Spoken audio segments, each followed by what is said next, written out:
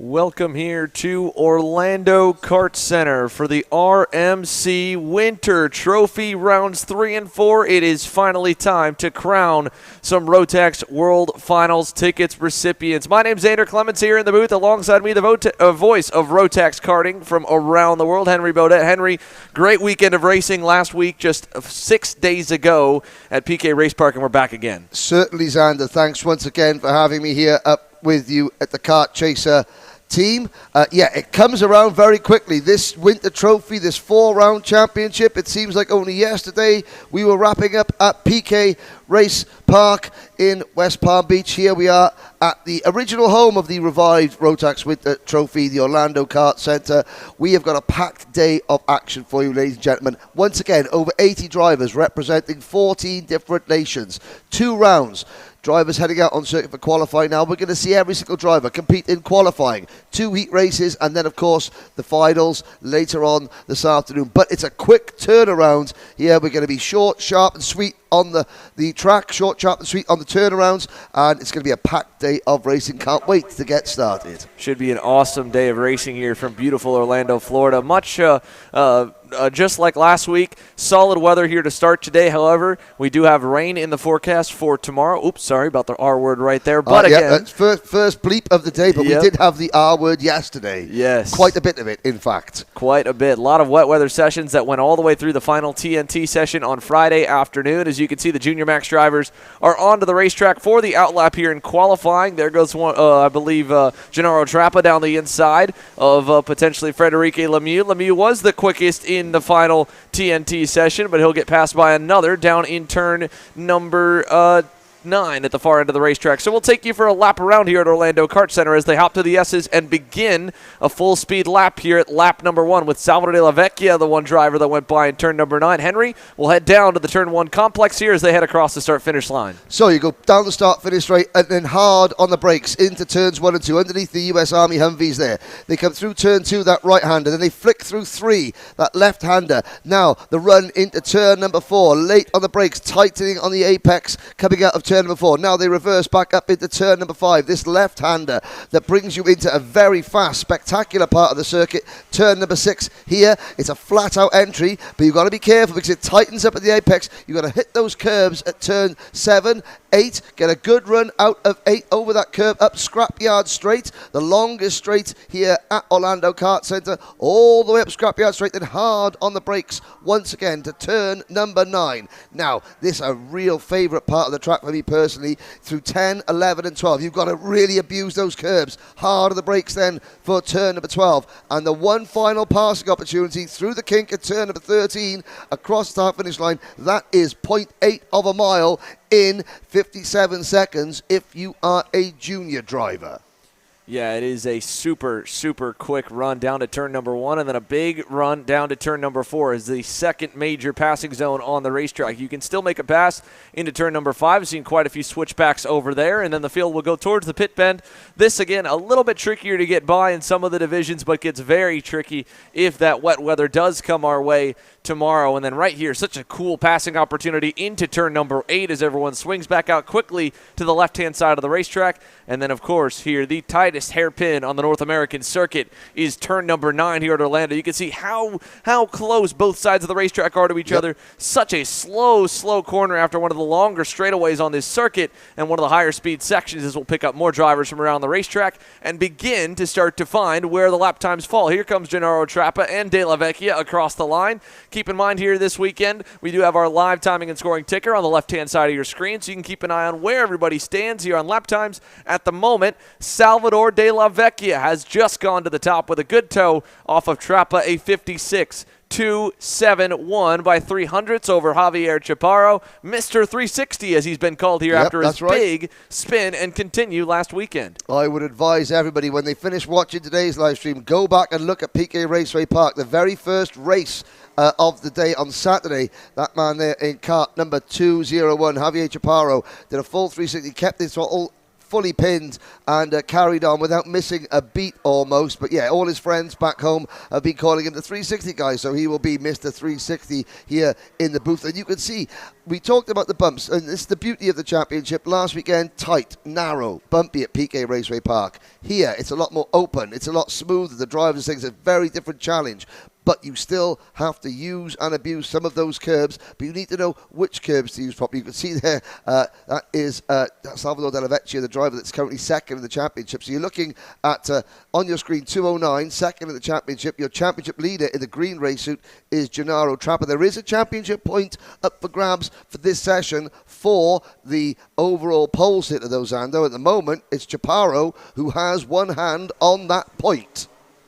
Yeah, Javier Chaparro, and at the moment, with the pole being 2 tenths, I mean, that's pretty safe to be for now. However, he comes into this weekend here a little bit further back in the championship as the way things fell from the end of the weekend at PK Raceway Park. Javier Chaparro, with that spin, unfortunately wasn't able to go all the way to the top on the championship points. In fact, he had a rough run on Sunday. He comes in 11th out of the 12 that scored points in that first round, but a good turnaround here today to put him maybe a little bit further up, although Nathan Dupuy has gone even quicker. So Nathan Dupuy, the number 213, he enters this weekend fourth in the championship chase, just a little bit over 40 points back from the championship leader, Gennaro Trappa. And you can see there, Japito do a very good job there. So this is smart driving. They're all following Gennaro Trappa, and they're following Salvador Della Vecchia. So these drivers, third on the line, fourth on your screen there, they're picking up a really good tow down the straights. And Salvador Della Vecchia, he's there leading the pack, but he's only seventh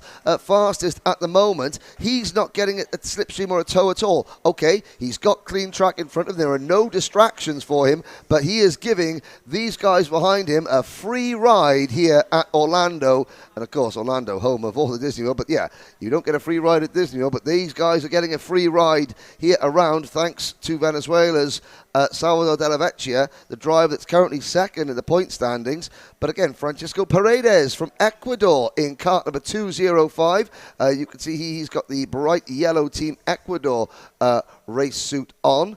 He's just off our camera shot at the moment, but he goes fast at the top. Paredes, it's sixth in the championship. Chaparro second, Dupuy third, then Frederic Lemieux fourth, Gennaro Trappa, the points leader, only fifth, and Della Vecchia sixth. So the two drivers top of the points, Xander, struggling a little bit. It bodes well for a really entertaining day's race. And now you can see Della Vecchia saying, I've had enough of giving you guys a free run around the circuit. I'm going to follow and pick up a slipstream as well. The problem is here we are coming towards the final sections of qualifying. 7 minutes complete this time. It's set to be an 8-minute session, so he might get one final lap. It'll need to be perfect here for Salvador Della Vecchia. He's lined up in a good spot as you see Gennaro Trappa pulling off to the side. Yep. He'll drop to the tail of the train. Now, hopefully here, Nathan Dupuy, he has benefited off these drivers. Will he be a good soldier and give that tow back? At the moment, Della Vecchia, I think, could be in a really good spot right now. We'll keep the camera locked in on that Lando Norris kart, second in line. Again, right now, as you mentioned, Henry,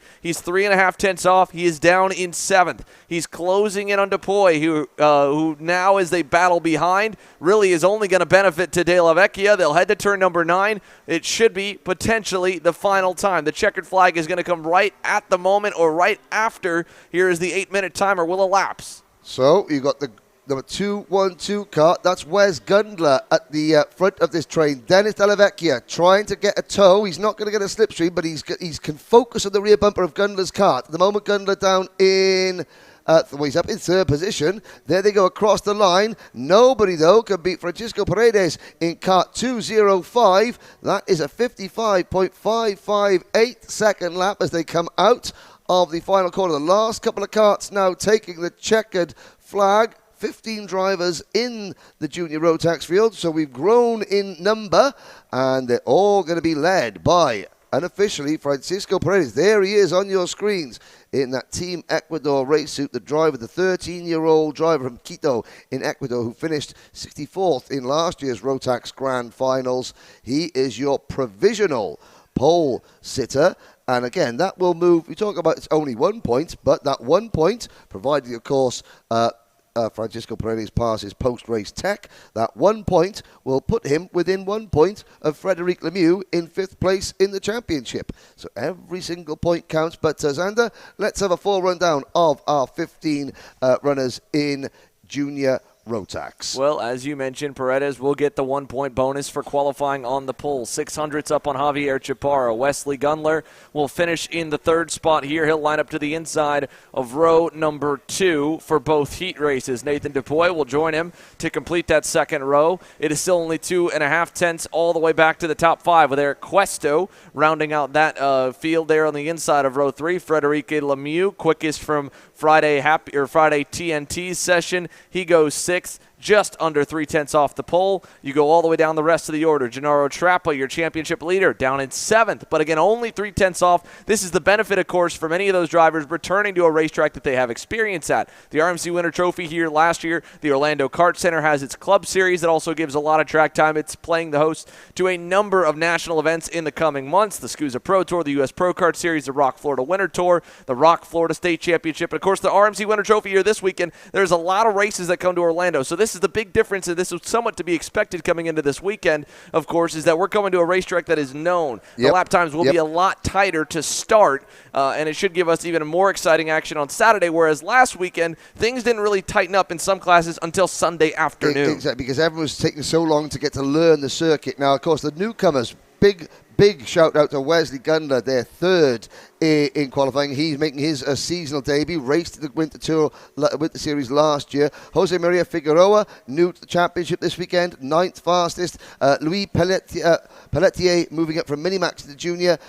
Luis Thomas Pelletier, 11th fastest. Wyatt Downing, 13th fastest. And Paul Hart, newcomer, 14th fastest. But no sooner as the juniors come in and go into tech, here come your seniors. Once again, the biggest grid of the weekend, 21 drivers in total. We had a few more than that last weekend, 21. They're all trying to chase number 325, Noel Leon from Mexico. We've got Eduardo Barrichello is 2nd. There's your championship leader, Noel Leon, and you can see, now the seniors, that little bit of extra experience, and they're a little bit more cagey and crafty. Noel Leon has no intention of giving anyone a free ride around the Orlando Kart Center. He wants to follow. Let's see, as the lap times start to come in, who will take that initial advantage. And of course, this will set the grid. The qualifying session set the grids for both heat races, heats 1 and 2. So it's vitally important that you get a good, even though overtaking is very, very doable here at many corners. Yeah, and now we'll see. Noel Leon's going to have to do that here as he catches some slower traffic early on here in the session. He'll go by quickly. I mean, let's not talk about Dylan Dana as slower traffic, because he was League of Legends winner here last night. And good to see Dylan out there in the Praga kart. Interestingly, he's wearing his dad's neck brace, which is from 1998 when his dad raced in SCCA racing. And Dylan didn't quite make it onto the track at PK. Felt he was a little bit underprepared, undercooked, as it were. But maybe last night's win in the League of Legends, there were 61 karts on track last night. Eric Cuesto and Jorge Ortiz, we're going to see, they started 60th and 61st. They finished 5th and 8th after 12 laps. They said it was 4 wide, 5 wide going at the corners. They got some overtaking practice in, shall we say. And in mixed class racing, that's one of the funnest parts of Andre's League of Legends series here at Orlando Kart Center here. It's just $50 to enter on a rental cart. It is $75 to rent one of their racing carts with their Honda engines on them, or you can bring your own cart with a Honda engine and race for $20. They run a race at 7 o'clock. They run a race at 8 o'clock. It almost always sells out every week with 40 rental carts, 20 speedy carts. I mean, massive, massive grids. With mixed class racing, you've got the full body rental carts against these open wheel racing carts. You have to be smart to get to the field to get through without damage. I saw a few drivers not so lucky with that on some of Andre's rental fleet down below us in the garage this morning, but it is a ton of fun to get to see that here now at Orlando. Do you know what, Xander? We missed out. We missed a treat last night. That could have been our chance to go and show these young whippersnappers how it's really done. But speaking of young whippersnappers, Timothy Pinot from Canada, fastest of all at the moment for the PSL Karting Birrell Art team. He is there with the time, but Manuel Gonzalez now moves to the top of the chart. The Santo Domingo native on the number 306 Tony kart for the SLA karting team. Best finish at PK of 9th in the second final on Sunday. There is the number 306 car of Manuel Gonzalez. How long does he stay at the top of the charts? Because he's got Pinot, Aiden Fox, Noel Leon, Ethan Thorne, Wes Duchek, Jorge Ortiz, and Eduardo Barrichello. Not too far behind him. In fact, looking at 0.6 of a second, covering the top 8 as Gianluca Savalio now moves into the top 3, and Eduardo Barrichello up into P2.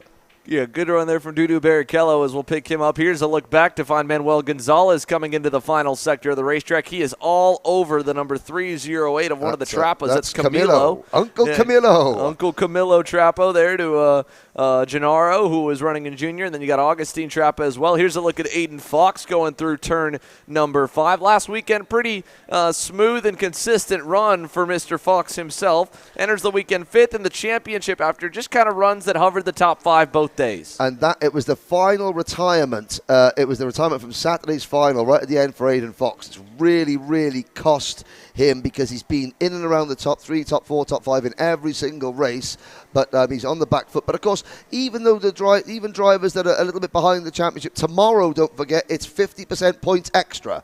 Instead of 20 points for a heat win, it's 30. Instead of 40 points for a heat win, it's 60. So all to play for still tomorrow. There on your screens is Eduardo Barrichello, the driver that finished 5th in the Senior Rotax Grand Finals at Portimao last year, won this event, this championship last year. He's the reigning and defending Senior Rotax Winter Trophy champion. And look at that, he lets Noel Leon go. That's Jorge Ortiz. Now that's a smart move. Jorge Ortiz, in his first year as a senior driver, this is Jorge's home track. And in juniors last year, he won the championship here. Nobody has done more laps around here of the drivers that we've got here than Jorge Ortiz. So, even though Jorge is down in, where he is, he's 6th in the championship standings, didn't break into the top 5 in either of the finals last weekend, but that's not, and he's just eased off now. It's not a bad driver to follow.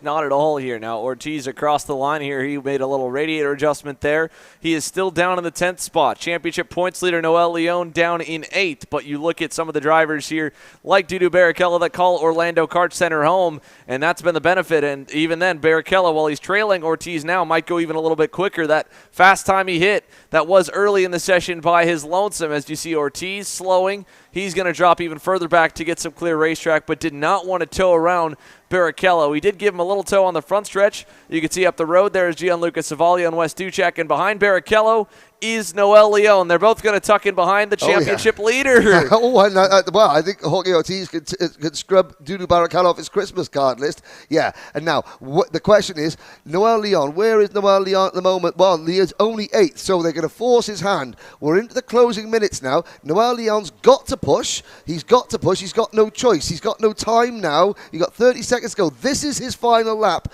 Noel Leon, he decides to back out of it. He doesn't want to give, so Noel Leon's going to start best of all, 8th position. That's not great. Dudu Barrichello is going to tow Jorge Ortiz round. I've got to say, both Eduardo and Jorge have timed this one really well.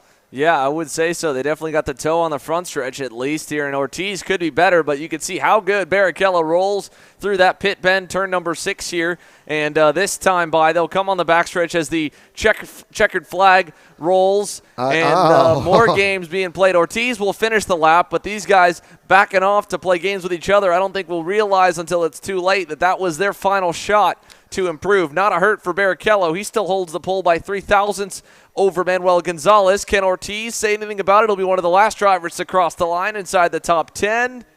At the line, Jorge Ortiz, 54.37, half a second off his best. So nobody improves on the final time by. Dudu Barrichello will put it on the pole in the number 319 PSL Karting Bureau Art in one of the tighter qualifying results we have seen so far. 3 thousandths of a second for Dudu Barrichello over Manuel Gonzalez in that SLA Kart Racing Tony Kart. Timothy Pernod will line up behind his PSL Karting teammate as the Canadian goes 3rd, a 10th and a half back. Ethan Thorne, yesterday's quickest driver in the Friday TNT session, 4th. Wes Duchek rounds the top 5. Duchak, another one of the many drivers coming into Orlando here, liking the fact that it's such a short turnaround from PK because his week, while it ended decently on Sunday, was not a good Saturday and had a lot more downs than probably he had ups as he went into his home racetrack with high expectations there, was looking for a podium, looking for a race win, didn't get either one. He enters this week here trying to get some redemption. Savalio in 6th position,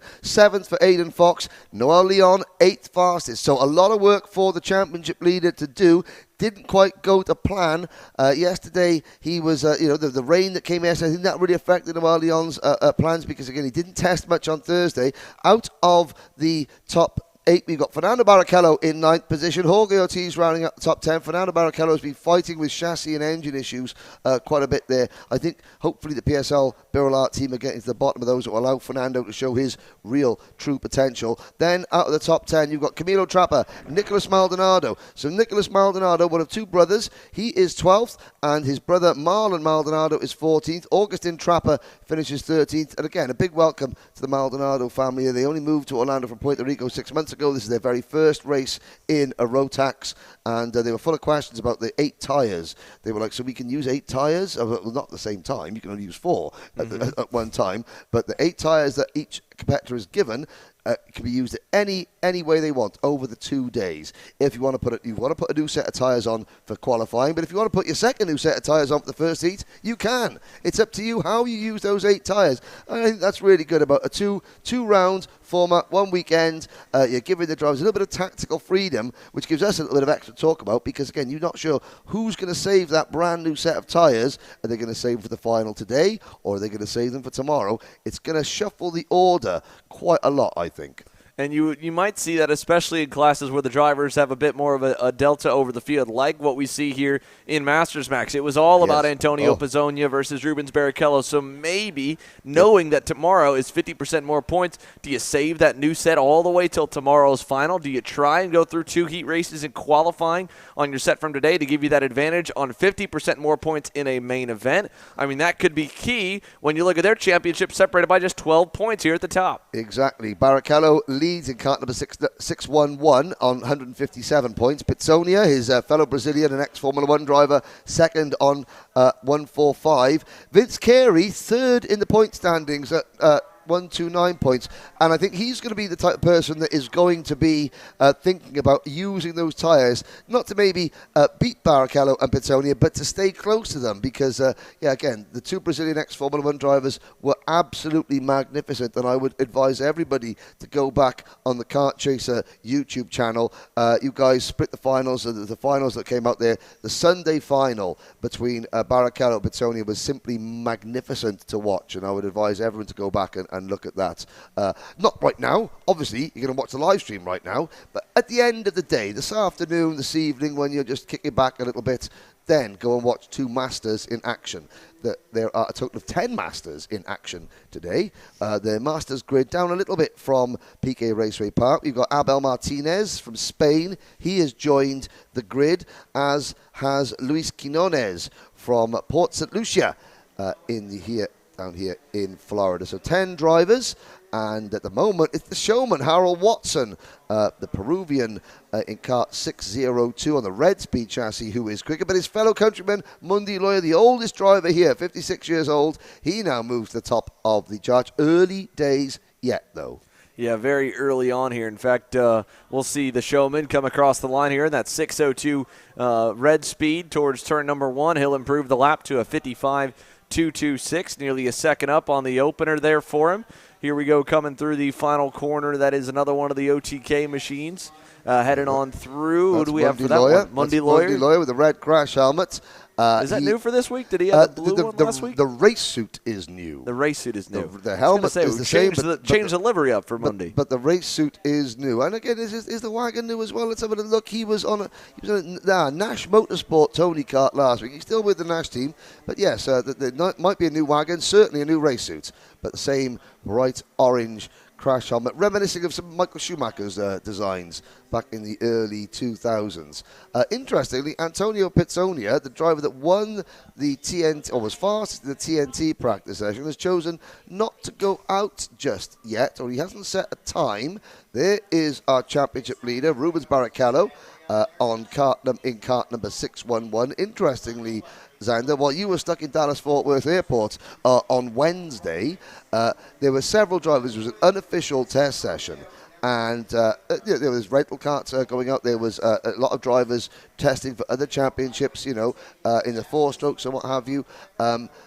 Several of the competitors here were out there. Nobody did more laps on Wednesday than that man on your screen there, Rubens Barrichello, which tells you that, yes, when you interview him, he talks about it's just fun, it's time to spend with Fernando and Eduardo as a family racing together. Don't let him fool you, ladies and gentlemen. He is absolutely desperate to win this championship and the ticket to the grand finals. Yeah, he is all in, right? Fun for a professional racing driver in a way. It's still going back to the same professional level of discipline that they had back in the day here. And Rubens Barrichello is just as active as ever behind the wheel. I mean, literally, Wednesday testing right off of 2 main event wins on Saturday and Sunday. So a day off, 2 days off. I saw that him and the boys went out on the water, played with the jet skis a little bit over at the lakes here in Orlando, and then boom, right back to work on Wednesday morning. And they had a house guest. Oh, yeah. They had a house guest. Jensen Button just popped by because he was testing the Garage 56 entry at Daytona and, decided to stay at the house. His ex-Brawn GP teammate, Rubens and Jensen, they were saying they had some great times. It's a good laugh together. And again, Rubens, one of the most popular drivers of not just this era, but of any era in Formula One. Many, many friends all around the world of racing. And, of course, there he is. He is currently fastest, but only 0.3 of a second quicker than Mundi Lawyer. Vince Carey third fastest. Harold Watson fourth. Now Antonio Pizzonia is on track. He is fifth. Luis Quinones sixth. And Abel Martinez seventh. David Liprevost eighth. Then Logan Flewelling and Victor Kuzmichov, the 3 GP racing drivers from Toronto, 8th, 9th, and 10th. At the moment, but it's Barrichello, Lawyer, Carey, Watson, Pizzonia, your top 5. So here comes on through Harold Watson. Again, the driver that's got the most laps so far. He was the first one out there. You compare him to Antonio Pizzonia, is only on lap number 3. Watson is on lap number 6. So he'll exit the turn 9 hairpin, come back towards this year to turns 10, 11, 12, and over to the kink at turn 13. Look at them jump over the curbs here as they come into the infield section.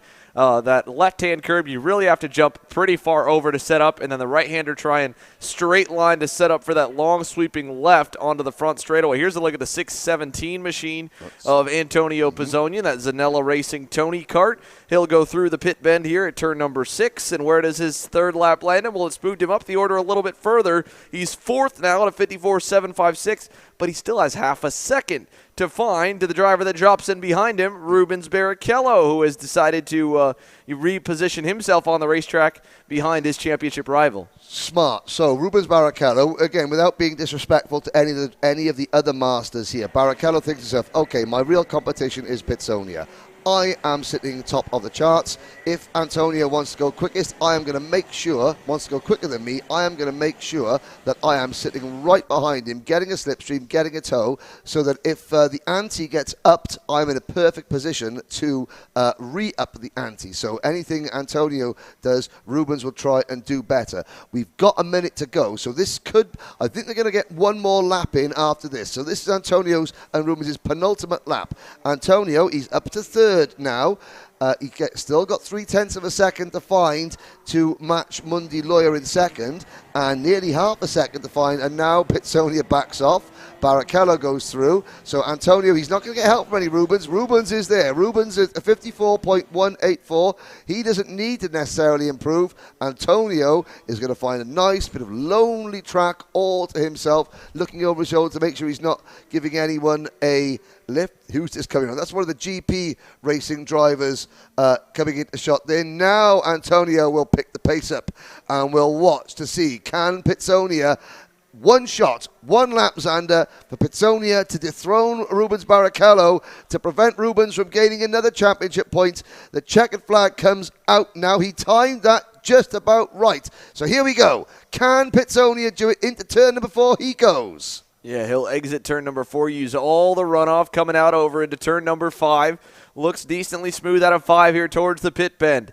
As the laps have wound down here, most drivers have taken the checkered, a few on their final circuit. Barrichello's 4th lap still the best overall at a 54.18. Mundi Lawyer closed into only a 1/10.5 away on his 6th lap at a 54.32.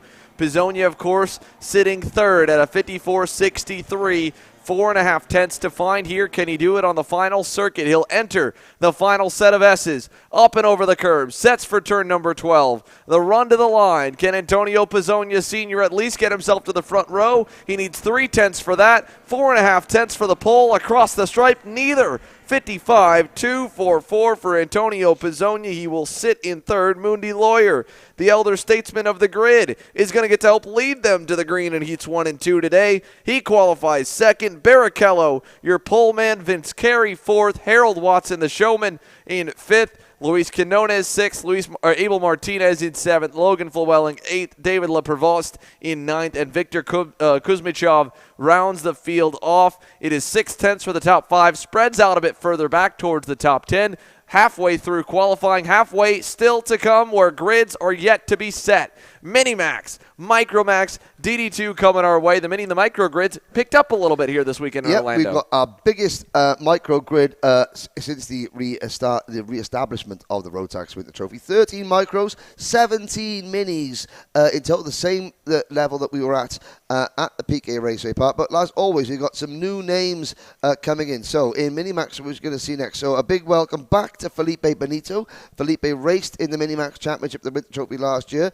The driver from Santo Domingo in the Dominican Republic. Also making their debut this weekend, we've got Diego Morales. He'll be going out in kart number 111. And also Darren Kidd, the driver from Sussex County, New Jersey. Darren spoke to Darren's mum last night. She was saying how excited they were to be back in Rotax. We're going to see them in the Rotax E-Series, and we're also going to see them in the Rotax Grand Nationals at Newcastle Motorsport Park, which is where you and I will once again be joined. That will decide some more tickets for Team USA for the Grand Finals. But I can hear Minimax drivers starting their engines. I want to say a good well done to Mundi Lawyer. He'll be starting alongside Rubens Barrichello to get within a 1/10 of a second of Rubens here. That's a great, great job.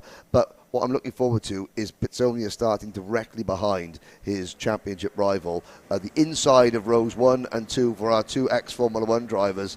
But, of course, let's not count out the likes of Vince Carey, Harold Watson, and Mundi Lawyer. Again, 10 karts in Masters, and I think it's fair to say, a bit of a split between the top 5 and the bottom 5. But the top 5 are going to have a good battle, and the bottom 5 are going to have a good battle, which is what you really want to see as Minimax head out on to the circuit. They're all looking to chase down. Now, this championship, this one is really, really close because you've got Antoine Lemieux leading with 147 points. Then you've got Kai Johnson with 139, Alexis Baerjean at 135, David Zhao at 122, and Edward Kennedy at 113 in total. Good to see Bashi Jimenez back. He hurt himself a little bit at PK Raceway Park. He is absolutely fine. And yesterday in practice, Remy Guzman suffered a little bit of a hand injury there. Decided, I wonder what a hot brake disc feels like. And he found out. But he is absolutely fine as well. So, 17 drivers under there. They're now getting into their first real flying lap. And we should expect, in some of the other classes, the fast lap times come early on in the session. I think with the tyre wear not being so much of a factor in Mini and Micro, we could see some late changes in this as some of the drivers on our screen head through the final couple of corners out onto the start-finish straight, which in Orlando Kart Center is unique in the fact that it's in the middle of the circuit, and it's unique in the fact that it is facing away from the main pit area, things like that. Another one of the unique challenges here at Orlando Kart Center. Yeah, the drivers describe this racetrack a lot like feeling racing inside of a stadium. We have these high walls all around the circuit. There's viewing platforms for that cover 50% of the sides of the circuit. The entire long run of the back straightaway there, that big green wall on the outside, that is an entire viewing platform. Where we are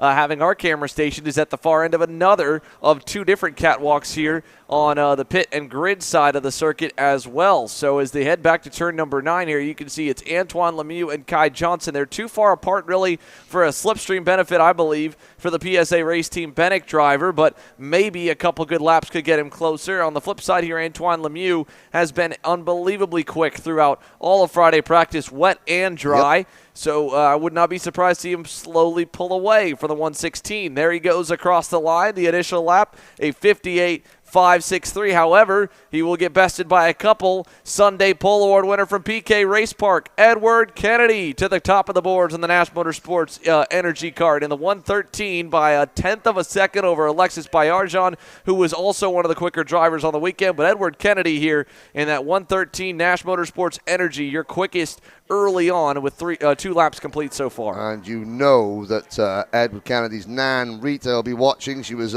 commenting in on our YouTube chat all the way through last weekend at PK Raceway Park, wishing her grandson good luck. And so Nan Rita is going to be happy at the moment. How long can Edward Kennedy stay top of the charts? The answer is not very long, because Felipe Benito goes back to the top of the charts. One thing I like about Felipe Benito, his crash helmet, he's got Bart Simpson giving one of Bart Simpson's classic poses, saying "see ya" at the back of his crash helmet. And well, Edward Kennedy now goes faster than Benito once again. It's all changed. It's now Kai Johnson. Kai Johnson on kart number 116. There he is on your screen, the Bennick kart driver. It's a Bennick chassis, and Kai is driving for the PSA racing team. The driver from Mooresville, North Carolina, is now top. Luke Kunjanapitak, the Praga team, I have to say, have been really strong. Luke Kunjanapitak, oh, there goes Kai Johnson making a pass, so that's going to sort of ruin that lap for him. But again, he's got some clear track in front of him. The driver behind Antoine Lemieux, I think that is Lemieux on the Premier karting. Antoine's going to get a good run from Kai Johnson. It's Kai Johnson, Luke Kunjanapitak, Benito, David Zhao, Lemieux 5th, then Alexis Bayerjon in 6th, Kennedy back to 7th, Luis Cifres in 8th, and Isan Teng is 9th, with Yago Liempen from Peru rounding out the top 10. Max Mokarem up into 11th place, the American driver of Lebanese descent. And again, he has that proud Lebanese flag on his race suit. As now the gamesmanship starts once again, Xander, between Lemieux and Johnson. Neither one wants to be the leader. And of course, in Minimax and especially Micromax, the slipstream here at Orlando Kart Center is going to be much, much more important than it was at PK.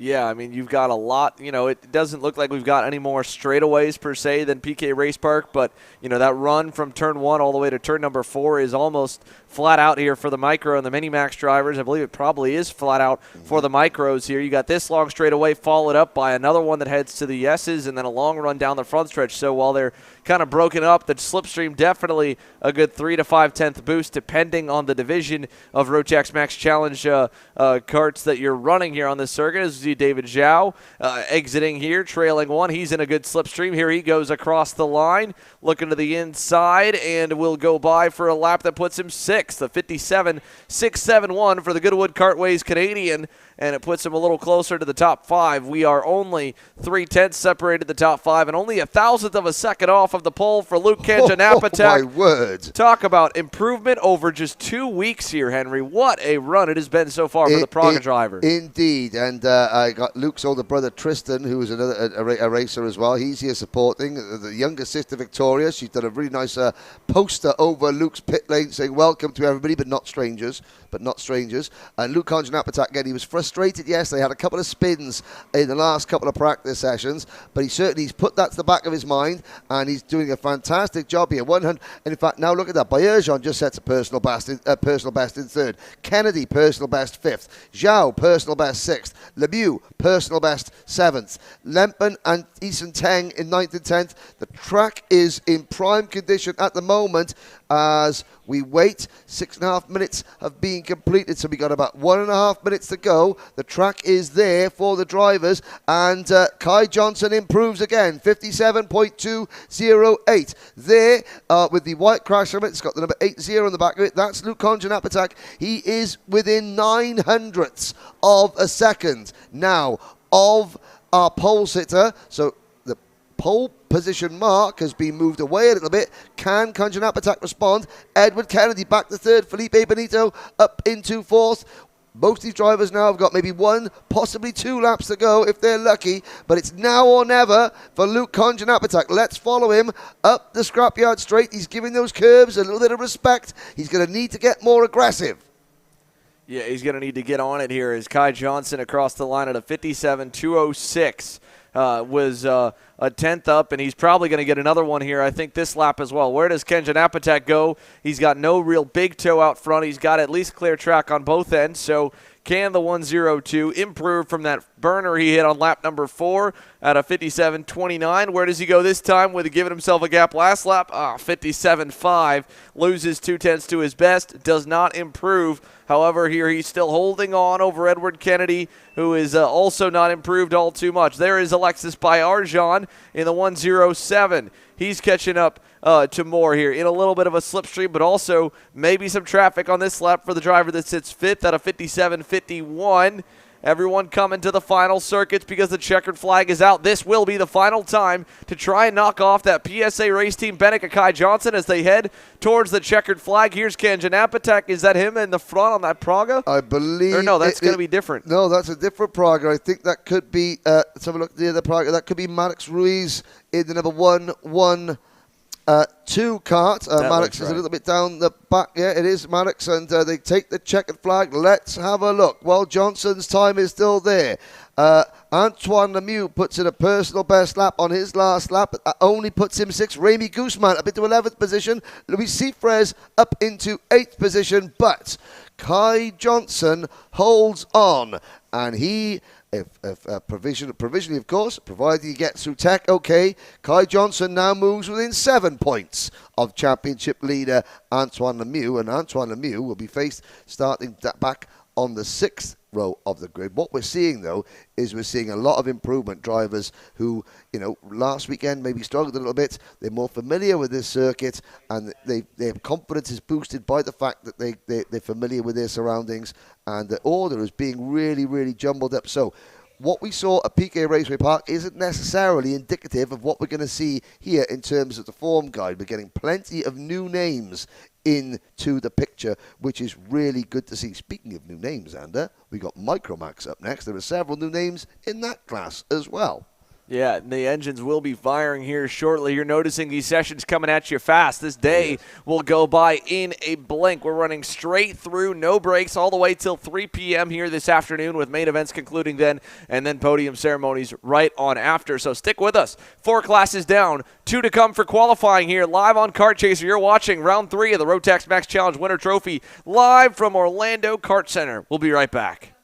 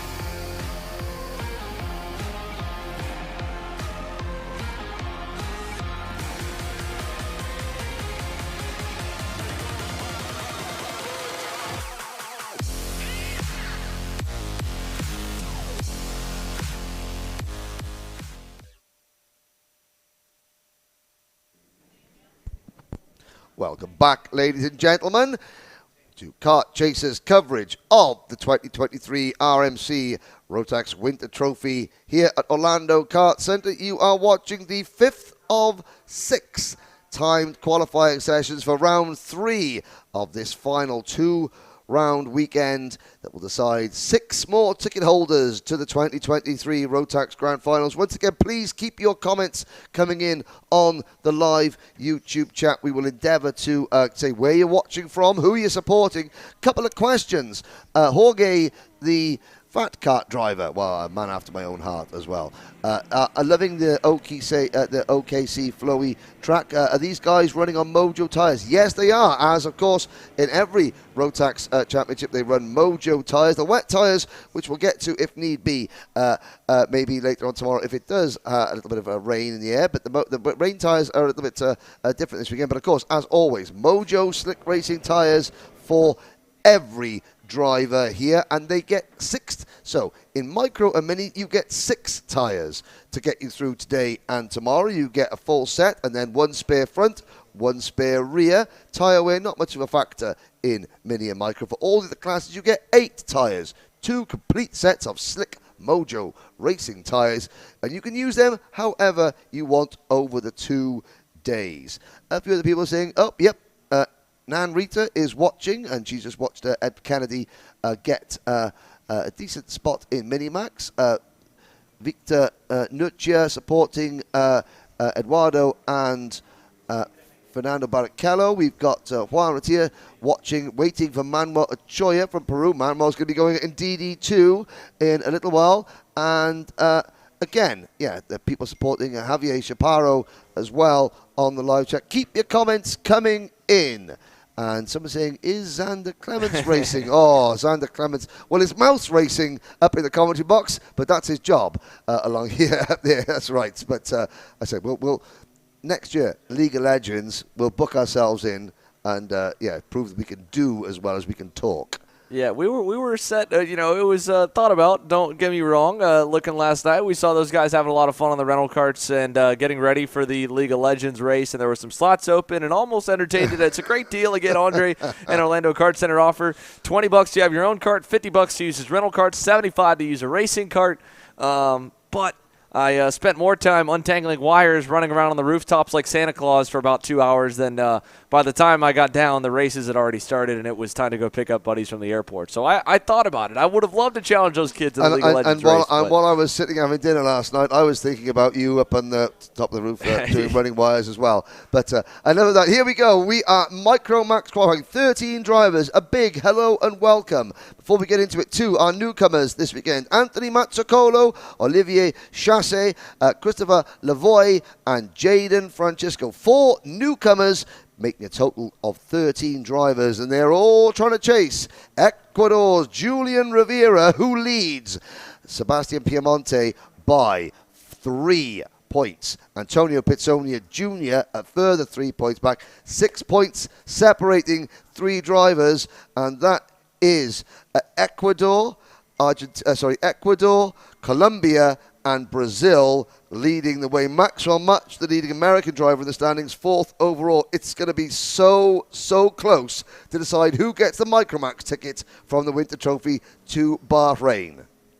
Yeah, it could be anyone at this point here, because there is so much racing to go with 50% bonus points tomorrow. And looking at the lap times again, we're still early on, so there is a big delta. I'd imagine they'll tighten up here in just a few moments. You got a lot of kids running the Rotax Max Winter Trophy that maybe didn't run last year, even if they did, that have a lot of laps around Orlando Kart Center. So, of course, the biggest development class, the class where you see the quickest spikes of improvement over the course of a weekend, over the course of a season, is the youngest division, the Micro Maxes, where week to week you see massive jumps, and then that alone coming to a track they're more familiar with, you'd think that the times will tighten up, and they already are here look at this that. time. All 13 drivers have just set their personal best laps.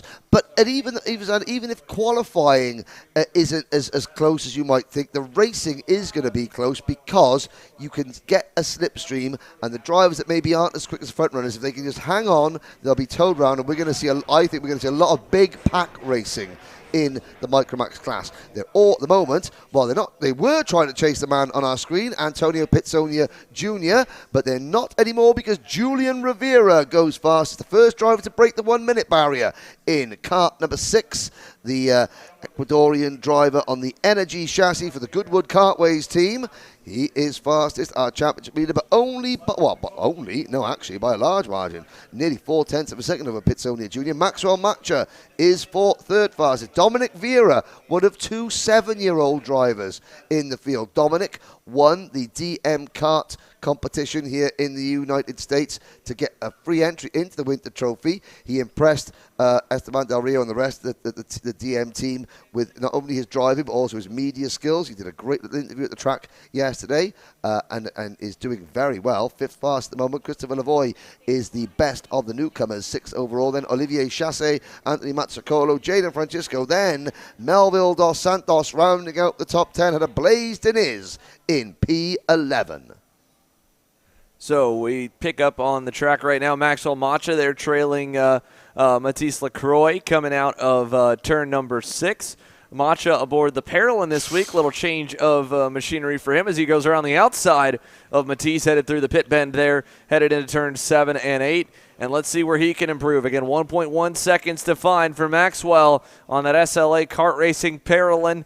Back behind, you can find more drivers there behind Lacroix. Who do we have right there, Henry, headed into turn number 9? That, I believe, could be one of our new... No, that is Rivera with the yellow race suit in kart number 6. That's our championship leader. Here is Maxwell Matcha, who was one of the main protagonists in yesterday afternoon's very damp football match that took place out in the paddock. Yes, you had Piemonte, Pitsonia, Matcha. There was also a Bayer, Jean, and several other Blast Force drivers involved. Melville Dos Santos seemed to be the ringleader in the football match. But again, they're all having great fun. I'm not going to say who kicked the ball and hit the Birrell Art PSL truck and caused a dent in the bonnet. I won't mention that at all. No, oops. Yep, yeah. Big oops right there as they come on through. You know, I mean, these kids definitely hold nothing back on the racetrack. Yes. Wouldn't be any surprise to find them causing havoc throughout the paddock as but well. It was different drivers, different languages, different nations, different classes. But again, if there's a football and some clear space in the paddock, they will go and have fun, which is what this sport is all about. Rivera having the most fun because he is fastest. Still the only driver underneath 1 minute as the checkered flag comes out. It's Rivera, Pitsonia Jr., Piemonte, Matcha, Vieira, Lavoie, Chasse, Mazzacolo, Dos Santos, and Jaden Francisco, the top 10. I'm really surprised because not only is Julian Rivera held on top spot, but look at the gap, half a second over the rest of the field. That's going to give them something to think about.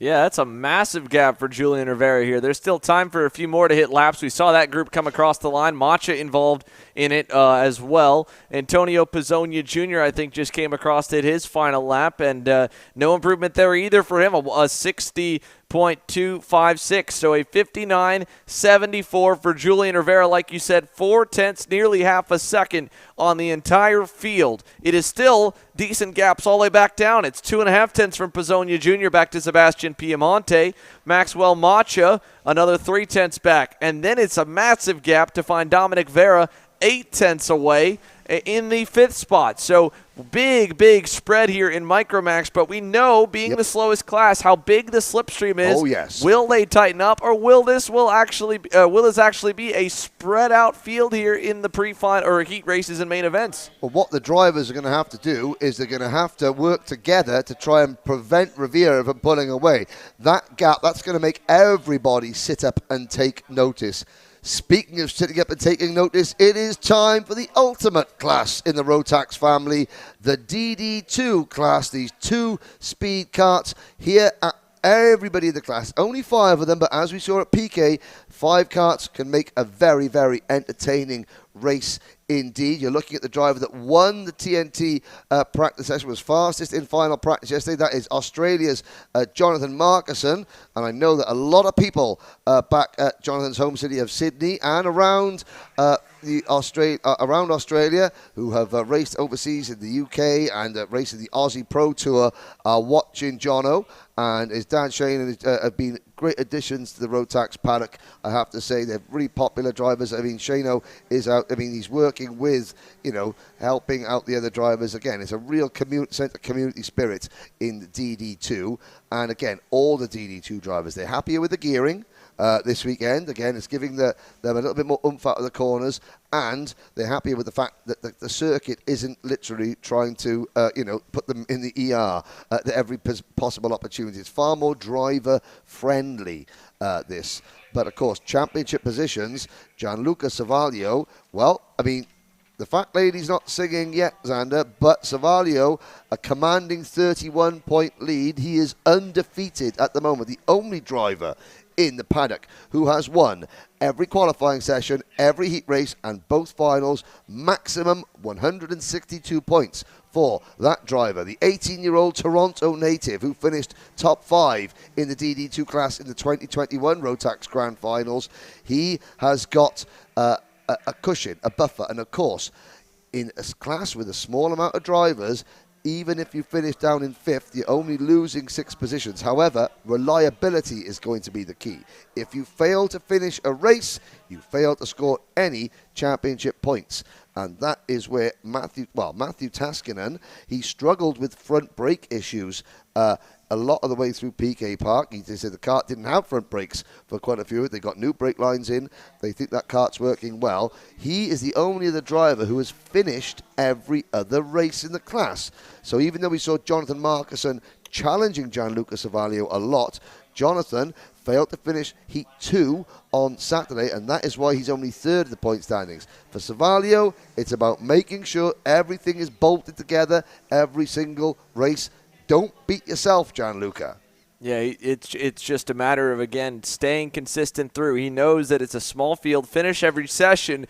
You should be safe. But that big wild card is having 50% more points on Sunday. If someone like Matthew Taskinen or Jonathan Marcuson has a good day today and then goes out and sweeps all the official sessions tomorrow, yes. Yep. that 2-point bonus in qualifying, then 40 points for winning each of the heat races. That's equal to, 30 points for the heat races, and then it would be 60 for the main events. I mean, that's more than enough of a swing. They're only 30 points back coming into the weekend, so just a good Sunday could change the sway of the winds and the tides going to the way of them instead of Gianluca Savaglio for that elusive Rotax Max Challenge World Finals ticket to go to Bahrain in December. Because at the moment, Savaglio is second quickest behind Jonathan Marcuson. And he's make that change. He now moves back to the top of 52.835. But you're quite right, Xander. You make a really good point. Today, Gianluca can't allow Taskinen and Marcuson to chip away too much. If they chip away at his advantage, the points line too much,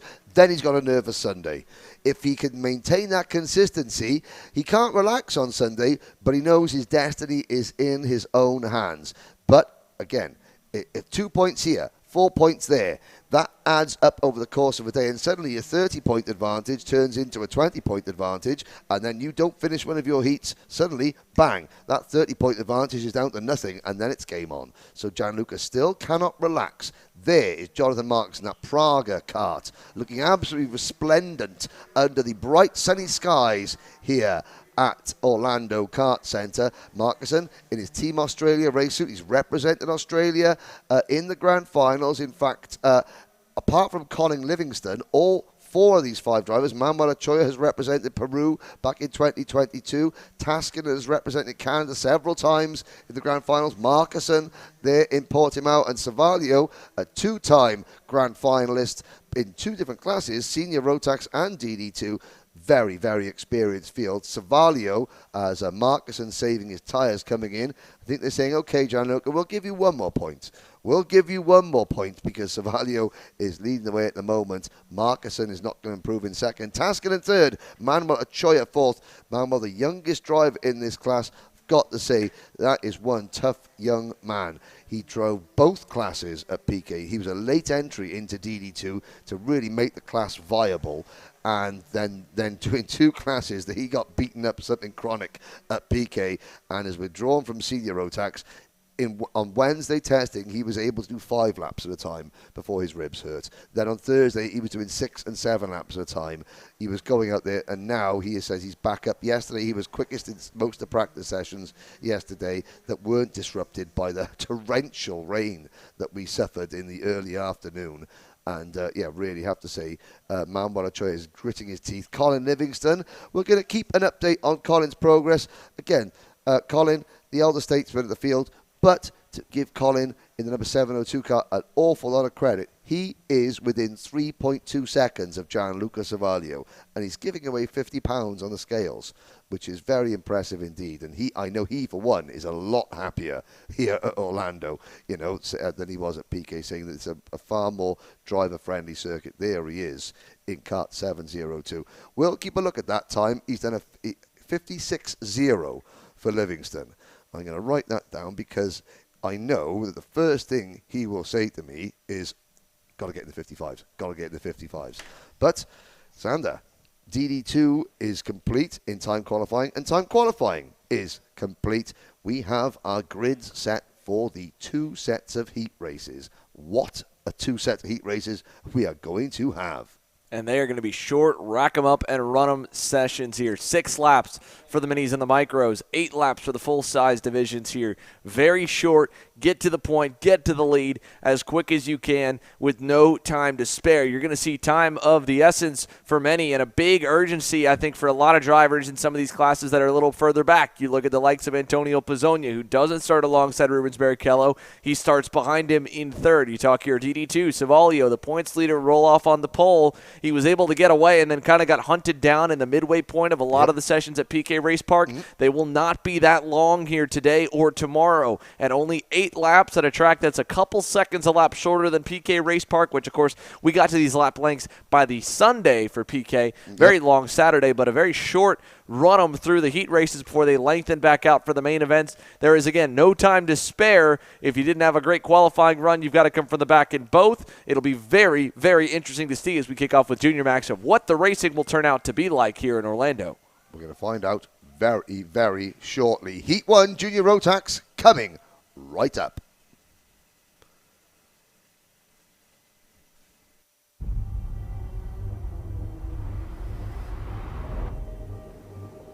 Why do you come here? Is this your career? Or is it all about fun? A chance to get away and leave it all behind?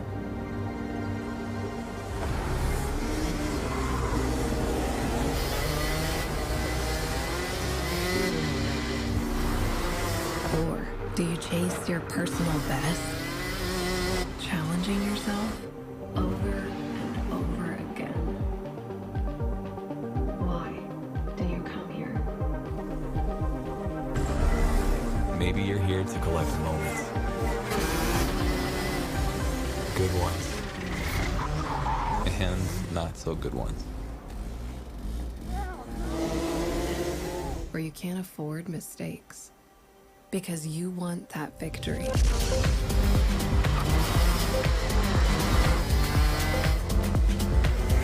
It's all about this one moment when the hard work finally pays off.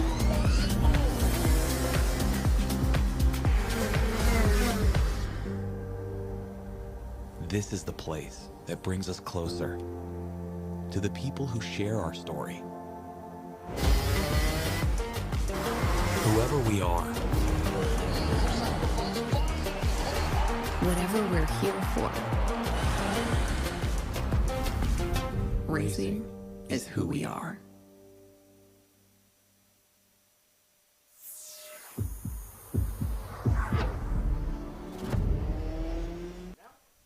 Welcome back, ladies and gentlemen. Heat 1 for Junior Rotax. They're into the final corner on the rolling lap. Francisco Paredes, Javier Chaparro, Wes Gundler, Eric Cuesto, Nathan Dupuy, Gennaro Trapper, Frederic Lemieux, and Jose Maria Figueroa, your top 8 into the tram lines. Race 1 here at Orlando Kart Center about to get underway.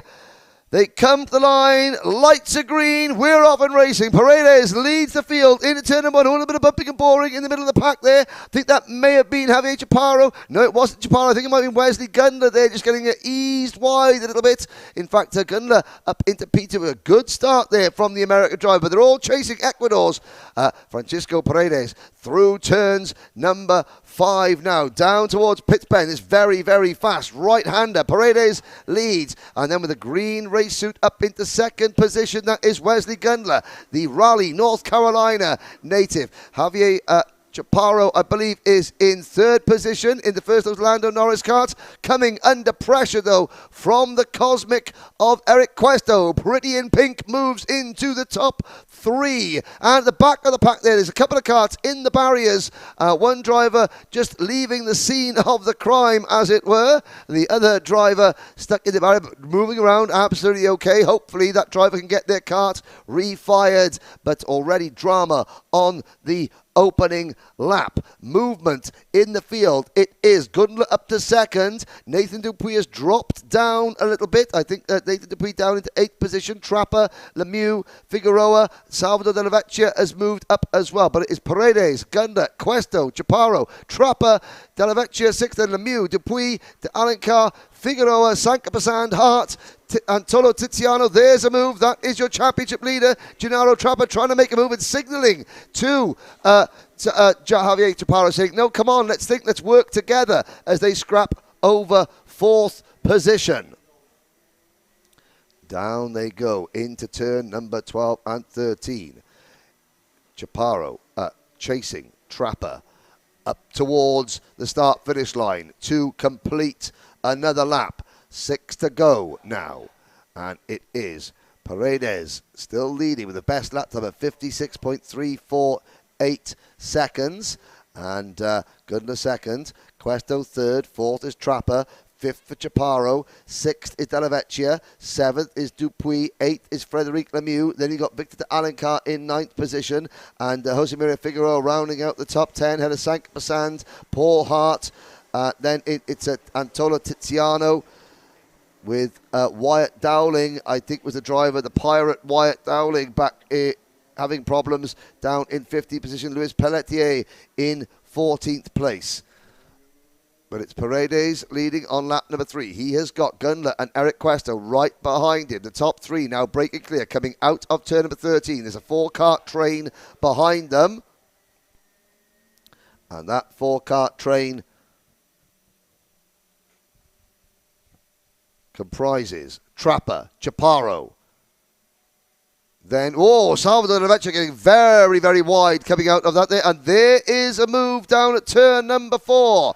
Chaparro passing Trapper for P4 down at the right-hand hairpin at turn number 4. Now at the high-speed turn 6 area. These 4 drivers, they haven't got long to catch the leaders. They need to work together to catch the top 3. Paredes leading. New second-place driver Eric Cuesto up into P2 aboard kart number 215. The driver from Santo Domingo in the Dominican Republic originally. I think he has spent a lot of time here at the Orlando Kart Center. Good friends with several drivers like Jorge Ortiz and what have you. And he's now hunting down Francisco Paredes, your race leader, into turn number 1. Cuesto with a bright purple and pink crash helmet.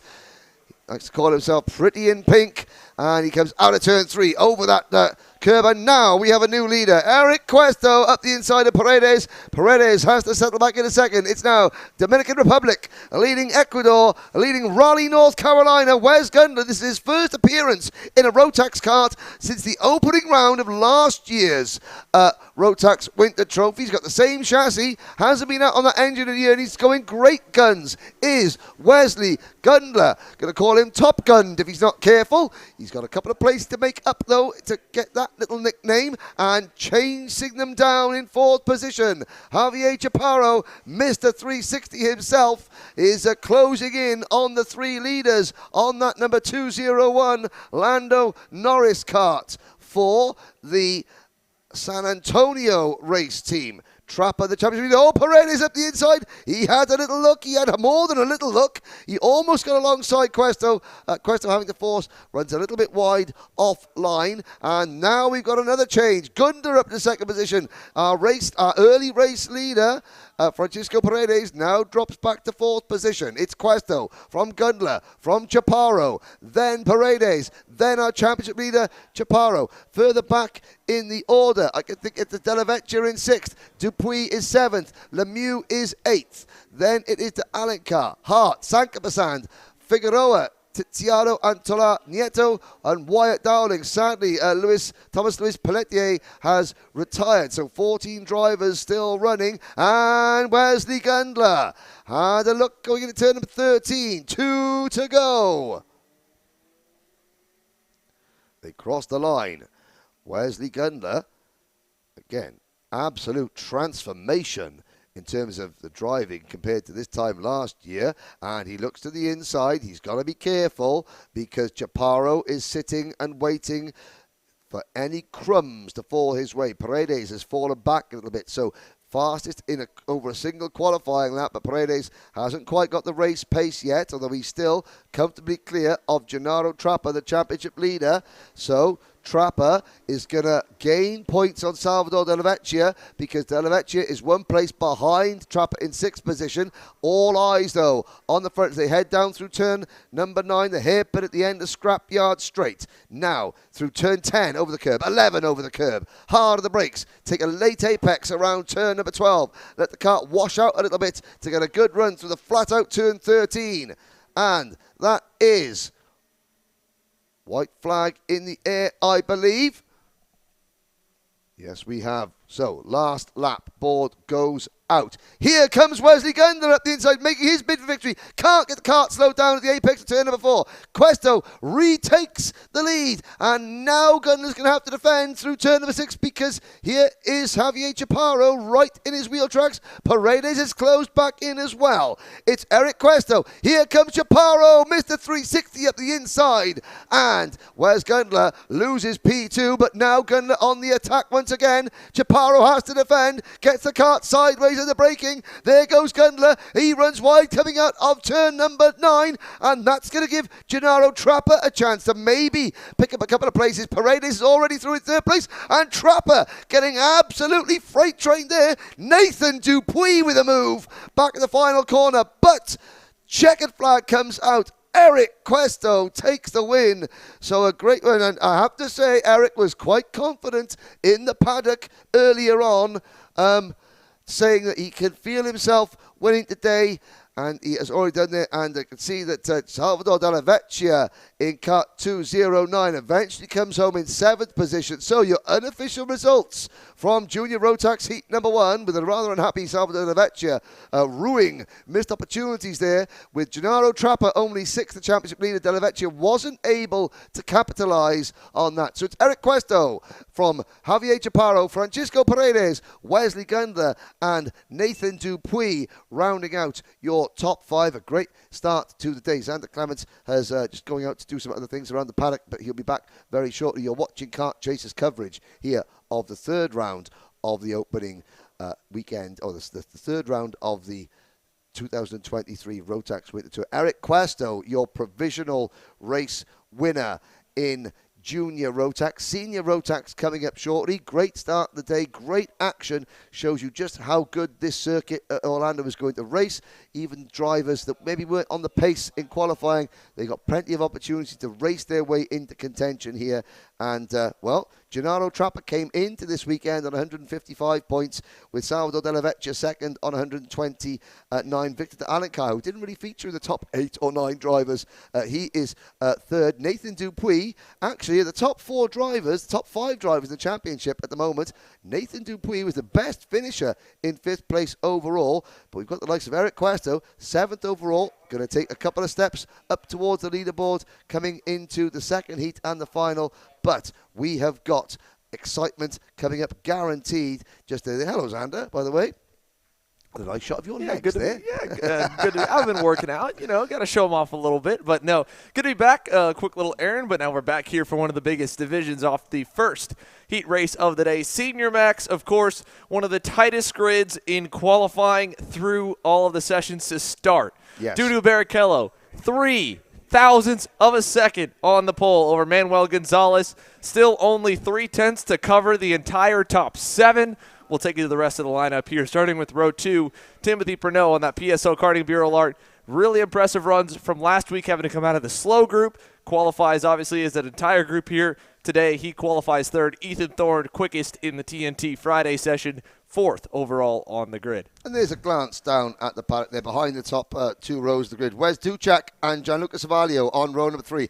Aidan Fox and championship leader Noel Leon on row number 4. Fernando Barrichello and Jorge Ortiz round at the top 10. Really, I mean, the rest of the field going down. We've got Camilo Trapper, Nicolas Maldonado, Augustin Trapper, Marlon Maldonado, Gonzalo Molina, Chris Farino, Miguel Paragueda, Brian Garcia, Matthew Verose, Dylan Dana, and Santiago Ego Aguirre. But any one of the top 10 could easily, I mean, if any one of the top 10 on your screens there come across the line first at the end of this next 8-lap race, you wouldn't be surprised, would you?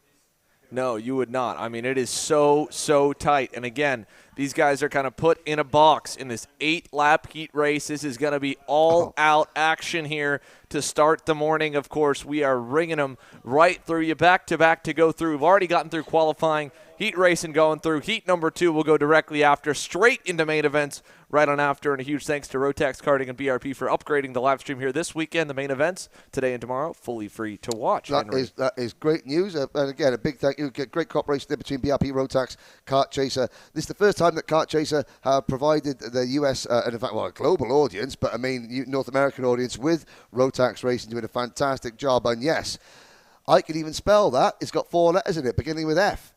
F-R-E-E. Free. That's great. And again, just a great pleasure to be able to bring you this event here as Rotax starting to make really big strides again. This event started again last year. There are some great photos here back in Andre's office and Daniel Calagalis' office here of the Rotax, what was called the Florida Winter Tour, because of course Florida Winter Tour was Rotax for many, many years. Looking at my colleague and my very good friend, the voice of karting, Ken Walker, was the voice there. And the drivers, well over 150 drivers here. Last year we started with 50. We've got 85, 90 drivers roughly this year. It's only going to grow, and we're great to have you on board with us, part of the journey as Rotax starts to, the Rotax roar is being heard once again on North American shores. And again, it will come to life in just a few seconds. The engines have been fired on the grid. You can see the drivers are in their seats as we get set to go. Dudu Barrichello will lead the field to the green on home turf for him, the Brazilian-American living here just down the road in Orlando. So many laps around this racetrack, so many memories made here. He's grown up here from cadets through junior, through senior on the national and international stage. Of course, his Formula Car career as well, continuing to version on out over in Europe, and has a good amount of Formula Car racing stateside as well on the road to Indy in his background. So a very accomplished driver, even at the age of 21 years old that he is now. And now he's getting set to lead the field on out to the circuit here, returning to his roots in Orlando.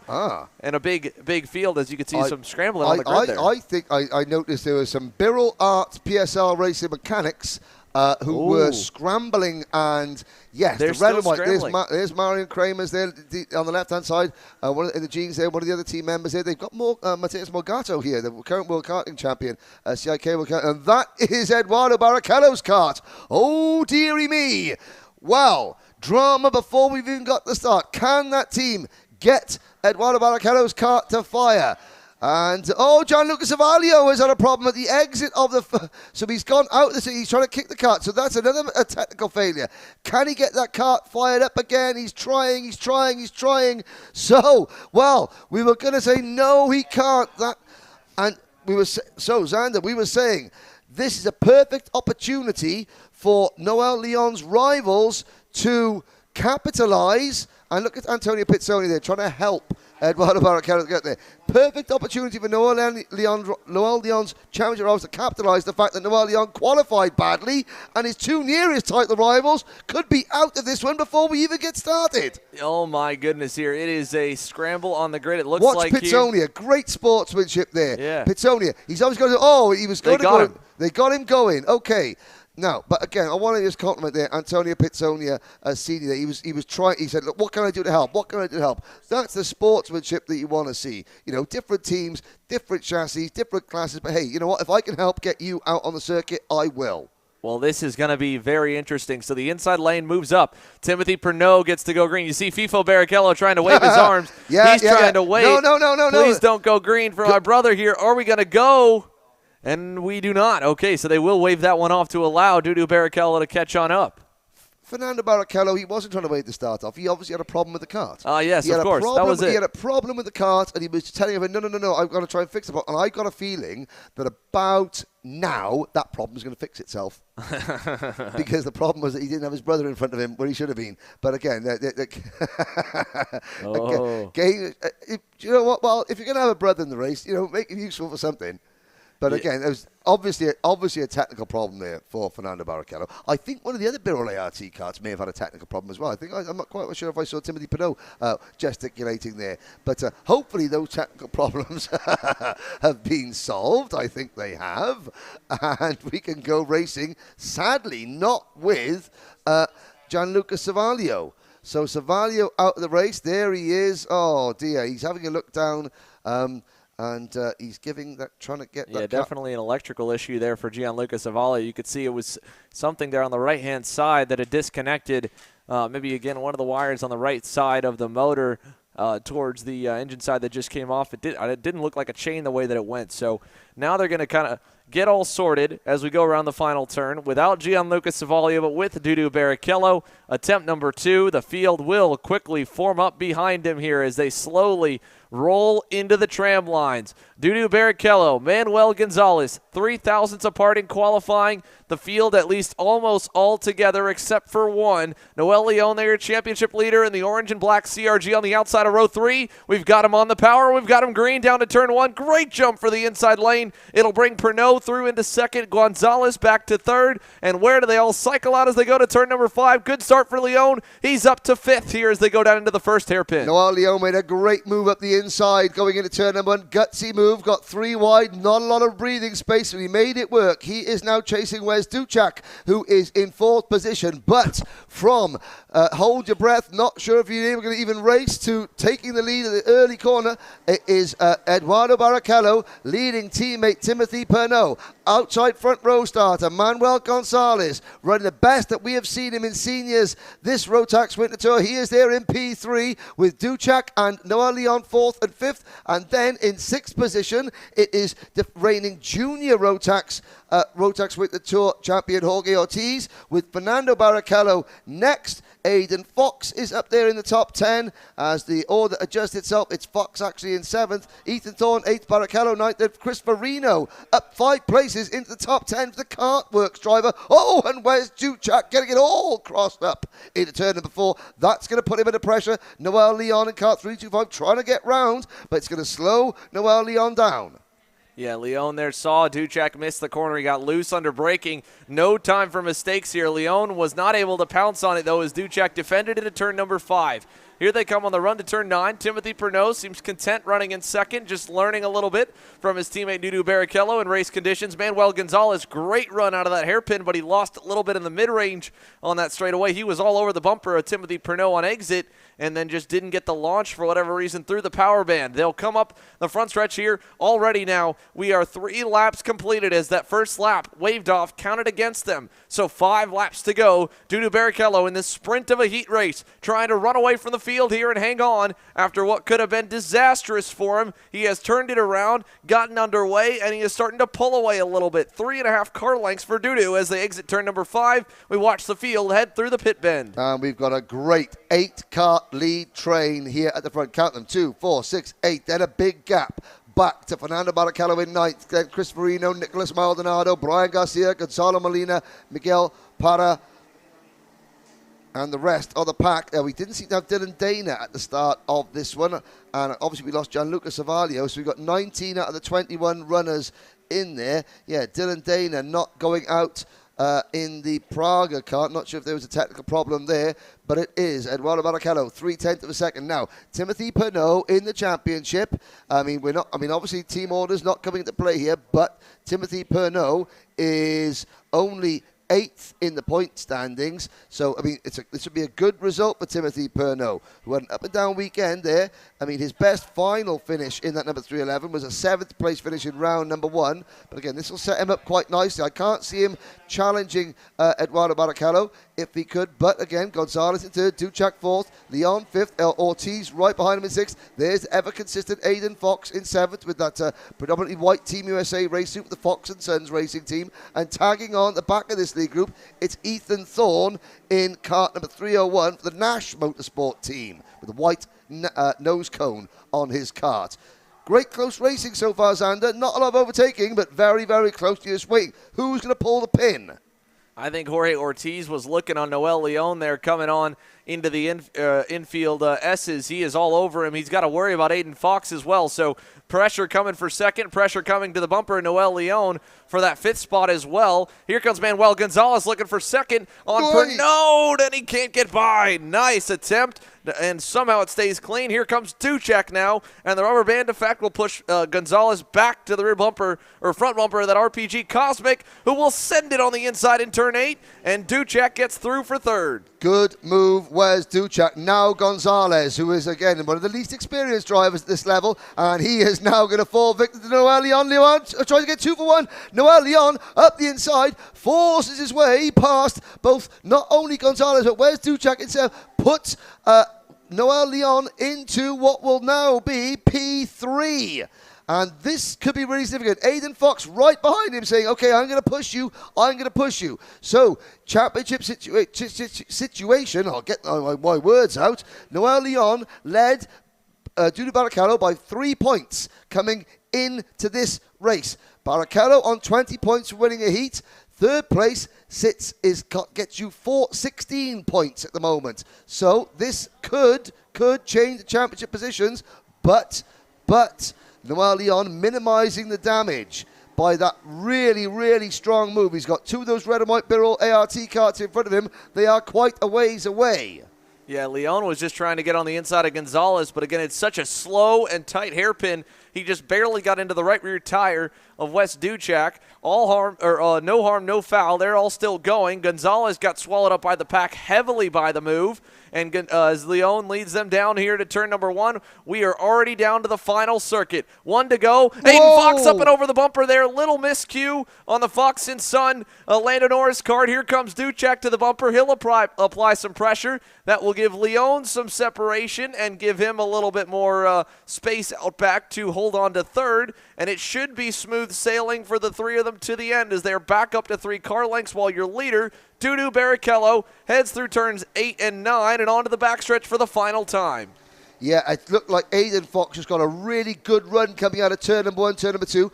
Leon was a little bit wide coming out of the exit, and I think Aiden Fox tried to get at the inside, but the momentum and the under acceleration just put them out and just rode up over the rear bumper of Noel Leon's kart there. So that could have been disastrous for Noel Leon. Noel Leon from 8th to 3rd position. That is a good bit of damage limitation, but the checkered flag waves, and that is a win for Eduardo Barrichello. 20 points, and he turns a 3-point championship deficit unofficially into a 1-point championship lead. It is game on between the 2 former Formula Regional teammates, Eduardo Barrichello from Sao Paulo, Brazil, and Noel Leon from Monterey Bay, Mexico. And again, storylines bubbling under as we go. There is a kart that unfortunately couldn't write any stories in that race. That is Gianluca Savalio. He'll wait for the recovery vehicle. But again, Timothy Pinot 2nd, Namali on 3rd, Aiden Fox 4th, Wes Duchak rounding out the top 5 with Ortiz, Gonzalez, Thorne, Verino, Nicholas Maldonado. Great result there for Nicholas Maldonado. It's your first time out in a Rotax. You've only lived in the country for 6 months. You've just popped it into the top 10. Yeah, good run for him. And then again, we go back to that championship fight, right? Dudu Barrichello now will enter heat number 2 with a 1-point lead over Noel Leon. Unofficially, waiting for any official intervention, whether it could come in post-race tech or penalties. Yes, everything that Xander and I say is provisional. We will give you the official results as they are posted. But of course, if you think, oh, hang on a second, there's something wrong there. No, obviously every driver, for those of you that are new to karting, every driver must go in the end of a race to the weigh scales. They have to meet minimum weight. They then have their nose cones checked. The front bumper, if the bracket on the front bumper has dropped, that's a 5-second penalty. If they're underweight, it's an exclusion. After then, Rusty, our race director, he will be imposing any penalties that he sees for any on-track incidents. They get time penalties or exclusions or place penalties. That is at the race director's discretion. And then finally, the top 3 karts in every single race go into tech. And our scrutineer, Gabriel, in scrutineering, he can ask those teams for anything he wants off the karts. If he wants to check certain engine measurements, if he wants to check certain wheel bearing measurements, he can do that. And only then will the results remain official. It's a way of making sure that every kart that you see on circuit is legal and fair, and the competition is as fair as it's possible to be. Yeah, so again, that all process goes and starts now here for the field. You talk for Noel Leon, again, that was just a little bit of awkward contact with the front end of him trying to go by Manuel Gonzalez. So hopefully no pushback penalty on either side for that CRG, because they were so close in that session that a penalty for that pushback bumper, that could push him back to the edge of the top 10. A no-scope penalty is 5 seconds. It's non-negotiable. It's non-appealable. It is what it is. And again, the closer the racing, you could go to second, not down to 6 per second, down to 11th or 12th there, because of the nature of the close racing. The more drivers we get, the bigger the teams, the better the drivers, the closer the action. It does lend itself. There is a look at Gianluca Savalio on the recovery vehicle. Why is he holding on to the rear wheel? Well, he's got his foot on the brake there, but just to make sure that nothing moves off the kart. He thinks, well, the last thing I want to happen is to fall off the recovery vehicle, that Racing Edge Motorsports Cosmic chassis. Savalio looking down there. That is... It's not game over in the championship for Savalio, but of course he doesn't score any points. You don't finish a heat race, you score 0 points. So a 20-point hit for him puts him provisionally as far back as potentially 40 to 50 back more or less from Dudu Barrichello there. He should end up around 30-plus away from the PSO Karting Bureau Large driver at the end of that one. Now, of course, again, that's just one heat in. There's 21 points up, again, for heat number 2. The good news for Gianluca Savalio, he'll get to start in his original qualified spot for heat number 2, so he'll be in a much better spot to mitigate the damage and try to close that gap up to Barrichello, who gets to roll off from the pole. Hopefully, those starter issues for that PSO Karting Bureau Large will be sorted. I saw the mechanics as I was walking up here to Senior Max. They were still warming the engine up on the grid, at the back of the grid, getting ready to go for Barrichello, so they were trying to make sure that it was all good, and obviously it just didn't refire after that. Took a second, cleared it out, got it back going. But Dudu Barrichello, great job to make what could be probably a very hectic situation mentally to get back on the racetrack, on the outlap, think, all right, deep breath, kart's underway, I'll get back to the pole. They wave off the start, and then from there he drives a flawless race from the pole, checkered flag to or green flag to checkered flag, flag to flag win there in heat number 1. So great stuff from Dudu Barrichello, because that stuff can rattle a driver when you kind of struggle to get off the grid, when you have something amiss on the pace lap, and then you get back going. You spend a few minutes before every session kind of locking in, per se, trying to get your head right, trying to make sure that you're all warmed up. You have a good little game plan in your head of how you want the start to go and where you want to go from there through the rest of the session. And then it all kind of goes and gets frazzled and mixed up when you have an issue like that on the starting grid. And it doesn't matter how experienced or inexperienced you are. A problem like that rattles you. Every single kart racer has their lock-in moment, their pre-race ritual. Some drivers choose to get in the kart early, get their helmet on and focus. Other drivers don't like to get in the kart until the very, very last minute possible.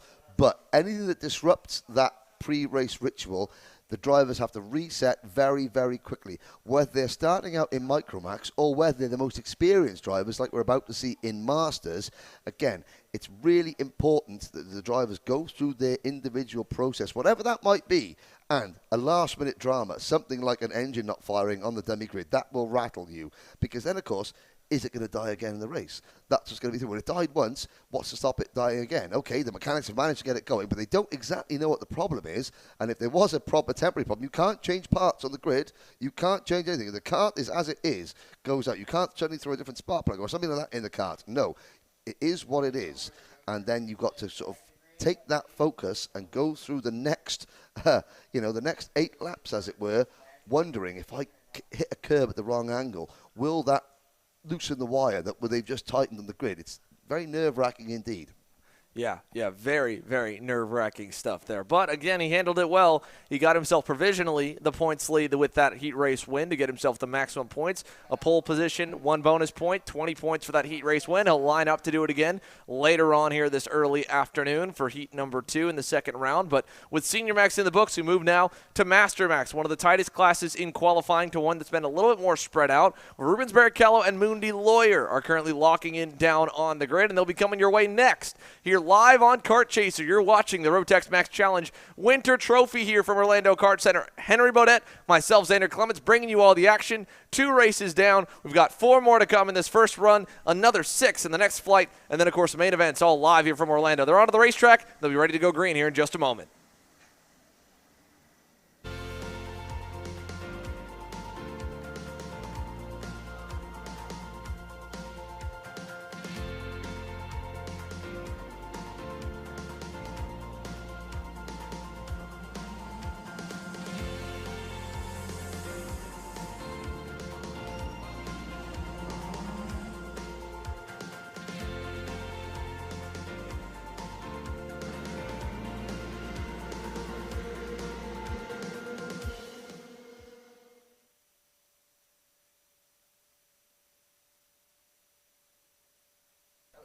Welcome back here to Orlando as the outlap gets to be completed for the Masters Max drivers. Rubens Barrichello on that PSL Karting Bureau Art will make his way around turn number 5 on the opening circuit to continue warming up the tires here. And it looks like there may have been an adjustment on the lineup. Let me double check that to make sure here for Master Max. Nope, all good. Barrichello will line on the pole here. Mundi Lawyer to the outside of row number 1 here, Henry. Row number 2, we will see Antonio Pizzonia Jr. and Vince Carey. Row 3, Harold Watson and Luis Quinones. Then Abel Martinez, Logan Flewelling, David E. Provost, Victor Kuzmichov. Xander, this is going to be a great battle. Maybe a head-to-head battle between Rubens and Antonio. But I'm really looking forward to seeing can Mundi Lawyer, Vince Carey, or Harold Watson make it into that lead group and make it a 3, a 4, or even a 5-way scrap. Yeah, you look at the lap times right from qualifying. Antonio Pizzonia Sr., after battling head-to-head with Rubens Barrichello at the brand-new PK Race Park just last weekend, here this week he starts off in the hole, 4.5 tenths back from the pole man in qualifying. We saw that the inside lane was the preferred place to be on the start in Senior Max. Will it be the place to be here in Master Max as well? Can Pizzonia get the jump he needs from third to follow Barrichello up front here? Barrichello's early on the power. He will not. Pizzonia falls back to 4th, and we're underway to turn number 1. Rubens Barrichello gets the lead. Lawyer to 2nd, and Vince Carey, great start there up to 3rd as they head down the hill to turn number 4. Vince Carey had the nose of that number 618 Kartworks car planted at the inside of Mundi Lawyer, and now Carey makes a move into P number 2. A great start from Vince Carey here. Pizzonia a little bit slow to go away. Rubens went off like a scalded cat. And now Pizzonia up the inside. Vince Carey's time in P2. And look at the showman making it up. He's had a great start from 5th of the grid up into P3. Pizzonia under pressure from Harold Watson. Then Mundi Lawyer, Vince Carey. Well, Vince started 4th, then got 3rd. I thought that was a problem. Vince has gone from 4th to 3rd to 2nd, back to 5th. All in one lap as Rubens Barrichello streaks away at the front. Yeah, massive lead here for Rubens Barrichello to begin heat number 1 in Master Max. So 1 lap down, and now we've got 7 laps to go. Antonio Pizzonia defending from the showman Harold Watson as the field cycles on through here. He's worried about more pressure from behind. I think at this point the plan here is for Pizzonia to just try and get to P2 and hold that spot to start on the front row for the main event, because Rubens Barrichello was 2 seconds out by the end of the opening circuit, and with only 7 laps to track him down at a track he has so many laps at, where he's trained and coached both of his boys, Fernando and Eduardo. I don't imagine Pizzonia is expecting to bring that gap down from him, so he's working more so to defend for second, and this will be probably where the battle remains for the majority of this session if he can't get away. Pizzonia will take them out of turn 12 over to the kink at turn 13 across the line. 2 down, 6 to go. Vince Carey getting a bit of a recharge now. He's gotten back up to Harold Watson, and Mundi Lawyer has become the big loser here. He's fallen all the way down. Actually, he's not crossed the line. I think Lawyer's got a problem. The top second qualifier all the way down to the end of the order. Yeah, he was slowing down a little bit. But of course, what better motivation for Harold Watson and for Vince Carey than that Formula One driver, that ex-Formula One driver for you not pulling away. That is going to give you a surge of adrenaline that you just can't buy anywhere. Now, behind these three, so we're looking at second, third, and fourth. Abel Martinez from Spain is up into fifth position. Luis Quinones is sixth. Then it's Logan Flewelling seventh. Victor Kuzmichov eighth. And David Prevost in ninth place. And Mundi Lawyer still showing as 10th. He's a lap down, so we're down to 9 runners. But Vince Carey, now watch Vince. I'm sure Vince is going to. Vince should work with Harold Watson here. It's their best opportunity to keep Antonio Pizzonia honest. If they start battling, Pizzonia will clear off. If they work together, I'm not saying they'll pass him, but they'll finish right on his tail, and that will give them a huge boost going into the rest of the day. Barrichello, again, we don't know. Has Rubens, Rubens has checked out. Has he put another new set of tyres on? Don't forget, you get 2 sets of tyres for this whole weekend. A brand new set, which everyone had on in qualifying, and you could use that other brand new set in this first heat race. You won't have any other brand new tyres for the rest of the weekend, but it's up to you, individual driver. Here we go. Here's a move for P2, the showman, trying to go around the outside of Pizzonia. Now up the inside. Harold Watson into Pizzonia. Oh, and look at that. Right front tyre down. He's knew that's a mistake there from Harold Watson. Pizzonia hopefully has been undamaged. He died at the inside. The door was closing, and Vince Carey popped through into P2. Yeah, Harold Watson, the showman there, he's shaking his head. You could see for the moment while we were on him that right front tie rod was definitely bent. That steering wheel was cockeyed around 30 degrees to the left, and that right front tire still showed straight. So heavy damage for the showman. Harold Watson will drop to the rear. We'll see if he can get going to at least score points for this session. Otherwise, the showman will get 0 points and a 9th place result series. He'll drop just ahead of Mundi Lawyer, who also, again, will not score points for this session with a DNF. So Vince Carey safely to second. Pizzonia Sr. now becomes the hunter instead of the hunted as he tries to track back down P2 on the racetrack with just 3 laps to go here this time by. 5 complete for Barrichello. 3 more circuits around to see if Antonio Pizzonia Sr. on that Zanella Racing Tony Kart can track down Vince Carey. Last time by, of course, got a slow start and potentially, like you said, maybe some damage. He got popped in the air. When you see the rear end of the go-kart go up into the air and then land down harshly, that can potentially bend that rear axle, and that'll affect the handling and, of course, make a massive vibration for the driver. But he looks to be okay, at least for the moment. I'm not seeing any heavy vibrations as we see him work through the pit bend 7 and over to turn 8. I'm going to say Vince Carey, he's a nationally syndicated DJ. He's got a Sirius XM radio show. Is syndicated in 9 different nations all across the United States as well. I wonder, and I very much doubt, he'll tell the story on his show of the day that he held off a ex-Formula One driver in his passion of kart racing.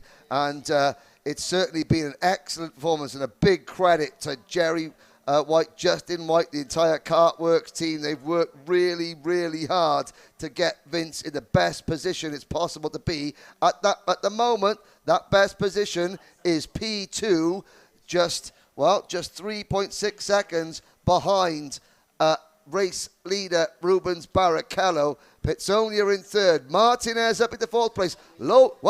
GP Racing, Logan Flewelling on course for a top 5 finish. Quinones is 6th. 7th for Kuzmichov. Le Prevost 8th. Here's a little bit further back. Here is the battle between Victor Kuzmichov in the bright blue race suit and then David Prevost in the darker blue race suit. They are 2 of the GP. Oh, is that Quinones? Sorry, on the energy chassis. Yeah, it is Quinones. I think it was on the energy. Or is that Abel Martinez? Sorry, on the energy chassis. I do apologize. But stand back. Logan Flewelling trying to make it into the top 4.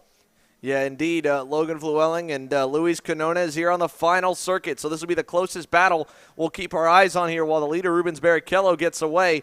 They've got a little bit of a potential to change positions with how close Flewelling is to the rear bumper. He's got Victor Kuzmichov a little bit further back. Couple seconds to find David LePrevost in the 8th spot on the circuit. As they head towards the pit bend, though, looks like there won't be much of a challenge. I think he's a little bit too far away, is Flewelling. He's got a big run into 7, but he just won't be close enough into 8. Meanwhile, up at the front, Rubens Barrichello has been phenomenal here in heat number 1. He has no idea of the carnage that has happened behind him. All he's focused on is another checkered flag in his career, his storied career, and it will continue here with a heat 1 victory in Master Max. Barrichello wins. Here's that final fight back for the 6th position. Quinones will hang on over Flewelling. No change there. No change at the front for Carey. He hangs on over Pizzonias across the line. You can see Flewelling hopping in the seat, trying to get every single position he could. Just comes up shy there. He ends in 7th.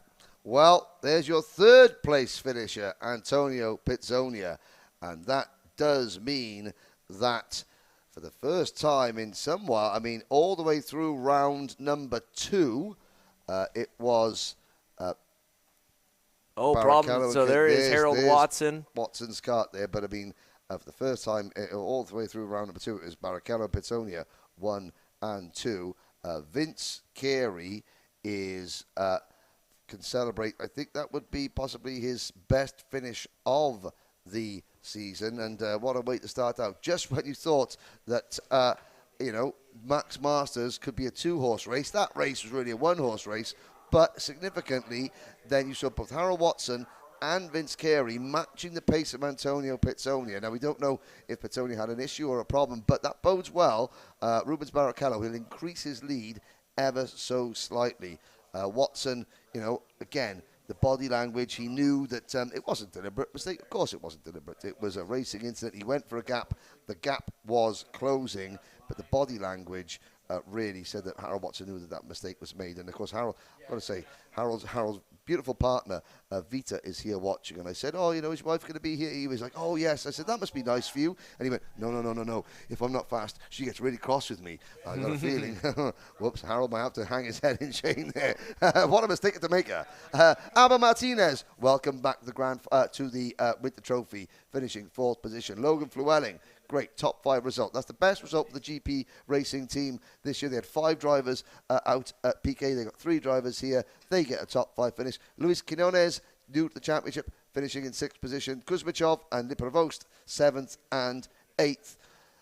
Peru, it started so well for Peru. It started so well, and their 2 drivers failed to finish. However, Peru has one of the biggest Rotax events of the year on tap. At the end of June, beginning of July, in Peru, the last weekend of June, the Rotax Max Challenge International Trophy South America will take place. There's well over 200 entries already in that, including Belgium's Christopher Adams, the most experienced Rotax Grand Finalist of all, more Grand Final appearances than anybody else. He's already got his entry in. So any drivers in Europe, I know there are lots of packages available for you to come over from Europe to Peru for the Rotax Max Challenge South America International Trophy. That's going to be a great one as well. What's also going to be great is this next race, Xander. Yeah, Minimax on tap here for this one. So, again, apologies there for me mixing up Quinones and Flewelling. It was Flewelling chasing down Abel Martinez. You were correct on that one. Our timing was a little bit mixed up on the order. But, again, as they go through, Martinez 4th, Flewelling 5th, Quinones 6th, Kuzmichov, LePrevost 7th, and 8th. The Minimax field, though, again, a little bit bigger where we're last week, to say the least here. And let's go through the starting lineup for the Minimax drivers as we get to the second half of flight number 1 of heat races. Kai Man Johnson on pole over Luke Kantanapatak, which, to my knowledge, Henry, I believe his best career qualifying effort in the Rotax Max Winter Challenge. Absolutely, yes. Luke Kantanapatak represented Thailand in last year's Grand Finals, finished 25th as a Micromax driver, 7th in last year's Micromax Championship. Of the 17 drivers here, 5 of them raced in last year's Winter Trophy. 3 in Minimax. That would be Kai Johnson, who was the runner-up last year, Felipe Benito, 6th last year, and Antoine Lemieux, 12th last year. 2 drivers raced in Micromax of the Winter Trophy last time out. Baerjean, Alexis Baerjean finishing 3rd. Konjan Apatak was 7th. But it must be that poster that his sisters made just for him. Just for welcome to everyone, but not the strangers. It must be that is really giving Konjan Apatak a boost. Can he now hold on and get his best result over a 6-lap heat race? We've seen it already, Xander. Couple of drivers great in qualifying over 1 lap, but then fall back a little bit in the races where you need to string not 1 quick lap together, but 6. Oh dear. Is that Maddox Ruiz? It is. You can see the old Stormtrooper style crash helmet there. Maddox Ruiz out of the race, one of the Zinid drivers. So we're down to 16 runners. The back of the pack, Edward Kennedy, I noticed. So maybe an issue post-qualifying for the driver of kart number 113. But it's Johnson leading Konjan Apatak to the line, Xander. Here we go for Minimax. At 16 now, unfortunately, drivers strong. They'll line the grid and get set to go. Johnson going to wait a little bit later than many in the start box, but he's got them underway, and there's a little contact as they all try to file down to the inside in turn 1. It's a major, major advantage to go on the inside in that double apex 180-degree corner, and now Konjan Apatak under heavy fire. Look at Alexis Baerjean down the inside of the 106. He'll get through for second. Here comes Antoine Lemieux, nearly 3 wide. He tries to go 2 for 1, and he gets by for third. That was tight in a big pucker moment there, Henry. Yeah, indeed it was. Konjan Apatak just getting snookered a little bit going through the first couple of corners. Alexis Baerjean, the driver of the Blast Force team with that Lewis Hamilton-style crash helmet, really, really quick at the start there, capitalizing, decisive early move. Now you can see Baerjean giving the signal to Lemieux. Come on, let's work together, as it looks as though Konjan Apatak has not had a great opening lap. I'm trying to look back there. Maybe he's dropped to 7th or 8th positions because David Zhao has come through. I think Eason Teng there in the Chinese Taipei, the red, the red and blue, Chinese Taipei in the island of Taiwan national race suit. They come across to complete lap number 1, and it is Johnson who has the lead. Baerjean now begins to hunt him down. The rest are chasing pack there. Lemieux in 3rd position. Then a huge gaggle from 4th place on back, Xander. Oh my goodness. Eason Tang and Konjan Apatak getting just swallowed alive by more, as that was the 105. Yago Lempen. Indeed. Big diver by Lempen there. He picked off at least one. Konjan Apatak crossed him up, got back ahead. So this midfield having a crazy scrap. Look at Edward Kennedy mired in it. He's going to lose another one as he gets past there into turn number 9, but he's having to come from the back of the grid. Yep. Edward Kennedy already was up 5 spots. Now he's only up 4, I believe, but he's up at least to the edge of the top 10. So keep your eye on that Nash Motorsports Energy Corsa chassis as he tries to pick up some more positions. Meanwhile, towards the front, again, we know Antoine Lemieux is continuing to trail Alexis Baerjean and work towards this kid. Kaiman Johnson, 2 laps down, 4 laps to go in this 6-lap heat race here for the PSA race team Bennick, and the privateer basically entry here for himself and his tuner, Juan Villarraga, having no issues pulling away here in Orlando. Again, Kai Johnson last week was quick throughout the entire weekend. However, of course, was only a podium finisher on Saturday, turned that around, improved it again on Sunday with a fantastic run, but then in the main event was able to continue it all the way through after not so great in the second heat race. He won round number 2. He enters this weekend here just 8 points shy of the lead from Antoine Lemieux. He's doing what he needs to do right now to make some points back on that lead. Got 1 point bonus for the pole, so make it down to 7 provisionally, and now with this heat race as they run, he'll pick up potentially another 4 points and tighten that gap going into heat number 2. So we've already seen 1 provisional lead change in the overall championship point standings in one class. Antoine Lemieux is fighting really, really hard to prevent that statistic from going up to 2 classes.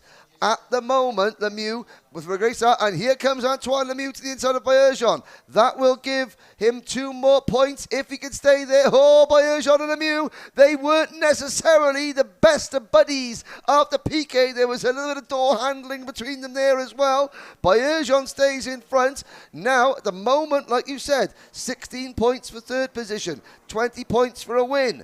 The gap is 7 points, but But look at that battling between Bayerjean and Lemieux. It's bringing David Zhao into play. It's bringing Luis Cifres into play. Konja Napatak in 6th. Lemp in 7th. Iso Tang in 8th. Then it's Benito, Kennedy, Max Mukaram, and the rest.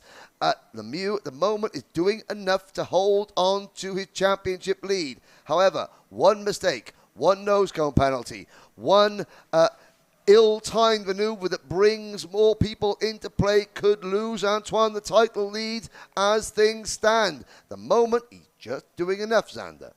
Yeah, just enough to hang on right now here. Antoine Lemieux will now have to go back to the drawing board, though, and see if he can get back to Bayerjean with just 2 laps remaining in this heat race. Not a lot of time. Their battle has brought David Zhao closer as well, so he's got to make sure this one sticks, because if he has another back-and-forth deal like that one, David Zhao could take advantage, cost him another 2 points potentially, and drop him back to the 4th spot. So Antoine Lemieux closing back in here on Alexis Bayerjean. David Zhao, you can see coming into frame. More drivers behind there. 5th on the racetrack. Luis Cifres picked up 1 spot, trying to close up. Kenja Napatek hit his personal best last time by. He's trying to make up for lost time as well. As the white flag will wave, we focus on this fight for 2nd while Kaiman Johnson continues to show the way. It is going to be Antoine Lemieux versus Alexis Bayerjean. Just a couple car lengths between them, but enough that Bayerjean does not have to worry about him here in turn number 4. Yeah, and the best battle is now going to be Luke Konja-Napatak trying to recover and pass Luis Cifres for 5th position. Konja-Napatak works his way through turn number 5. Now the fast turn 6 pit bend. Long, sweeping right-hander. It tightens. Now there's the turn 7 apex. 8. Now over that curb. No, not over that curb. It's very, very close to the exit of the track there, coming out of turn number 9. But Kai Johnson, an easy run. Well, not easy. It's never easy in karting. But Xander, he has had a picture-perfect run in heat number 1. Can Lemieux challenge for 2nd? I don't think he can. No, not going to be close enough for anyone there. Kaiman Johnson will win heat 1 here in Minimax. Across the line, Lemieux will not be able to get back to Bayerjean. Comes up 3/10 shy there. Alexis Bayerjean hangs on to 2nd. Lemieux 3rd. David Zhao 4th. Luis Cifres is 5th. Luke Konja-Napatak is 6th. Iago Lempin is 7th. Felipe Benito ends in 8th. Edward Kennedy 9th. And Iso Tang Sang in 10th. But Kennedy 7 spots gained. That's a decent recovery here in Heat 1. We'll see if he can do any better in Heat number 2. Short heat races here in Orlando, so not a lot of time to make up for an issue in qualifying, and that's really the session that burns you the most, of course, is that qualifying session, because there are only 6 or 8 laps for these heat races, and then straight to main events based on where you finish those, with both heat races set by that qualifying grid. That hot lapping session from earlier today, that might be one of the most important sessions beyond the main event, or even maybe more important than the main event when it comes to lining yourself up. Well, you just look at Edward Kennedy, for example. Again, qualified really well. Started the day 5th in the championship, but then that exclusion from qualifying meant he starts all the way back in 17th place.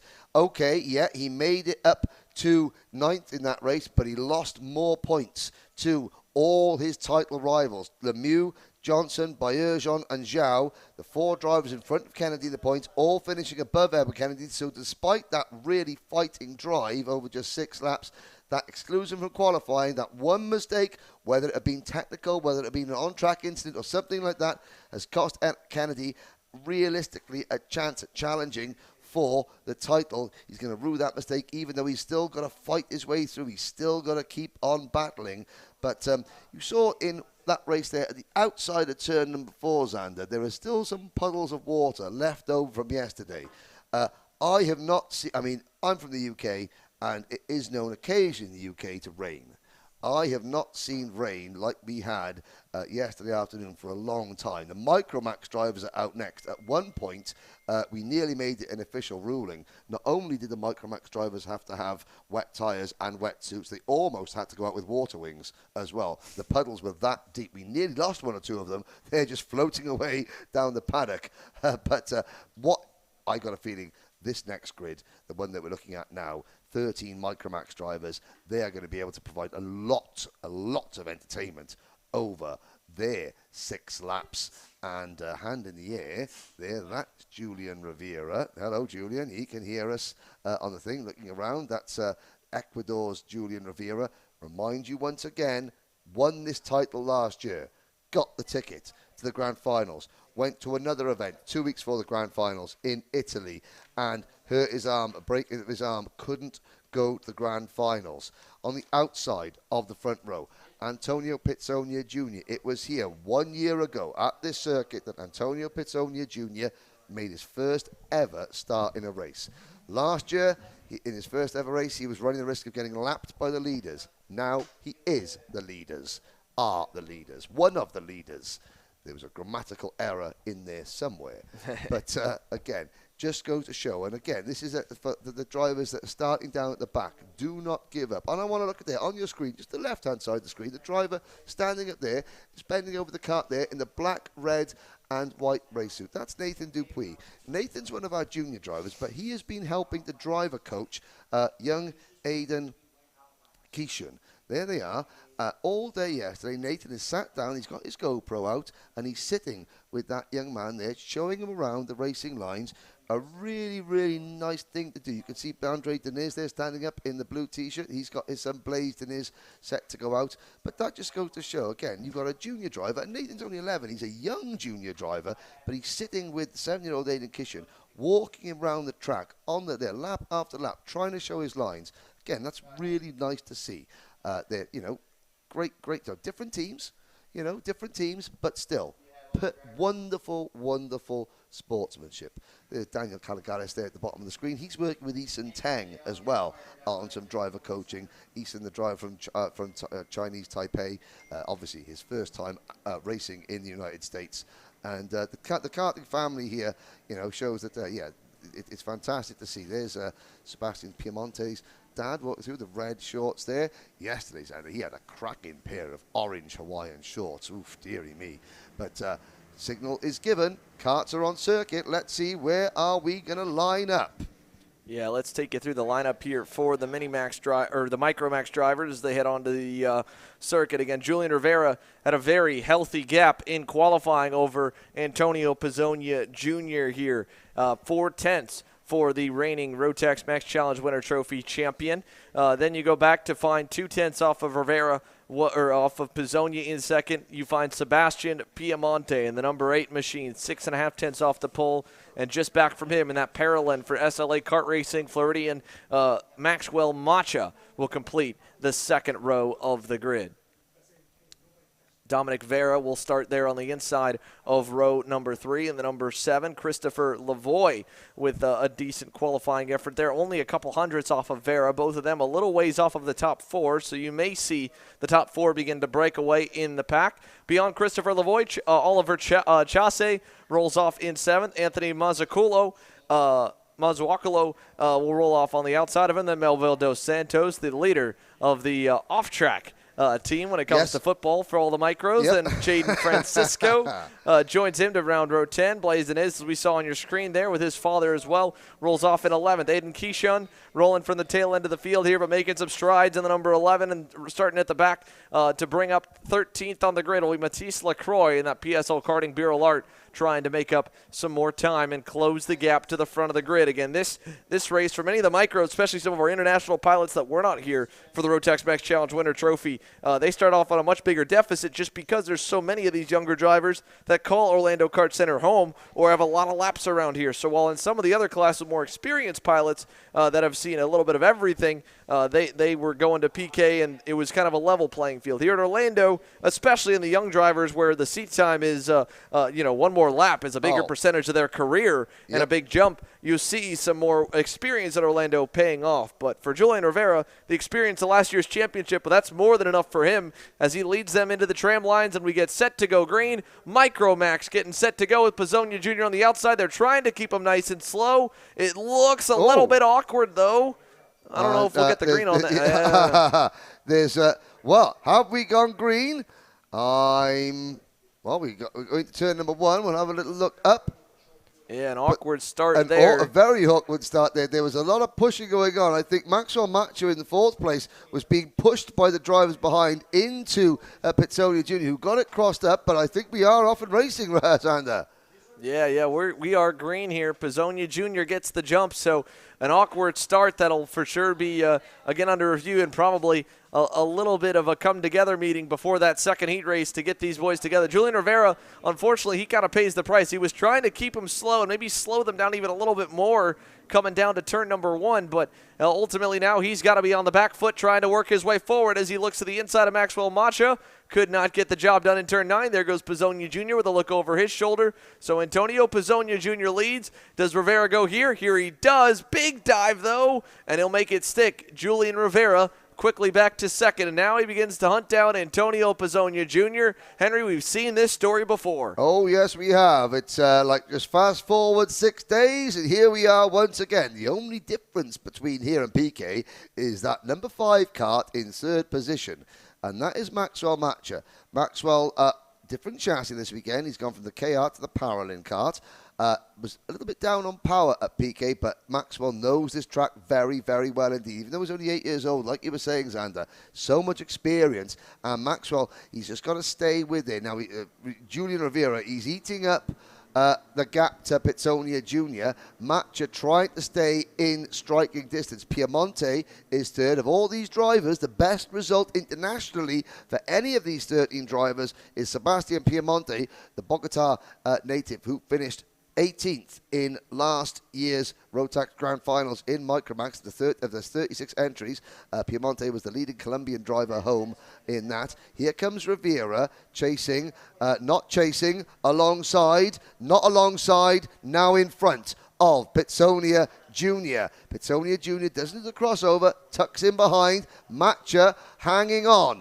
He's going to be saying, please battle side by side, guys. Please battle side by side, because this is going to help keep me in touch. Piemonte closing in as well. A quick glance down the rest of the order. Olivier Chasse runs in fifth position. Vera is sixth with the 2 7-year-olds in the field. Don't forget, these drivers, 7, 8, 9, and 10 years old. Mazzucolo is 7th. Melville Dos Santos is 8th. Lavoie 9th. Jaden Francisco in 10th. Blaisdon is. Aidan Kishan, Matisse Lacroix, run out your field. All eyes on the front, though, Xander. Yeah, here they come out of the hairpin here. So Julian Rivera, only a car length out of Antonio Pizzonia Jr., maybe 2 now as they go to the S's. I thought he might have been a little bit more with where he made the pass 1 lap ago, but Pizzonia Jr. hanging on strong, and now we'll hit the halfway marker. 3 down, 3 to go. At least Rivera's recovered back to the lead. It looks like everyone's just about shaken out to where they've started. The biggest loser was Christopher Lavoie. He faded back to the 9th spot, but he's picked up 1 already to get back to 8th, so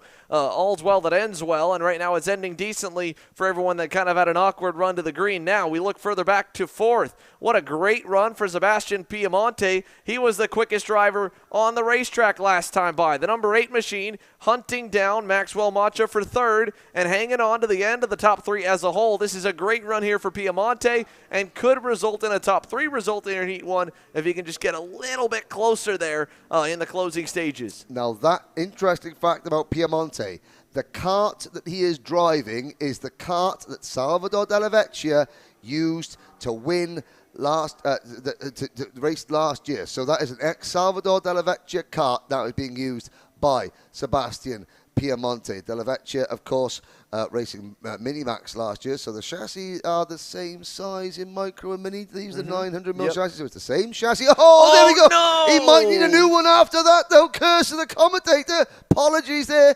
Piemonte throws it away into turn number 1. Oh, and he got stuck on the asphalt transition, so Piemonte is now beached on the outside at turn number 1, and what a great run he was having, but now it is back to the focus towards the front of the field as we got more problems. Is that Matisse Lacroix who spun around coming out of the final turn?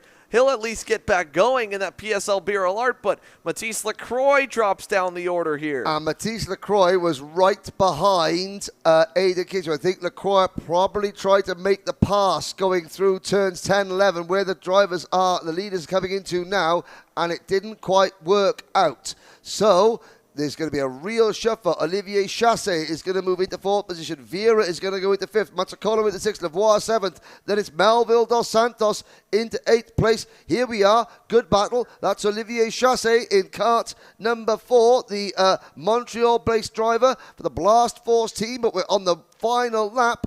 And Maxwell Matcher checking over his shoulder. Well, Maxwell, he's not going to necessarily be happy with third, but he's closer to the lead as he was all last weekend. Who is going to finish fourth, fifth, and sixth? Chasse, Vera, or Matsukolo? Matsukolo look close. Here comes Vera to the inside. He gets by on Chasse, and here comes Matsukolo to the outside lane. He won't get the momentum to clear himself, but that will be a nice pass there by Dominic Vera on the Paralyn. So, again, with more points up for grabs, it's nearly a dive bomb there. He thought better of it. That could have been a little bit sketchy. As the leaders exit turn 9, the battle for fourth rages on down to the hairpin. Look at this. Inside, outside. Will we see a crossover? Matsukolo's going to take that lane away. He gets into fifth. And back goes Oliver Chasse to the 6th spot, as up front, Julian Rivera will cruise to the win in what was a little bit messy to start. Heat number 1 here for the Micros. Checkered flag for him. Pizzonia Jr. second, Maxwell Matcher third, and what a great final lap. Dominic Vera and Matsukolo with a little fist pump across the line. He gets himself into the top 5. So from Western Connecticut, Anthony Matsukolo there. Dominic Vera is 7 years old. He won the DM kart competition. The RTX karting group, Grid 14 Motorsports, held the competition. Lots of drivers tried out, and I think they have unearthed a real star with Chia, Colombia's Dominic Vera. Not the fact that he's driving so quickly, but look at the way he is driving. Look at the precision, the poise that he is using to make those moves under pressure. We've got lots of stars here, but I think Dominic Vera, definitely a name to watch the future. Just 7 years old. What were you doing at 7 years old, Xander?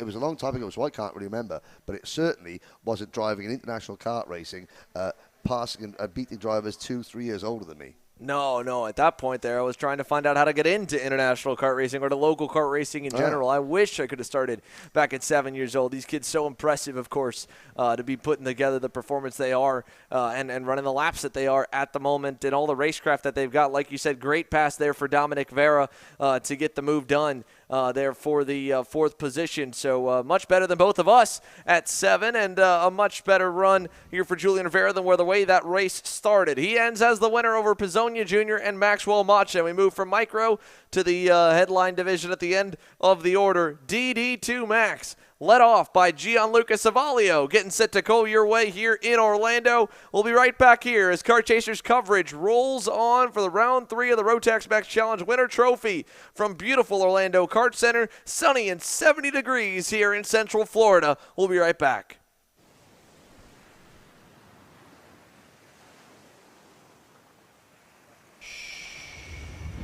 Can you hear it? 1 week where the silence is broken.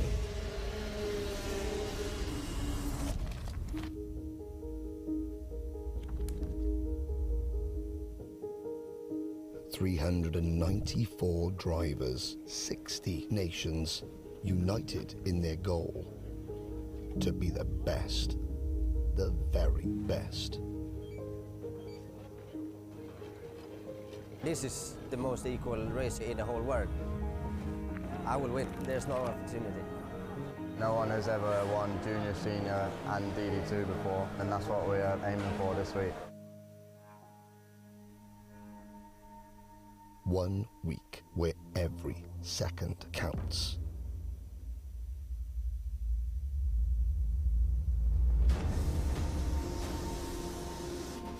Every corner, every pass.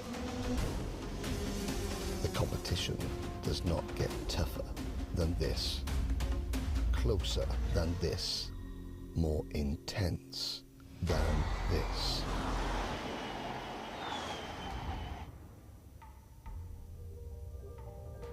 Seven days full of pride, passion, your nation, your roots. Our family is united from all corners of the globe, now together as one. 1 week to change your future, your career, your life. The time is now. Be bold, be brave, be brilliant. Stand tall and celebrate. This is your weak. And well, that, ladies and gentlemen, is a look at what every driver here is fighting for. A ticket to the Rotax Grand Finals, the biggest, most colourful show in karting. Speaking of shows, 5 DD2 drivers, they're about to put on an 8-lap show for us here, Xander, led by Gianluca Savaglio to the line. Here we go. They'll pop it into first gear quickly, and a great jump on the inside for Savaglio and Matthew Taskinen. And look at Manuel Ochoa throwing a hip check there to the inside of Jonathan Marcuson for third. He doesn't get through as they go down to turn number 4. Marcuson loses the second spot early, but hangs on to P3. He's got a big run on Taskinen over to 5, and Taskinen knows it, but he'll send it anyway. Taskinen can't cross him up fully, but they'll drag race for a moment as Jonathan Marcuson quickly rebounds back to second, and it gives Gianluca Savaglio about a 5-car length lead headed through turn 7. Look at Taskinen back on him. Tried it. Couldn't do it there in turn 8. And little did we know last weekend, Marcuson was fighting engine problems throughout the PK race weekend.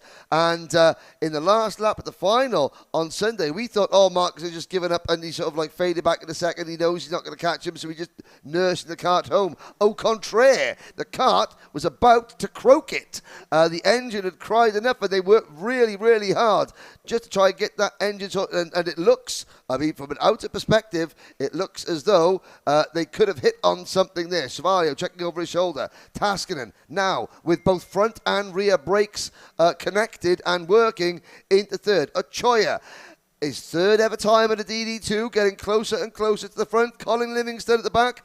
Colin Livingston fans, a 56.096 in time qualifying for your man. Let's see if he can get into the 54.5s. Here they come down the backstretch here on that scrapyard straightaway.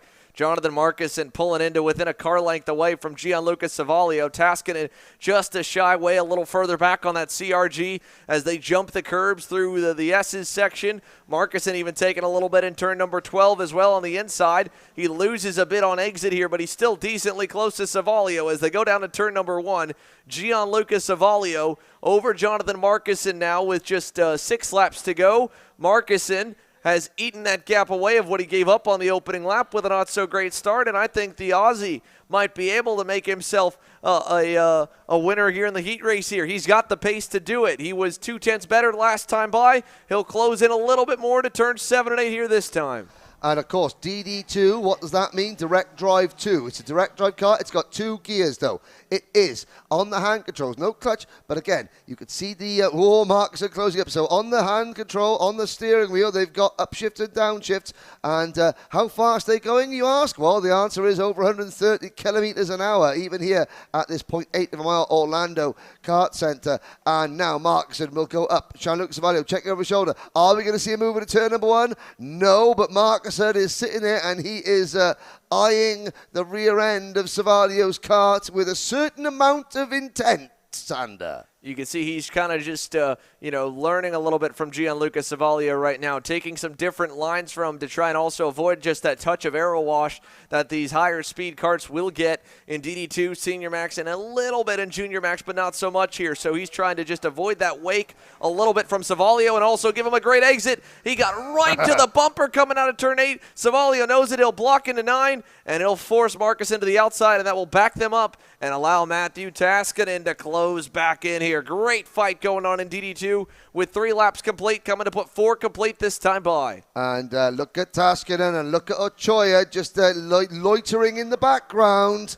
And again, Marcuson's got to be very, very careful. One wrong move. Again, championship position's very, very delicate. There's only 5 karts in the class. So even if you finish last, you're not losing too many points, but Marcuson cannot afford to lose any more points to there he Savaglio. goes! Nice move by Jonathan Marcuson. Great move, caught Savaglio by surprise, and Jonathan Marcuson now to the point here in a 3-car battle. Here comes Matthew Taskinen. He'll look to maybe go. Savaglio gives a little bumper there as he did not expect Marcuson to block, and now Matthew Taskinen is going to take advantage. Here comes the Canadian, not enough to get to the inside. Gianluca Savaglio's unbeaten record here in the Winter Trophy is under threat.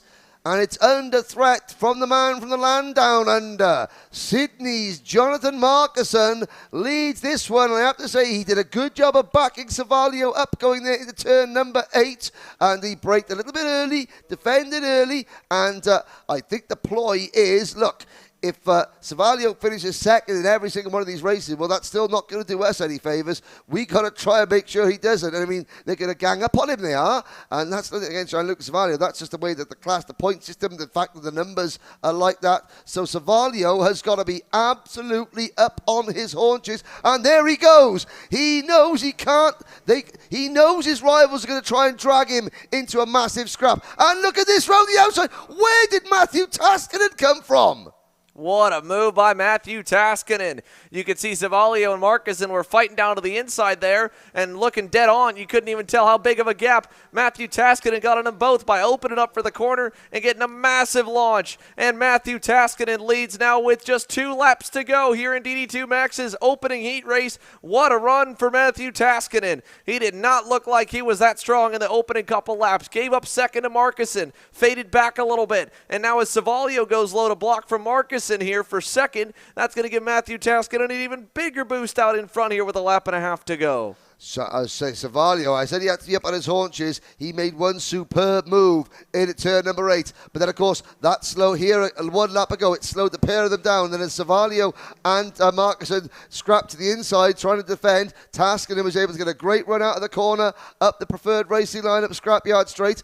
And unfortunately, it's great news for you guys, the viewers. Not so great news for Gianluca and his dad and his team. But the rest of the field, they're going to have to try and mess around with Gianluca. They got to try. That's the only negative with having an undefeated run through the entire first 2 weekends, is that now tactics are going to come into play and the racing is going to affect, the racing is going to be the net result of those tactics, because they're going to have to play around with Gianluca. They're going to have to try and force him back to 3rd, to 4th. You know, they're not going to take him out or anything, no funny business like that, but they are not going to let Gianluca walk to the grand finals without one heck of a fight. Yeah, so Gianluca Savalio has finally gotten himself to the point where I feel like he can probably run the normal line. It's going to be too little too late, though, because Markison being 2 car lengths away might be safe for Savalio, but Matthew Taskinen is too far out in front. The ultimate opportunist, the Canadian, will round turn number 12, and Matthew Taskinen aboard that CRG will win Heat 1 here in DD2 Max. Gianluca Savalio second, Marcus in third. Manuel Ochoa got a great lesson in racecraft here in DD2 Max for the rookie. He finishes 4th. Colin Livington in 5th here as he'll round turn number 9. The leaders will head towards turn number 4 here on the cool-down lap. And one thing to note there, again, we talked about pushback bumper penalties, non-protestable, non-appealable, and they kind of are what they are at a 5-second penalty. Gianluca Savalio had a little tap there to the rear bumper of Markison a lap before he got by. I'm hoping he did not get a pushback for his sake, but it may have cost him here, and that may put him all the way back down to 4th. So you could see, again, a decent point swing here to start the day in DD2 Max as they come to a close. Matthew Taskinen, again, the winner over Savalio unofficially, Markison, Ochoa, and then Livington, the top 5. What a good battle here to start. A great battle. And again, I want to talk about Colin Livingston once again, a 50-pound over the weight limit. But again, he was 17 seconds down at the end of 8 laps. So he's losing less than 3 seconds a lap. And anyone will tell you that if you're 50 pounds heavier than another driver, that is a 3-second a lap deficit. So, you know, you take that 50 pounds off Colin Livingston. Well, you can't. The only person who can do that is Colin, can take that 50 pounds off Colin Livingston. And he's right there with the guys, even though, okay, Matthew Taskinen, 22 years old. Gianluca, 18 years old. Manuel Ochoa, just 15 years old. John O'Markison, 19 years old. Colin Livingston, 49 years old. And he's at the back. He's on his own. However, his pace compared to the others is improving, and he's a lot closer to their pace here this weekend than he was at PK Raceway Park. So all credit to him. Yeah, all credit to Colin Livington for continuing to run some decent laps there. He didn't fade too much by the end of that 8-lap heat race as well. Only was about a second or so off of his best on the final circuit. So, again, logging some laps here. And from his point of view, with the way that the track kind of crisscrosses back and forth, probably got a pretty good vantage point at watching his teammate in Matthew Taskinen get out and get the win in the opening heat race for DD2. So, for a class that's a little bit light on numbers, definitely not light on action here in Orlando, Henry. What a great fight here for them. Absolutely. Once again, thank you for your comments coming in. On the official Kart Chaser YouTube channel.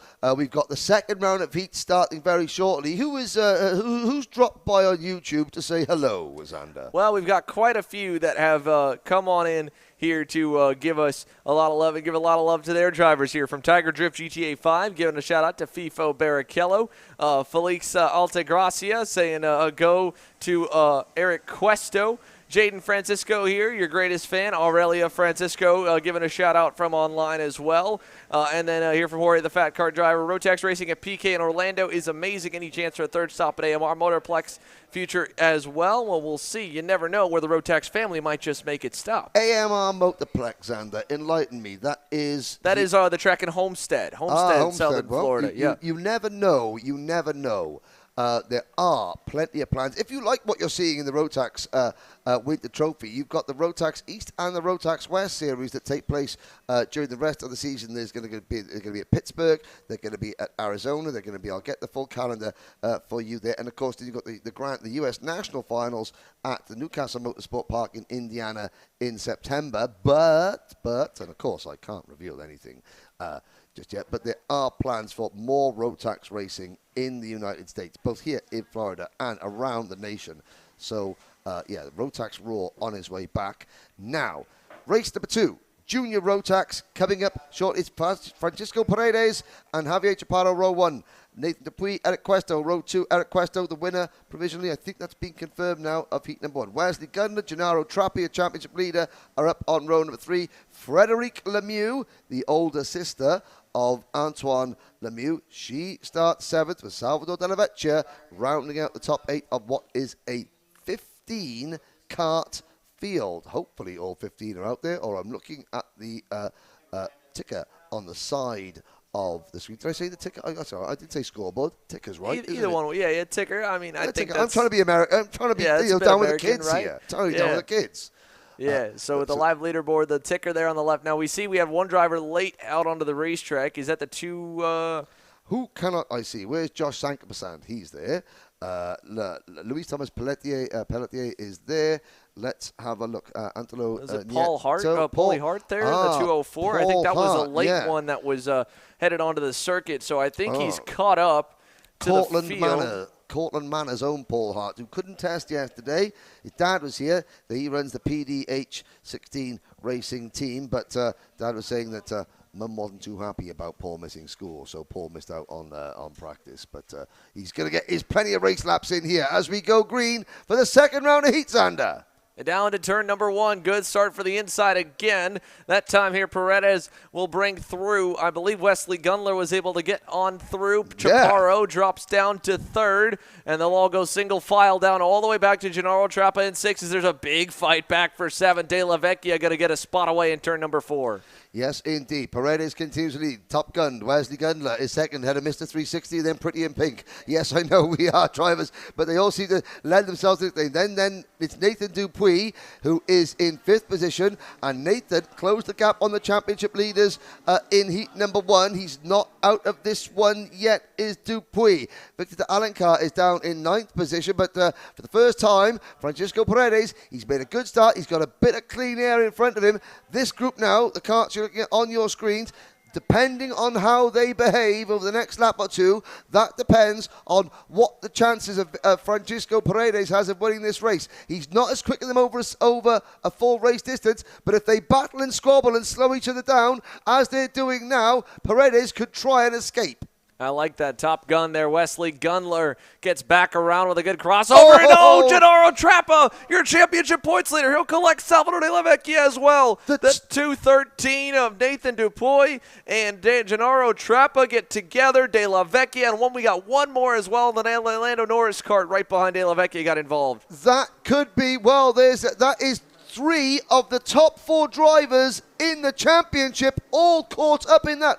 All the work that Dupuy did to close the gap, the only driver, and look at Nathan Dupuy out of the race, and it was a championship leader, Gennaro Trappa, just trying to make up places, and 3 into 1 just don't go under that braking zone into turn number 4. It's really given Francisco Paredes the best advantage he could get.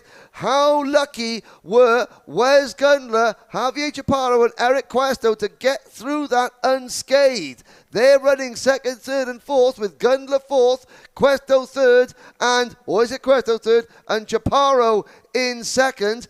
Victor de Alencar, the only one in the top 4 not involved in that accident. He now moves up into 6th position. And look at Paul Hart up into P7. Yeah, Paulie Hart from the back of the grid here is big move from Eric Cuesto in the SLA Kart Racing OTK. He gets up to 2nd with a nice move on Mr. 360 himself, Javier Chaparro. So now, with coming to see 5 laps to go at the line, the updated order. Paredes out front by more than 2 seconds to this group of 3 as we've got another one that spun back in turn 9. Back towards the back half of the field. A little half spin for, what's that? Oh, just getting out of our way there. That was the Blast Force entry of newcomer to the class, Luis Pelletier.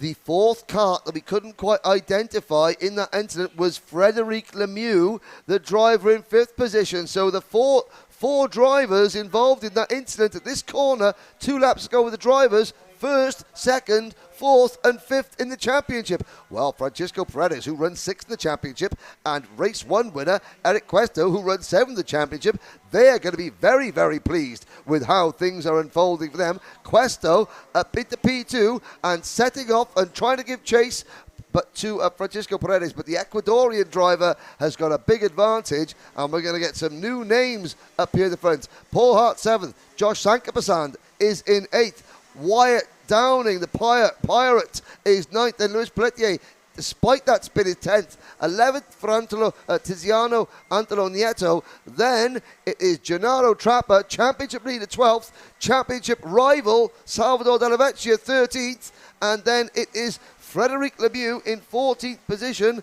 and I think they're the 14 karts. I think Frederic Lemieux is still out there. Sadly, we know Nathan Dupuy isn't. Yeah, Nathan Dupuy, unfortunately, unable to continue. So he will not only fall to the tail, he will not score points for heat number 2. That's a big swing there in the championship fight for how close they all were coming in. Karting giveth and karting taketh away. There is your race leader. Briefly on your screen, here is the chasing pack. Up to turn number 9. Past wave after wave of rusting Nissan Sentras and other detritus to their left-hand side as they drive up Scrapyard Straight. Wesley Gundler under pressure, and that is Jose Maria Figueroa and Victor de Alencar in the bright blue. It's Figueroa to the inside of Gundler, and can he make it move? Oh, he has a... Wow. Wes Gundler thought about closing the door and was in the process of closing the door, but there was about the width of a Tony kart on the inside there, and Figueroa made sure there was the width of a Tony kart. Forceful, but it was effective. And Gundler lost another spot there to Paulie Hart as well. So is that Paulie Hart, I believe, behind it absolutely is in kart 204. Wow. That is the PDH Racing. Gundler fights back. So that's the first view of the white crash helmet. First view we've had of Paulie Hart, really, in the PDH 16 Racing entry.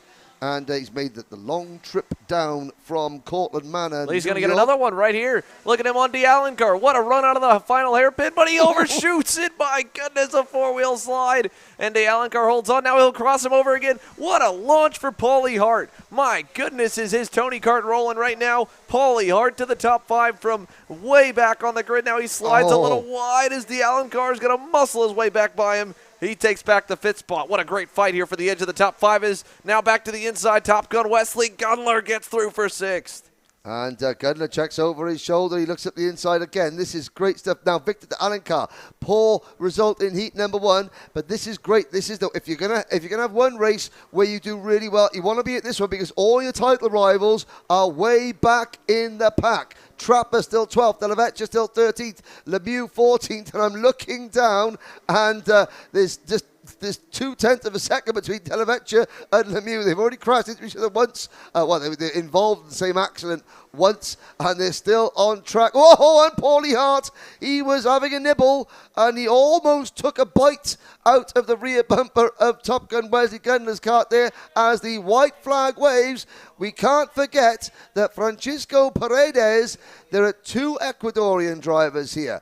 One of them, Julian Rivera, is doing a lot of winning. The second one is about to pull off one of the biggest wins of his career, and that is Francisco Paredes. Here is the battle for second between Eric Cuesto and Javier Chaparro. That's not done yet either. Yeah, no, they are still going at it as they exit the Turn 8 complex here. Great battle going on for the final couple spots in the top 3 as a late move in the dirt. You can see the dust coming up from him as he went on the inside. Chaparro not able to get it back cleared. Cuesto hangs on, and across the line, Francisco Paredes is going to win as this fight for second will go all the way down to the wire. Eric Cuesto looking pretty in pink there in second on the SLA Kart Racing Tony Kart. He'll be happy with that. And again, Eric Cuesto's got a big fan club out here in the paddock there. Lots of friends. And again, great to see as the rest of the field come across the line now. There is your winner. Number 205, the Goodwood Kartways Esprit chassis. 13-year-old Francisco Paredes. 6th in round 1. 9th in round 2. Pole here and a win in the heats of round 3. And he is going to be very, very happy with that. There will be some rather miffed people at the end of that one again, but it's just accident when the racing is so close. Occasionally it gets a little bit too close, and obviously the protagonist in the championship, Gennaro Trapper, finishing 11th, Salvador De La Vecchia finishing 12th, Frederic Lemieux finishing in 13th position. The big winners, not only Paredes, but Victor de Alencar finishing there in 5th position. What a drive from Paul Hart, though, as well. That's Junior out of the way. Well, if that was the appetizer, the entree is about to be served up for us. 21 seniors, and looking at the grid. Yeah, the grid's going to be coming our way here. We are running actually right on time, if not a little bit ahead of schedule. Really? Yeah, wow. We have had a pretty solid day so far. No crashes majorly, and only a couple of kart recoveries have allowed us to stay so far running on time or a little bit early, as everyone's been on time or early getting to the grid. Senior Max there. Because of that, still have a few moments before they go green. So, Henry, why don't you lead us in there? We got cut off a little bit on that commercial a moment ago, but what we've got here, this beautiful shot of everything the Rotax World Finals is all about, what these drivers are fighting for. This is special.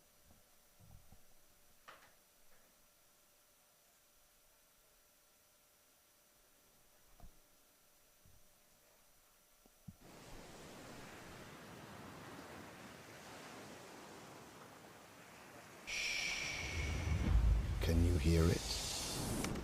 1 week where the silence is broken.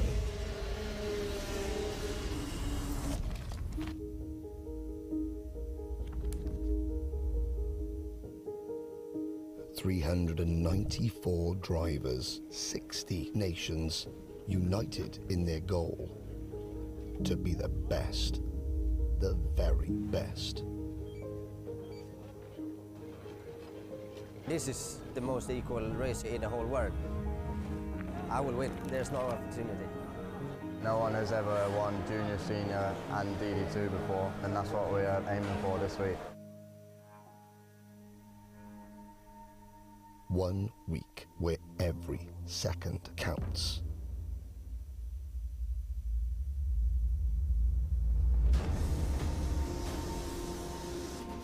Every corner, every pass.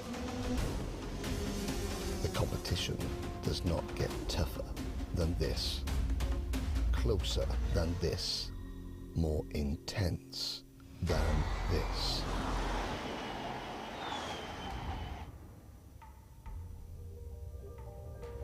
7 days full of pride, passion, your nation, your roots.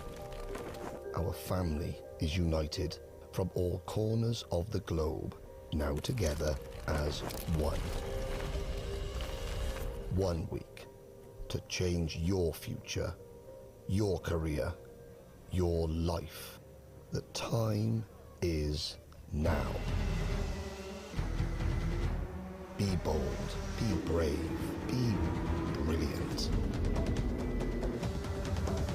Stand tall and celebrate. This is your week. And when all is said and done, and the silence returns, 12 months of hard work is about this week. 1 week. The 2022 Rotax Grand Finals.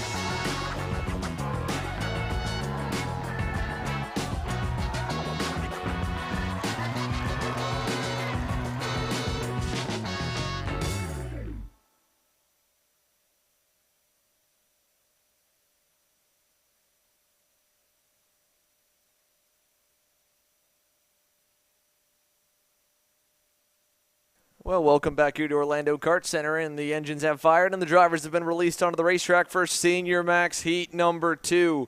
We saw a very exciting opening heat race there with, of course, the action really happening right before we got underway. Eduardo Barrichello struggling to get off the grid, was able to get off the grid in time. However, Gianluca Savalio got off the grid and then was not so lucky in his end as he broke down right at the end of the scrapyard straightaway, just 2 corners away from the pit lane, and had to sit the entire heat race on the sidelines. So Savalio comes into this one with a major points deficit. Unfortunately as well, Fifo Barrichello also got involved in an incident, and while he did get points, he got a 20th place result. So for Fernando Barrichello on one end of the grid trying to make up ground, Dudu Barrichello started perfect.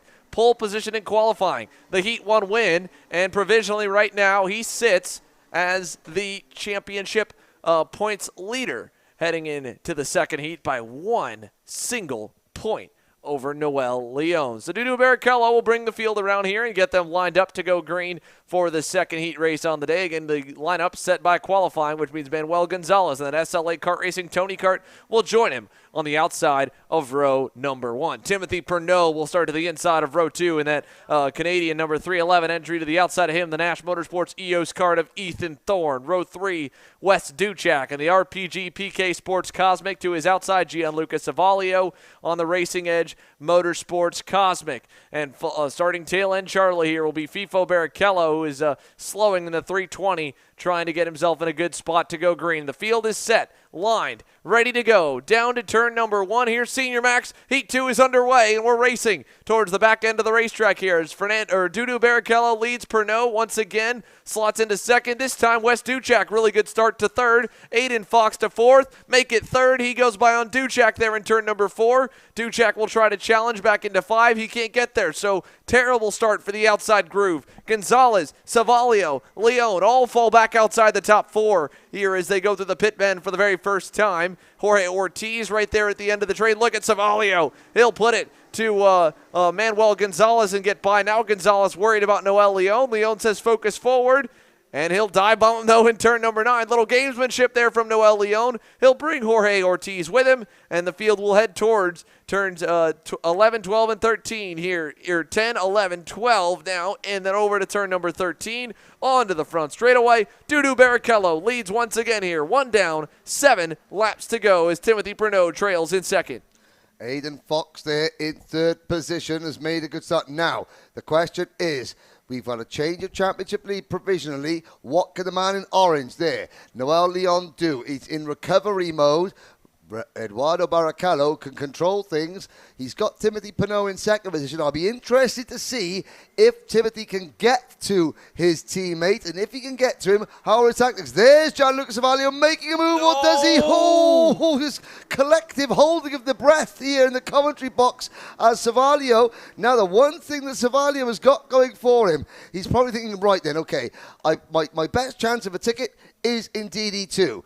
I want to try and win out here. He's got fresher tyres than everybody else. He's got one less race. The problem. No. That is the number 334 cart. One of our newcomers, that's Marlon Maldonado, out of the race. His first ever Rotax event this weekend. He did really well in heat number 1, and heat number 2 has come to an early finish. Watched over Aiden Fox challenging Timothy Pernod for P2. In fact, there goes Aiden up the inside, puts Team USA's Aiden Fox into P2. Nice move by Aiden Fox now as the Fox & Son privateer operation tries to continue the momentum here. Gianluca Savalio also has a lot of forward momentum. He's got a big run. Pernod knows it. He'll try to block low to turn 9. Savalio to the outside lane. Can he cross him out coming out? Pernod opens up just enough going into the corner. He'll hang on. And Wes Duchak is still right there on the RPG PK Sports Cosmic as he pushes Savalio back forward, trying to see if he can mess with Pernod again. He got right there going to turn 13. Here he comes. Turn 1. Looking. Not going to go this time. Pernod there holding firm on a defence, but now Savalio is alongside. But Gianluca Savalio, that's going to be a touch to the barriers. And Savalio was on the outside. I knew that the gap was going to close. Savalio tried to hang it out there, and it's just going on. But look at the battling going on. Where's Duchak? Here comes Noel Leon passing Duchak. Jorge Ortiz, youngest driver of the class, just 14 years old. Last year's junior champion at the head of this 5-cart train. Manuel Gonzalez looks to the inside of Duchak. Does that move work? Duchak has been squeezed twice there, and they're wheel to wheel. Look how close they are. And at the inside, it's the Nash Motorsport driver. That's Ethan Thorne trying to make his presence felt. Great racing, and Noel Leon now trying to escape and have a private battle, a private audience with Timothy Pernod in front of him. No, that's Jorge Ortiz in front of him, sorry. So, quick recheck of the order. It's still Eduardo Barrichello leading, Aiden Fox second, Timothy Pernod third. Then this battle on your screen for fourth position, the energy chassis of Jorge Ortiz for the SLA karting team is in fourth position with Noel Leon fighting for every championship point. He can claw back now to stop Eduardo Barrichello pulling away. Noel Leon trying, the best he could do really is look for a second or third on the grid for the final, because Pernod in second. Here comes Noel Leon, Mexico's. Noel Leon at the inside, he takes the position. Nice move by Noel Leon, and once again he puts himself in a spot that he was back in Heat 1 that really just mitigates the damage. Only 4 points will be given up once again to Dudu Barrichello, and that'll only open him up to 5 as we've got more problems here in the back. Who is that? Looks like that is one of the Nash Motorsport karts, and I'm looking down. That may be Santiago Ego Aguirre. Yes. I think out of the race, the number 307 and the 18-year-old Lima-based driver. Look at this here, Henry. Here we go. Yes, Xander, game on at the front. Let's buy a ticket to this battle. Hayden Fox was 3/10 better than Dudu Barrichello last time by, so Eduardo Barrichello has company. You can see it's a big gap back to Timothy Pernod. Hayden Fox has been a top 3, top 5, top 2 guy at multiple points throughout this Rotax Max Challenge Winter Trophy, but he has not yet been the first to the checkered flag in a official session. Is that going to change here in heat number 2? He's got 2 laps to make it happen. 3 car lengths the distance across the line. Eduardo Barrichello takes a look back. He knows that he's got company, and again, he's trying to fight for a championship. Hayden Fox is trying to do the same. He needs some massive points here again with that DNF in one of the heat races. The final on Saturday. The final on Saturday. That's right. It was a double blow. But, yeah. Okay, now here we go. Here's a question for you, Xander. Barrichello leading the championship, and he's gaining points on Noel Leon in this race. If Hayden Fox gets to him, does Barrichello really battle and risk a collision potentially, risk having an incident and losing more points? Or does he think, okay, if Aiden's quicker than me, I'm not going to fight him. Second place still gains me points. We're thinking points make prizes, and Barrichello has his eyes the prize because he wants to go back and beat his 5th place finish in last year's grand finals. Well, the other thing to keep in mind, Henry, is again it's an aggregate of the 2 heat races to set the grid for the final. With Fox having a worse result than second in the opening heat race, if Dudu Barrichello falls back to second, he'll still be on the pole to start the final. It'll only benefit Fox, and again, that might be a benefit for Barrichello because he's really focused on Noel Leon when it comes to the championship. So another driver potentially putting Leon further back on the grid could be great news for Dudu. But at the moment, he's looking to stay perfect, maximum points, because this last lap, he really pulled out some more stops. He's been consistent at the 54.4 second bracket. He was only 0.03 off his best the previous time around, and he just needs to hang on for a couple more corners here to snag this heat race victory. Well, Hayden Fox giving him the signal saying, maybe I'm not going to challenge. Second is good for me. We got one more opportunity into this corner, and no, Hayden Fox will not make the move. So, Eduardo Barrichello will complete the double heat win here in senior Rotax from Hayden Fox in second position. The battles continue wheel to wheel, side by side. That was Manuel Gonzalez and Ethan Thorne wheel to wheel, side by side for 6th position. Give P6 to Thorne over Gonzalez. Noel Leon, and look at that, that's great news there. Those 2 drivers, they race together quite a bit. They trust each other. They know that, they're thinking about the trophies don't get handed out till the end of the day. But again, Eduardo Barrichello will pick up unofficially another 6 points over Noel Leon. As you can see, the stars and stripes there fluttering in the breeze. It's bright blue skies, a few high clouds in the air, but there is a bit of a breeze in the air, which is keeping temperatures a little bit cooler because, as I say, we talked about the rain yesterday. Thursday was absolutely sweltering hot, and today is a nice mix between the two as we look down. Oh, well, there's Fernando Barrichello talking about his kart failed to finish, and I have to say that he's talking to his dad, Rubens, there. Fernando has had some terrible luck in this year's Winter Trophy. The kart has not been working. There is a problem. They've identified it. There's a problem between the chassis and the engine. It is just not working for Fernando. All he can do now is just hope that the the PSL team get his kart fixed so he can show his real potential, Fernando, because last year Fernando finished a very close 3rd in this championship.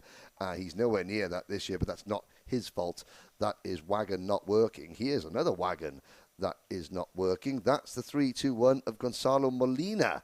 That is the only Uruguayan driver. So, sadly, Gonzalo's fan club back in Montevideo will not be happy with that one as we look ahead to the next race. So, just as we were celebrating being ahead of schedule, we have a race where there are several cars that now need to tow back on the recovery vehicle to the pit lane.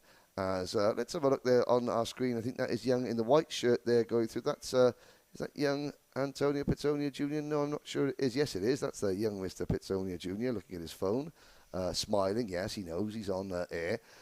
Did an interview yesterday, his first ever interview in English.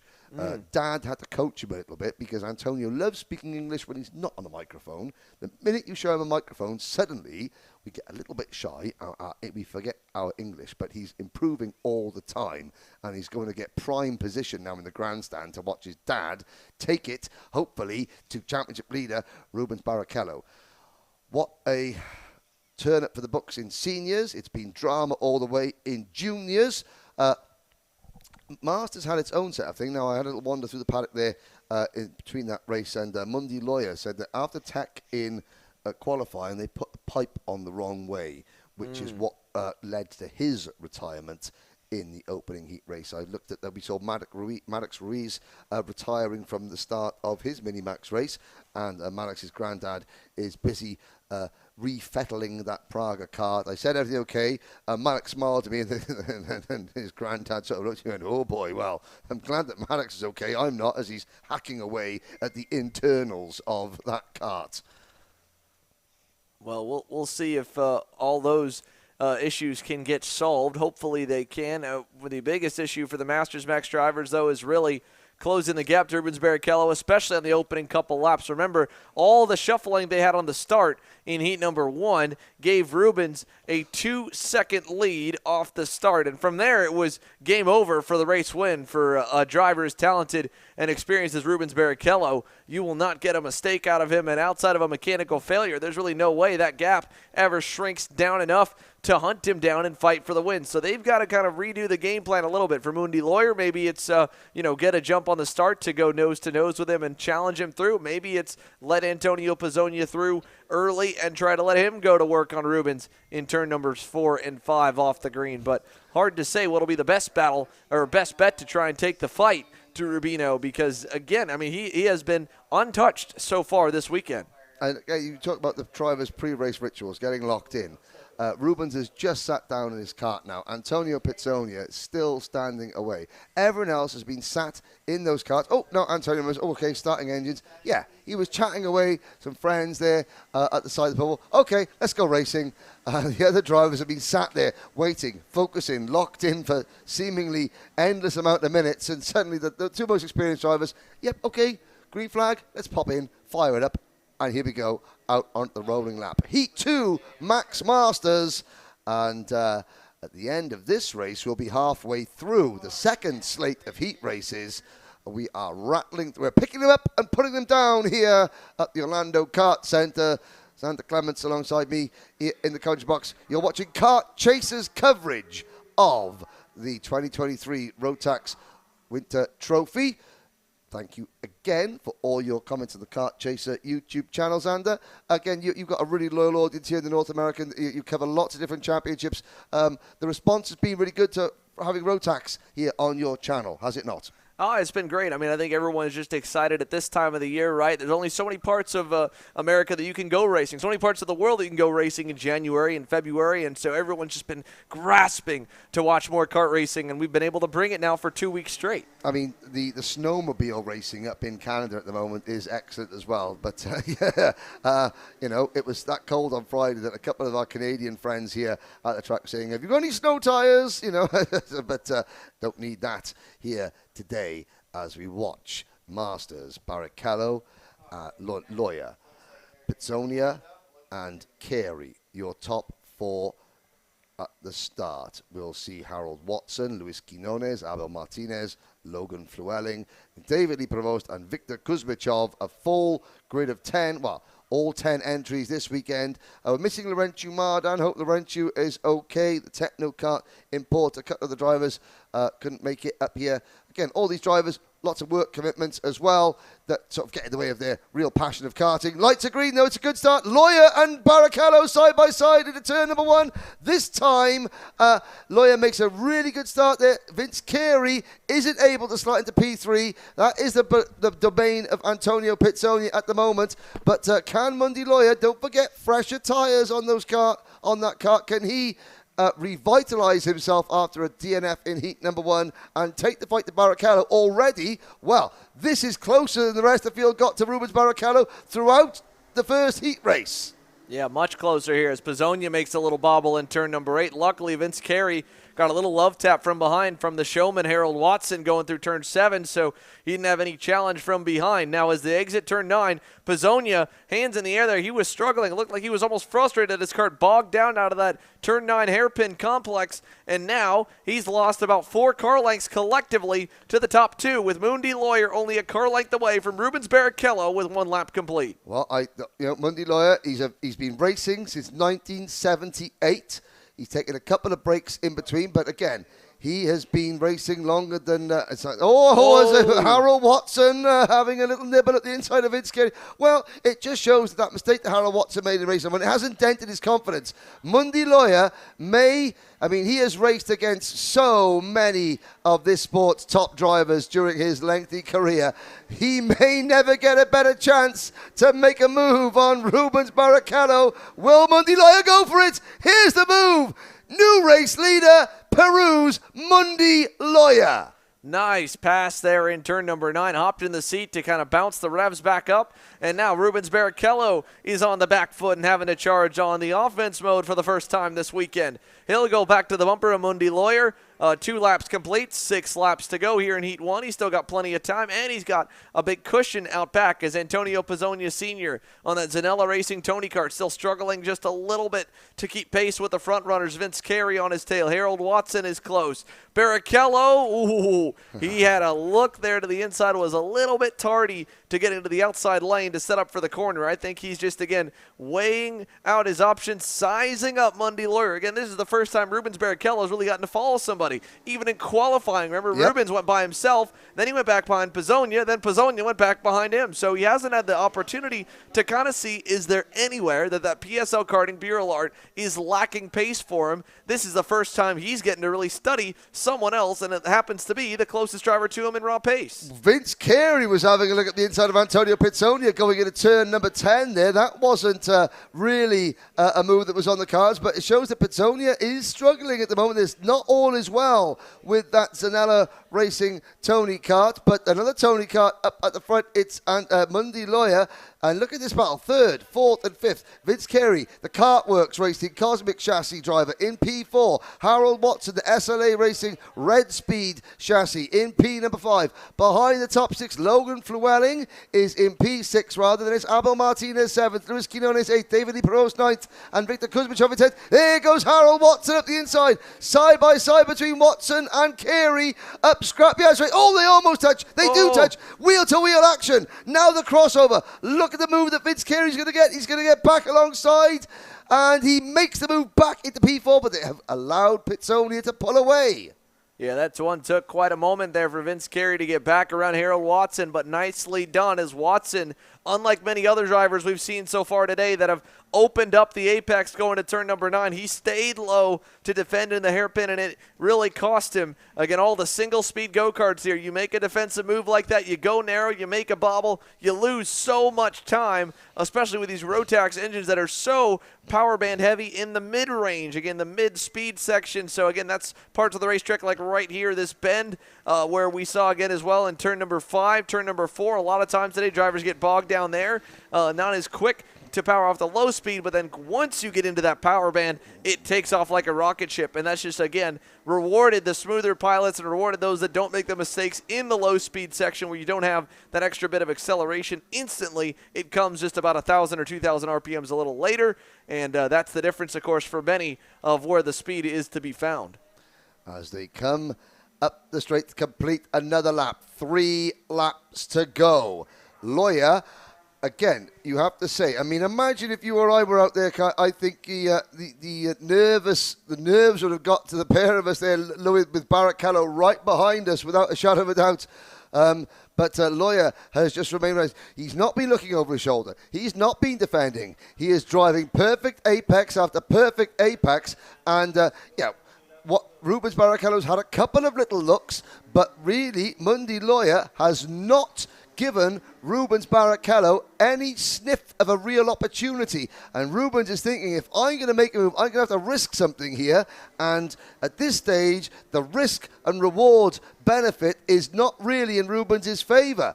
Could we about to see every single race so far in the Winter Trophy has been won by one of our 2X Formula 1 drivers? Could the oldest driver here, 56-year-old Mundy Lawyer, about to break that record? Yeah, I mean, this would be awesome for him and a big boost of confidence going towards the main today. You can see Barrichello. Oh, man. What was I saying about Rubens settling for second? Never. Never, Henry. Be quiet. What are you talking about, man? Rubens is an ex-Formula 1 driver. 11 wins. 326 starts. Of course he's going to go for the win. Well, and what that move right there, we've seen a lot of drivers, Henry, lock up and really miss the apex at turn number 4. You know, with the rain that we got yesterday that brings all this dirt and sand and mud and marbles onto the racetrack, I think outside of the standard racing line that's been cleaned off, it must be very, very dirty offline on the inside or the outside of the circuit. So that right there is a true testament, right? Not often you see a driver Rubens' caliber make a mistake, but he absolutely blew the corner, and I think it's just because he got into such a dirty part of the circuit. Yeah, the track is very green offline. That's the term that we use when, the rain washes away the residual bits of rubber. And again, Rubens Barrichello, he's messing about with his line in there. Obviously, maybe thinking that it's not working for him because he was a bit sloppy through there. He gets a good run out of turn number 4 into turn number 5. But again, Mundy Lawyer just minding his own business. This is the last lap, so we're gonna. Rubens putting himself into position. Will he make the move? Wheel to wheel, side by side. Oh, and he shows Mundy the barrier there. Mundy checking over there. Yep, the left-hand side of my cart is still there. That was a late lunge, and Rubens Barrichello. He thought, well, you've had your fun, Mundy, but I am coming through. And to be fair to Mundy Lawyer, it was a forceful move, and Rubens Barrichello having to put a really forceful move on Mundy Lawyer to beat him to win heat number 2. Statement made. Barrichello, your winner. Lawyer, again, at least, though, proves that he can run with him. Now, okay, feather in the cap. I know if Rubens is even that far back, he will still send it on me, and I'll need to be a little more prepared if I can get back to him in the main event. But I think for all the PSL Karting Bureau Arts there, for Barrichello, for both the Barrichellos, himself and for Eduardo, that's the biggest challenge they both have seen, Senior and Master Max. So maybe back to the drawing board a little bit for setup adjustments towards the main event, because the field is catching up here, Henry. They are indeed, and again, full credit. But Mundy Lawyer there, he was between a rock and a hard place in many ways. If he had defended too heavily going into turn number 8, then he would have been slow on the exit, slow up Scrapyard Straight, and Rubens probably would have got him going into turn number 9. So again, what are you going to do? What can you do? But he held off Rubens for nearly enough time to take what would have been a fantastic win for him. Are you enjoying that type of action on screen, boys and girls, ladies and gentlemen, back home? While we're waiting for the next race to go out, the next race we have got Minimax on the grid. Anyone else making any comments there, Xander? There, who have we got? Who's support coming in? Well, we've got a few people there. Obviously, we paid to say great announcing. Thanks for that, Xander. Kelly Gunler, don't worry. Your check is coming in the mail. $20 in the post. Thank you. Yep. And from Rafa Racing 73 saying vamos there to these Brazilian and Canadian. So to all Brazilian and Canadian drivers here. And there's quite a few, of course. There we just saw Brazilian man himself, Rubens Barrichello, getting the win. So indeed. Nicely done for him, Eduardo Barrichello as well. And again, for both of them, when you talk championships, that's healthy points added to the total. For Rubens Barrichello, it was another 4-point gain provisionally over Antonio Pizzonia Sr., who hung on to third at the line. So more racing is coming here. We've got 3 more heats, and then it's time to go main event racing here in Orlando. So excited to get more action coming your way. So stick with us here as we wait for the time marshal to give us the command to fire engines. Minimax on grid.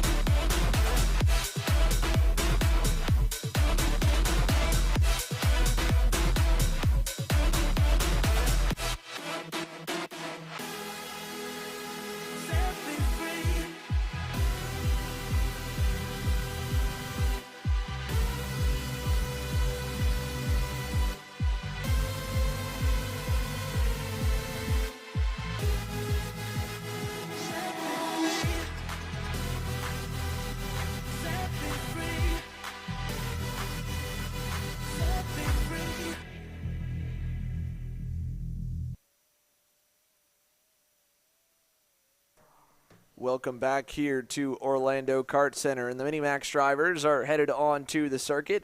Kai Johnson was able to cruise to victory in the first heat race of the day. Luke Kanganapatak in the Praga for Deniz Racing had a good start to his morning with a qualifying effort that put him on the front row. However, he quickly got shuffled, and as you like, snookered is the word I think you used. Yes, I like that got word. snookered, yes. Yeah.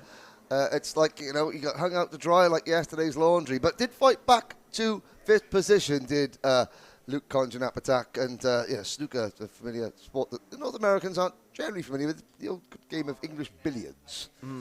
Yes.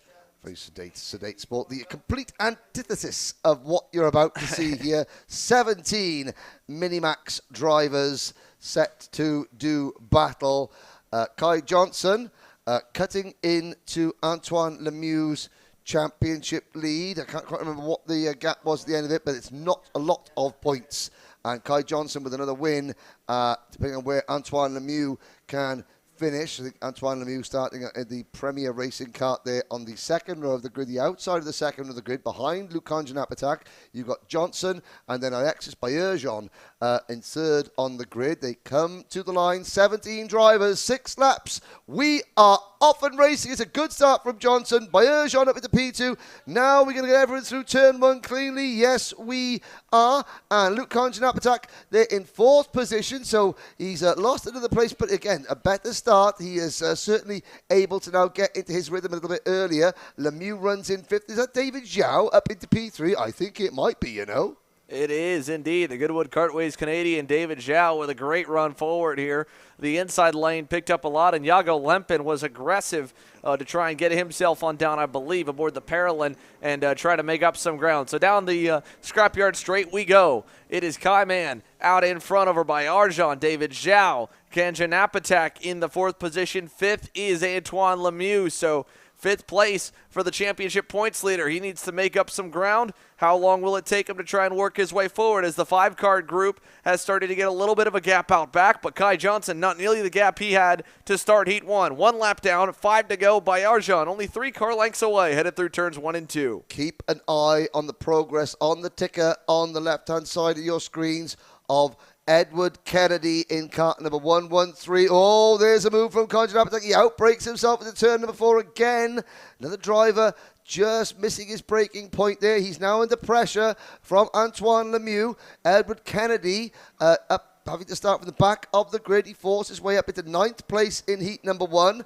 At the moment, I think he's about 14th or 15th, but keep an eye on the tracker to see Edward Kennedy's progress, because we do have fast drivers coming up from the back of the field. Diego Morales is in 50th place. Darren Kidd, 16th. What's going on there? Nice pass by Antoine Lemieux there at the bottom of the screen. He was able to finally get by Kanganapatak, who'd been defending from him, and this is a great fight we've got back outside the top 5. You got Luis Cifres. Jago Lempin throws an elbow up. Here comes Iso Seng on the Chinese Taipei suit. Parallel there, 3 wide across the line, throwing wheels at each other, trying to hang on, and Seng's going to cross him up, and there he goes back around Cifres. So Iso Seng gets up to 7th. Jago Lempin still 6th. Back behind them, closing in, is Remy Guzman, and Edward Kennedy, as of last time by, was up to 11th. Make it 10th. He's going to get by on Maddox Ruiz, try to fight him into 5 to hang on, and he does. Ruiz will cross him over again, but Kennedy will have the inside of the pit pen. So Edward Kennedy to the top 10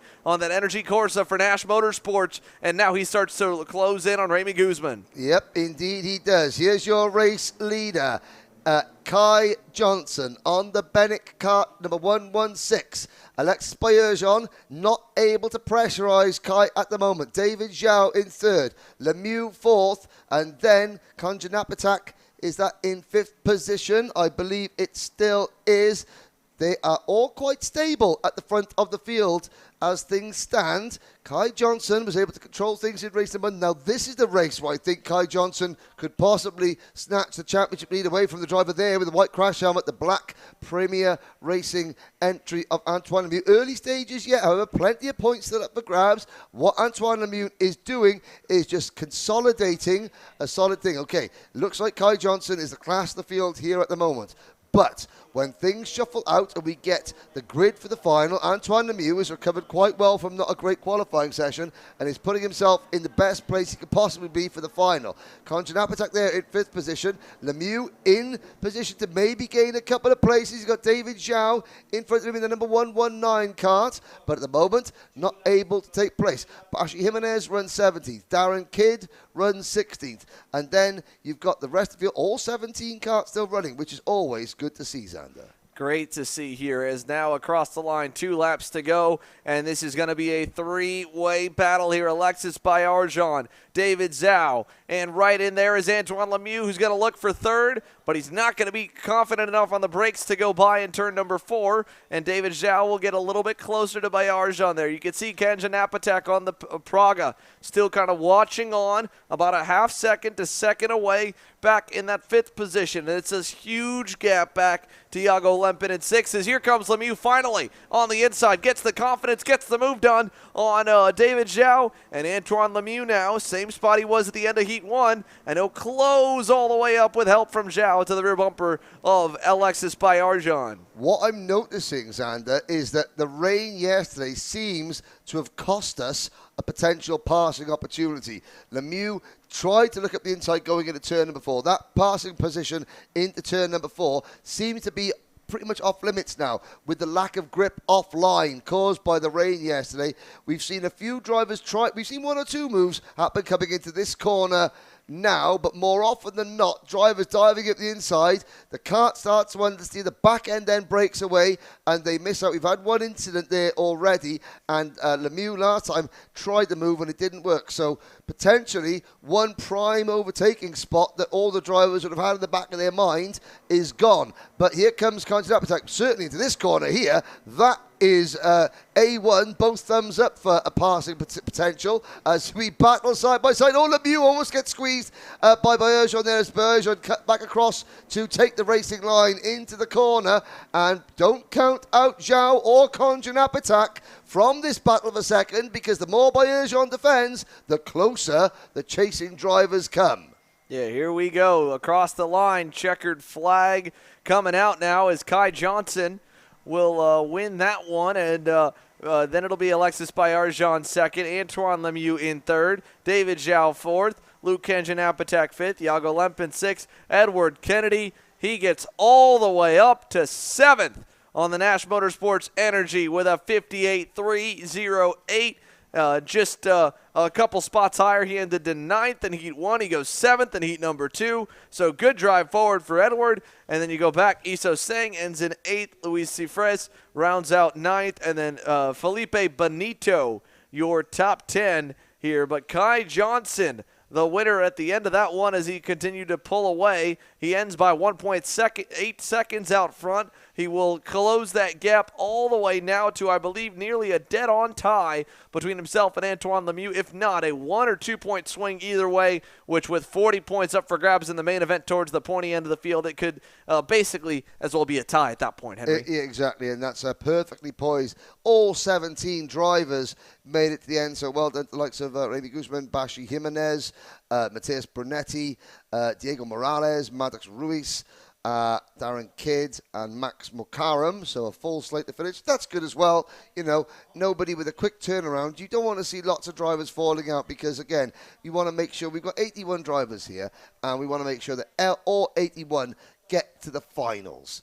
You know, a mechanical breakdown with no turnaround time because, again, we're going to be going straight through from the final, from the second round of heats into the finals. As you said earlier, some great collaboration there between BRP Rotax yourselves at Kart Chaser.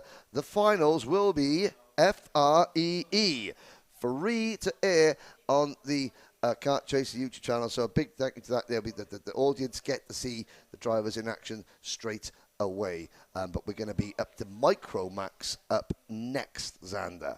Yeah, and again here, we'll see them probably in a few moments. You saw there a moment ago that the grid was just about full, and we're running about 15 minutes ahead of schedule, which is a nice quick turnaround and breath of fresh air from last weekend with that brand new racetrack in PK Race Park and a lot of unknowns and, of course, a handful of incidents as a whole. We ran pretty late into the day on Saturday and, of course, still a little bit behind on Sunday. So huge kudos to the RTX karting crew here with designing this schedule with, granted, still the same number of sessions when it comes to races to get us done by 3 p.m. with the way that the agreement was we were with Orlando Kart Center. Not only that, we're set again 15 minutes early. So we'll send the micros here shortly whenever they're all ready. But everything's kind of rolling along like clockwork here, Henry. It is, Xander. And whilst we're on the subject of time schedules, a big shout out to all the Kart Chaser Racing crew here. We've got Trevor on the buttons.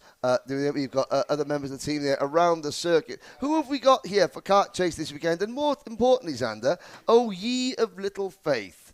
If we get through to the final here without cutting any laps on schedule, what do the Kart Chaser team have in store for them this evening, well, Mr. Clements? I have to be honest here, Henry, right? Like I said, I'm giving a lot of kudos here to the crew. This is a tight schedule. We have not had any red flags, knock on wood. We have not had any major, issues on the racetrack with a lot of breakdowns, and the Orlando Kart Center team has been really on top of it with the recovery, and Rusty Ferguson with the crew have been taking advantage as long as they have a full grid to run ahead of schedule, has put us on time. I said, I don't know if we're going to get every single lap in of every single session and be done by 3 p.m. when the hard close begins as Orlando Kart Center continues other events that will go on throughout the rest of the day as well. If we get that all in, the entire KC crew here, I am around somewhere. I think we're maybe Disney Springs or something, around the drinks for all the hardworking men and women here that we have working for us this weekend here. An awesome crew. Trevor Blue, of course, helping us over on the switchboard and production. Brandon Simone is the man making everything work as our puppet master on the directing. And then around the racetrack, we have Road to Indy USF 2000 competitor Simon Sykes, longtime racer here, Jed Perkins, who was actually in action just a month ago. Post abandoned, he's there. He is. Yeah, he's taking a little break over there. Yeah, look at Simon here. We'll go to the far end. What's Jed doing? Is he taking a little break? Yeah, he's sitting down in his chair. Hey, credit to him. There he is. He's at least hearing us on the loudspeaker. Yep. And then Aaron Hackmeister-Eng as well. He's the one on the camera. There's a look at Aaron. Of course, remember him. Danger high Aaron. In the sky. Yeah, Danger Aaron. He's only 2 stories up here today instead of 3, and he's in a regular public access section. There's a tin roof up there. Get Danger Aaron on that tin roof tomorrow. But he's saying something, maybe not. But again, that's a kart. That's the team that are bringing you these great images from the Orlando Kart Center, and they're all thinking to themselves, ooh, I'm a bit thirsty. That's where we are. We're behind that's where Maria the timekeeper is, and us bringing you this broadcast from the second floor. Normally, this is Daniel Caligalis's tuition room where he has his driver coaching school here, and a big thank you to Daniel and to Andre, the entire team here. Andre, there's 2 Andres, there's Big Man Andre and Big Andre, and to Victor, the manager, all the Orlando Kart Center crew here, the guys and girls in orange. On track as well, we've got a really good lighting system on track. The marshalling team, the marshals, ladies and gentlemen, whatever you're watching kart racing in the world, I personally and firmly believe that every driver should spend one day as a track marshal. The marshals are the most important people in all of racing. Without them giving up their time, without them giving up their weekends and weekdays, nobody goes racing. So a big thank you to the marshals, as always, for the job they do. Yeah, we were joking a little bit here this morning with, again, Rusty Ferguson, the race director here. He is a very, very experienced marshal, basically full-time between a lot of different North American events, from race officiating down to operations. He's worked all the major events, especially the temporary circuit races, which we are so well known for in our country, for parking lot circuits around the world. But even then, temporary circuits said, man, after a full week of marshaling at some of the biggest events where you're working from 7 in the morning all the way till 5 or 6 at night, plus tear down on Sunday night, plus setup on the early part of the weekend. He said, I need about a week in bed at that point. Well, he hasn't unfortunately had that. He had a couple days to fly back home and then to fly all the way back down here to Orlando following PK Race Park's round a conclusion on Sunday night, and then getting back here into town for him Friday morning when the RTX crew took over operations for practice from Orlando Kart Center, which also offered practice Wednesday and Thursday. So busy busy workload here for all of the race teams as well here. Again, it's been a full-time schedule for the Florida-based operations, whether you're a Florida racetrack, Florida race team, Florida race shop. I mean, this part of the year in North America is just full throttle. And just quickly again, we'll cut back the racing very soon. We're on the rolling lap of the Micromax race, but for all the international drivers, the 1 week turnaround, they had Monday, Tuesday, some of them Wednesday as well. There's some time off to take a little bit of a holiday. I know Eason Tang went to the Daytona Beach, Daytona International Speedway. I know Iago Lempen did a day at Disney World. It's a great opportunity. So for drivers back in Europe or South America or Australasia, anywhere in the world, the Middle East even, this 2-weekend championship, you get a couple of days off in the Florida sun in January to go to the likes of the world famous Daytona Speedway, the world famous Disney parks, all the Epcot, even Kennedy Space Center is not too far. There's time and opportunities to fit in some real once-in-a-lifetime experiences in between 2 weekends of great racing, and I'm sure this event's going to continue to grow. Like the Micromax drivers will continue to grow. The grid is growing. The drivers still very, very tiny, most of them, but in stature and race experience, they are growing, and we're about to see a great battle. Round 2, ring the bell between on the green, white, and red Zanella racing kart of Antonio Pizzonia Jr., and then the Goodwood Kartways entry of championship leader and defending champion Julian Rivera. Well, we saw that the start was a little bit awkward here as Rivera had them slowed down a little bit too late coming into the tram lines down at turn number 1. So hopefully here, this time around, Julian Rivera and the crew, this time you could see Rivera went a lot slower earlier on so everyone could get acclimated to the pace speed that he wanted. Now he's trying to get them together nicely here. Does it look good enough for the green? It is. We're racing down to turn number 1. Does Pizzonia Jr. get the jump from the outside lane? He does again, but this time Rivera gets up to second, doesn't lose that spot to Maxwell Macha, and so they'll rock it over to turn number 4. Macha to third, Piemonte to fourth, and the rest of the Micromax field make their way through. Piemonte in fourth position will be looking to try and make up for that mistake that he made in heat number 1 that caused him to crash out just as it looked as though he was about to challenge the top 3 for the race lead. Now, once Rivera caught Pizzonia Jr., he was able to sort of keep the Brazilian at arm's length. Antonio Pizzonia Jr. may need to defend a little bit earlier than we would normally expect. He has a long look over his shoulder, and again, already just easing a little bit off the racing line halfway down Scrapyard Straight to discourage Julian Rivera from trying to make a move. I think that Antonio Pizzonia's best chance here is to back Rivera up into the pack and then hope that the likes of Macha and Dominic Vieira, Olivier Chassé and Piemonte can make can really put Rivera back even further, but Julian Rivera cannot be denied. Already the Ecuadorian into the race lead. Can Pizzonia Jr. fight back before the Ecuadorian gets any? And oh, that's a great line there from Rivera, and there's already 2 car lengths in front. Yeah, what a great launch out of turn number 4. Turn number 5, though, will go the way of Pizzonia Jr. He gets a bit of a better exit out of there as they'll head through 6 and all about 2 car lengths away. So Julian Rivera, Antonio Pizzonia Jr., Maxwell Macha, Sebastian Piemonte. The script is set just as it was in heat number 1 here, and this time by it'll be 2 laps complete. Back from them, Christopher Lavoie with a better start to his second heat race here. He's up into the 5th position, up 1 spot over Dominic Vera. Oliver Chassé runs in the 7th position. Then it's Melville Dos Santos on back, and then you find a little bit of a battle with Anthony Mazzaculo and Blaise Diniz rounding the top 10 aboard the Praga. But 2 down, 4 to go. Julian Rivera back at the point once again. Antonio Pizzonia Jr. trying to give him chase as they exit turn number 2 and head over to 4. And Pizzonia Jr. is at risk of falling out of the slipstream of race leader Julian Rivera. Rivera is so strong coming out of this corner, turn number 4, which means that by the time you get to this, and this is an area where you can get a little bit of a slipstream. It's a long run out of 5 into turn 6, but then Rivera is just out of and again, see, Pizzonia Jr. has lost the draft as they come out of this corner now onto Scrapyard Straight.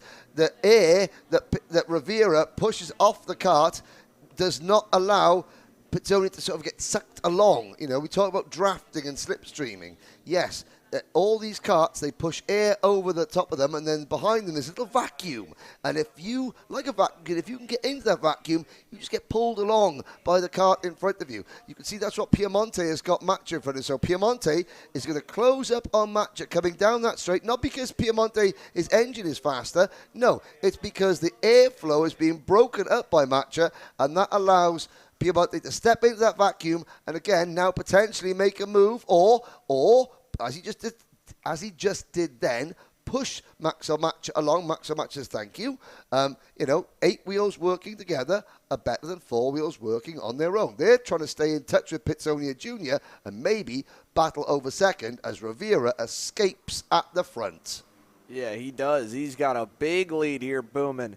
I mean, look at this here. Last time by, Julian Rivera was 7/10 clear on the field. I think you might put another 7/10 again added onto that margin. We'll come to see 2 to go here, but everyone needs to find a lot more speed if they want to challenge Julian Rivera's Goodwood Kartways entry here in any shape or capacity come the main event. However, further back, great battles all the way through. Lavoie still in 5th, a little bit ahead of Oliver Chasse. Going all the way back is that Melville dos Santos in the number 12 indeed. It is. And Jaden Francisco right behind him. Yeah, Melville from Brampton in Canada is there in 10th position. Now, Matisse Lacroix is holding off Aidan Keeshan. They're battling once again. Now, last weekend, we'll have a look. That's Olivier Chasse for the Blast Force team in cart number 4, having a little nibble at the rear end of Anthony Mazzacolo's Fox and Son entry.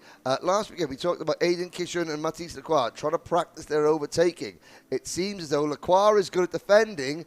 Aidan Keeshan, as there's a move, that's Olivier Chasse, put the Canadian driver briefly ahead of number 3, Anthony Mazzacolo. Mazzacolo fights back. Can Aidan Keeshan make a move on Matisse Lacroix? That's the answer that we're looking for. They're both down in 12th and 13th position, separated by a 10th of a second. But this is a great scrap, Xander. Yeah, Mazzacola trying to hang on. Look at that great outside-inside move by Oliver Chasse. And now they'll go side-by-side coming out here across to the front straight away. White flag in the air. What a good battle back there they've got. Look at this battle up as well for third. Great catch by the camera crew is down the inside and through is Sebastian Piemonte. Maxwell Mancha is going to answer back. Turn 5, back to the inside. And a great scrap here for third with just half a lap to go, Henry. They worked together as long as they possibly could. Then they realized, look, we're not going to catch Pitsonia, so it's mano a mano, game on for 3 for third position. Into 8 we go up the straight. There's Rivera. He's clear. There is Pitsonia Jr. Here's clear. Now Maxwell Matcha makes his bid. No, that's Piemonte making his bid for P3. He gets it done. Can Matcha fight back? He looks to the inside. Maxwell Matcha into turn number 10, makes it happen over the curb. Piemonte fights back. Great reaction from Piemonte. Drag race to the line as Rivera wins. Rivera wins. Here they go, and Mancha got back on him. Piemonte pulls back out again, and it goes the way of Maxwell Mancha by 41 thousandths of a second. Antonio Pizzonia Jr., by the way, in the middle of the two of them, second. Of course, Matcha just barely edging out, but what a great fight between himself and Sebastian Piemonte to give us some entertainment on the final lap. Look at this, Keeshan versus Lacroix across the line. Lacroix's up and in the seat. He'll hang on. Just barely there for 12th. Yep, Matisse Lacroix hangs on by 12 hundredths of a second there over Aidan Keeshan. We saw some great battling back in the pack. And Matisse Lacroix once again proving that he's mastering the art of defence. I think we should start calling Matisse Lacroix the Secretary of Defence, because every time we cut to him, he's defending his position really solidly. And most of the time, he's defending it against Aidan Keeshan. And Aidan wasn't quite figured out how to get around that Biro ARK. But certainly, Matisse Lacroix, the Secretary of Defence, as we've got just one heat race to go. One heat race to go in this, the third round of the 2023 Rotax Winter Trophy. It's DD2, and what a race they served up for us in turn number 1. Now, let's have a look. There's a lot of we said about the team spirit, the Zinid racing team. There's Jonathan Markson sat in his kart. Now, he's got Luke Congenapatak, Tristan Congenapatak on the wheels. Jono saying, yep, thumbs up, boys. I do have to go racing in a moment. And there's Andre Deniz behind them. Hey, that's not Tristan. That's one of the other. That's Blaze Deniz, I believe. One of the other helpers, the Zinid racing team.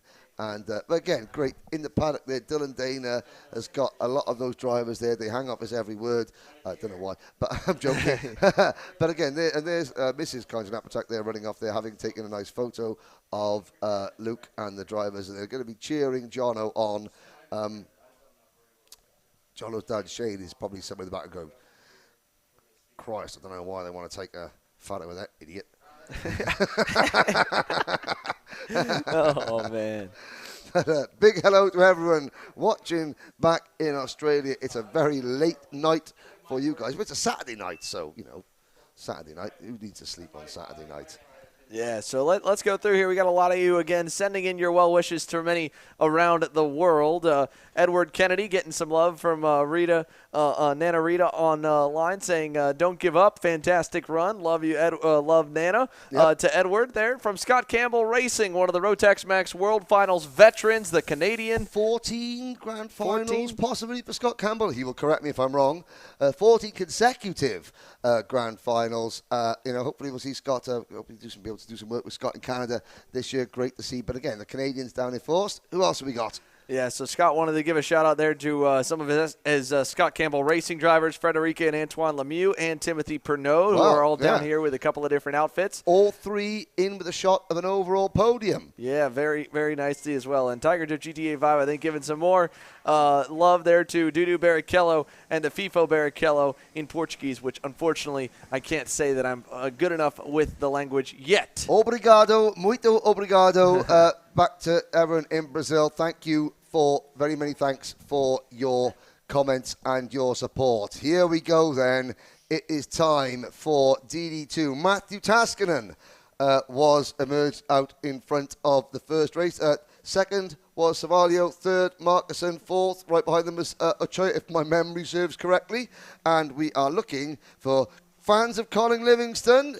He's still trying to get below his qualifying time of a 56.096 seconds. He finished 17 seconds behind the race winner in the first heat.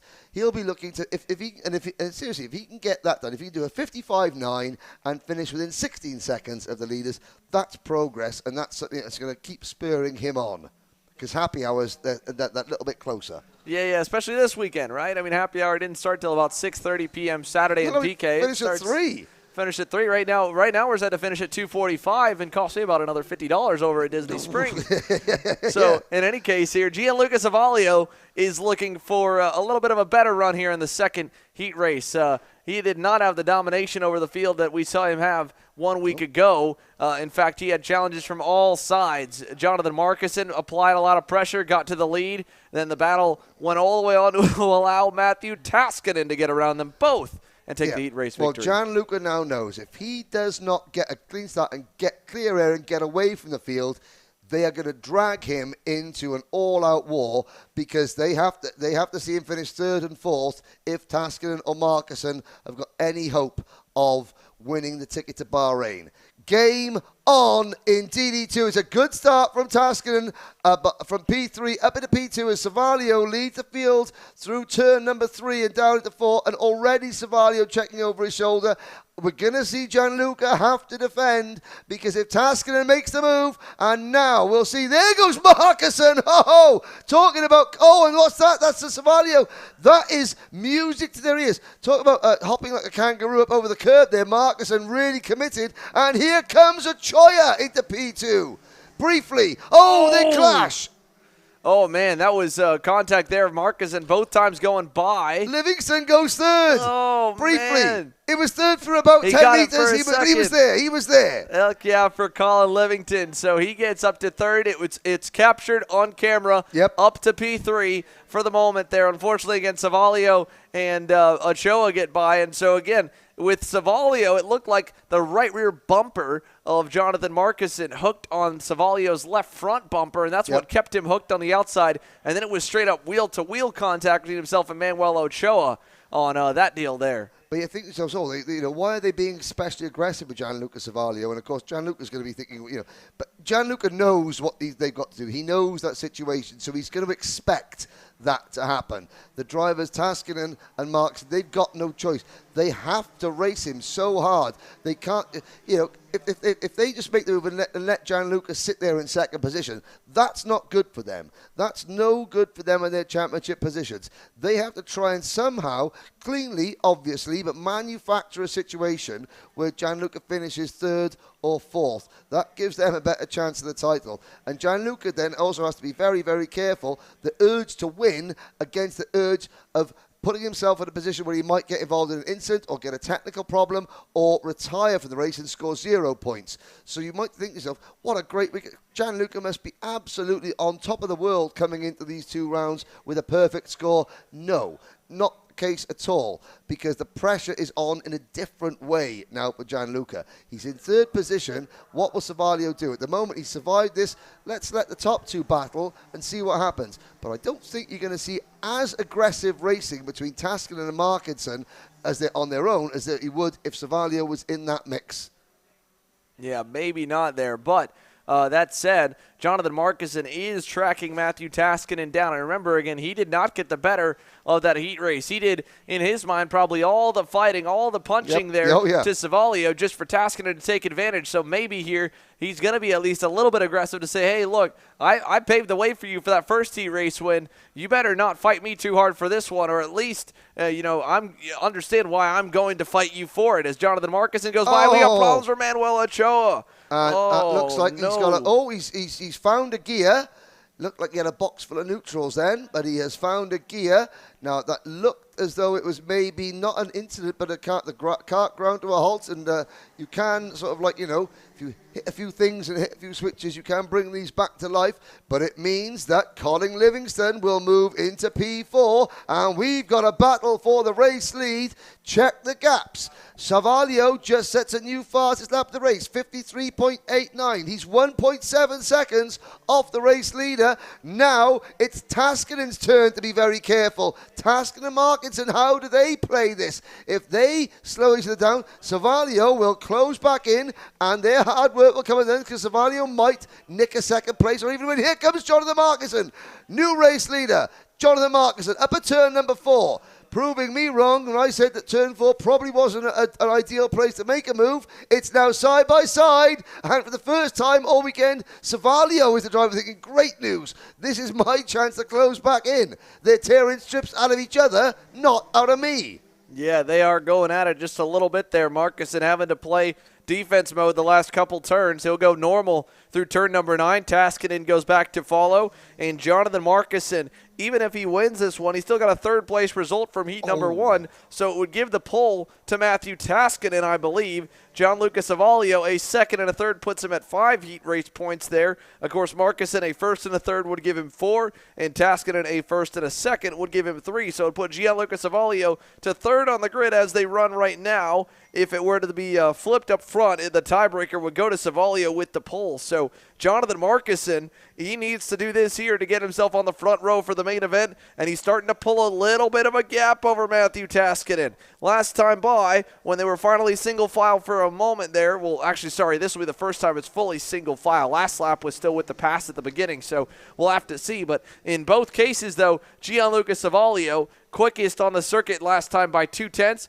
Is he going to be quicker this time? I think he might be. He's running low on laps as we'll come to see 3 to go, but it's Marcuson, Taskinen, Savalio, all about 3 to 4 car lengths apart. Well, we're learning lots of things today. We're learning, number 1, the engine problem that Jonathan Marcuson had at PK, I believe, has been solved. Number 2, IPK Karting, Daniel Sleeve and his team that are behind the Praga chassis, they build one strong wagon, because Jonathan Marcuson, every time he points that car as a curb, he is launching it over the curbs, especially in turn 10 and 11. We'll watch that now, and the chassis just sits up and begs for more. Now, through the curb here, he's going to stay off the curb going around turn number 8, but we're going to come up to turn number 9, and then we're going to watch Marcuson getting airtime. He gets more airtime than Michael Jordan through turn number 10. Now he's going to aim the kart squarely at the centre curb. Here we go.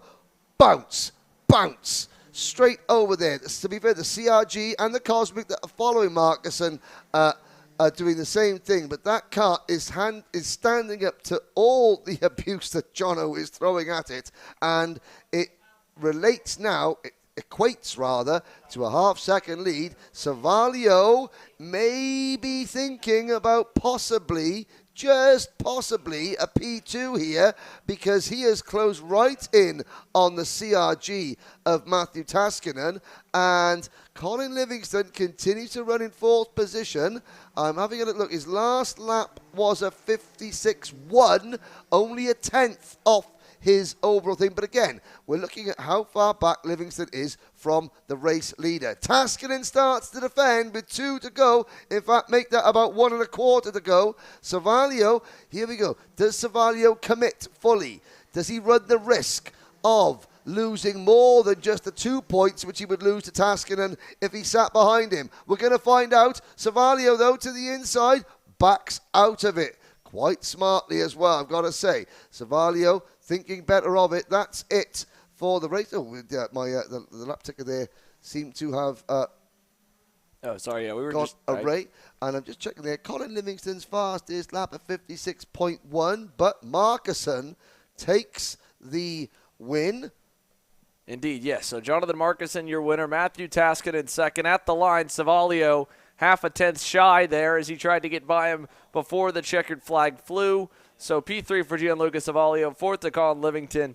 Manuel Ochoa did get back underway, so he'll get full points and gets all the laps in.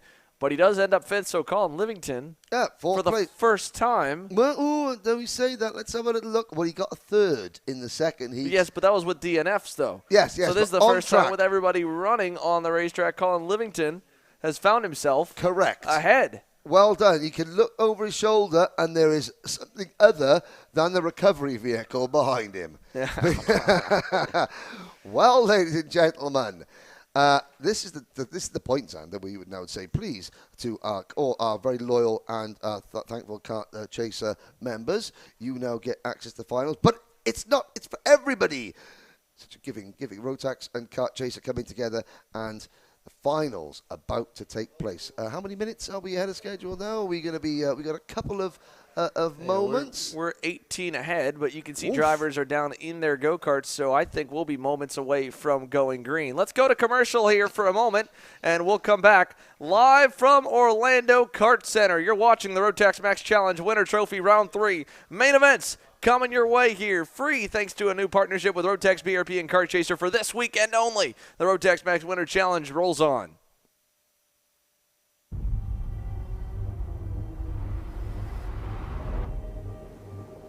Why do you come here? Is this your career? Or is it all about fun? A chance to get away and leave it all behind?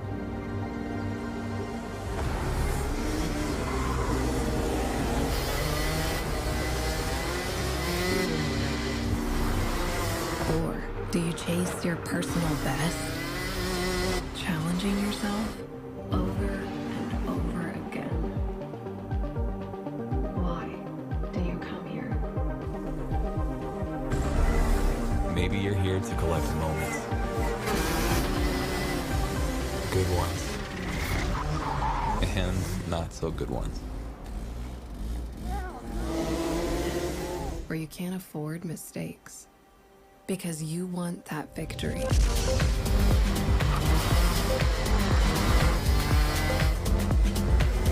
It's all about this one moment when the hard work finally pays off.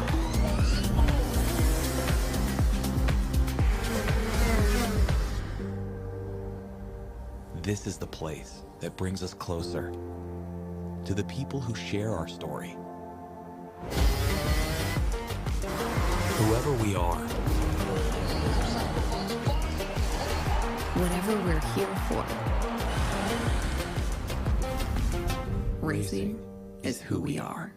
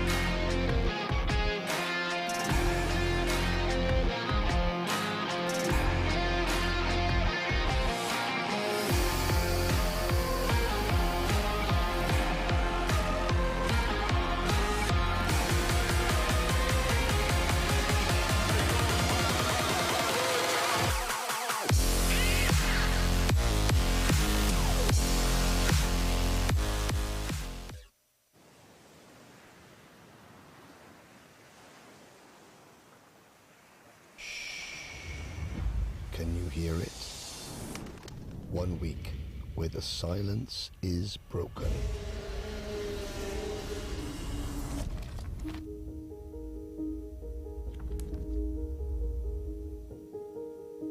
"394 drivers, 60 nations, united in their goal to be the best, the very best." This is the most equal race in the whole world. I will win. There's no opportunity. No one has ever won junior, senior and DD2 before, and that's what we are aiming for this week. 1 week where every second counts.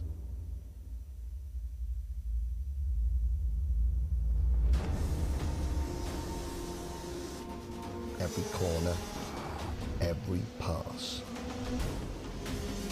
The competition does not get tougher than this, closer than this, more intense than this.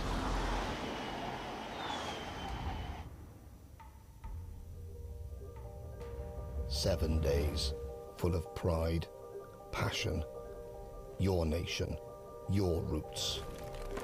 Our family is united from all corners of the globe, now together as one. 1 week to change your future, your career, your life. The time is now. Be bold, be brave, be brilliant. Stand tall and celebrate. This is your week. And when all is said and done, and the silence returns, 12 months of hard work is about this week. 1 week. The 2022 Rotax Grand Finals.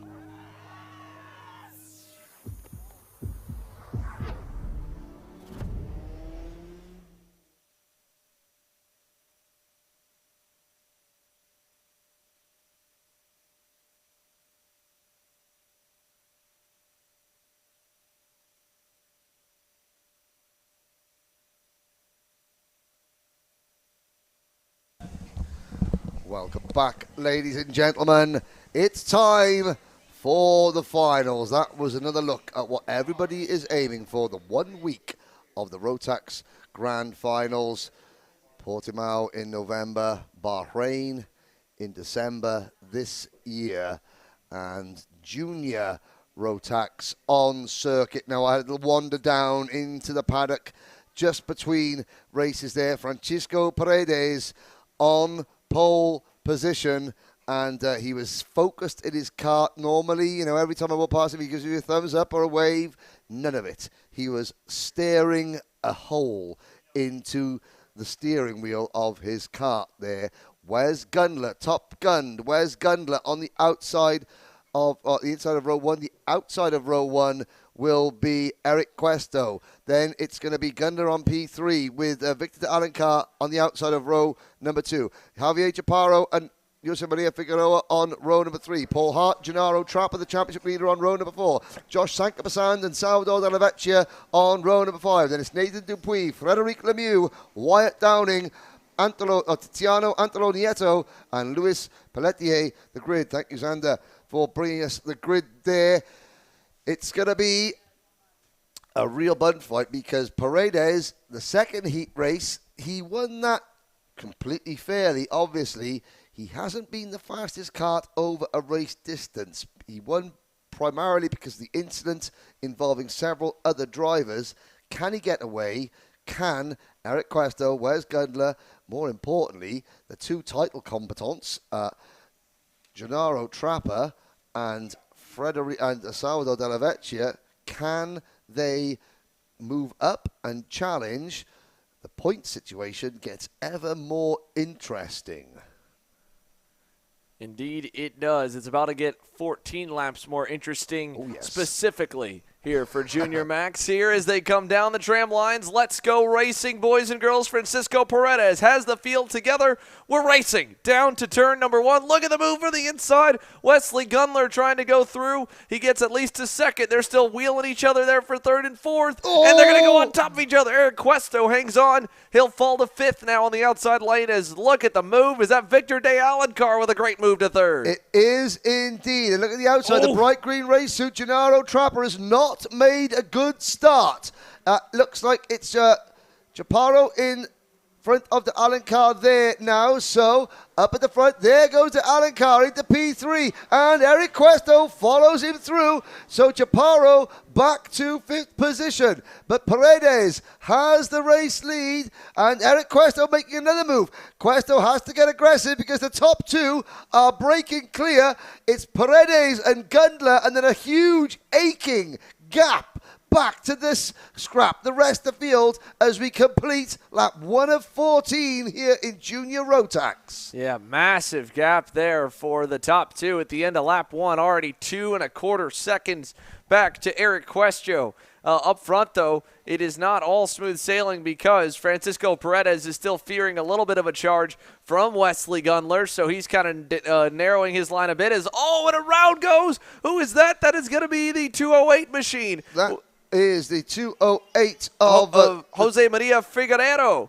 Jose Maria Figueiredo going around, and that was so weird the way he spun. I think he just saw the move up the inside from Gennaro Trappa, and as he was turning in, it just sort of like put him off a little bit. It got into his peripheral vision, and he overcorrected and spun. Luckily, without any contact, he now has to restart the fight for the back of the field. There's Nathan Dupuis with a white nose cone on the front of the kart number 213, the Goodwood Kartways driver, the Ontario-based driver, Nathan Dupuis, the youngest driver in this field. Well, he and Tiziano Antonietto, 11 years old.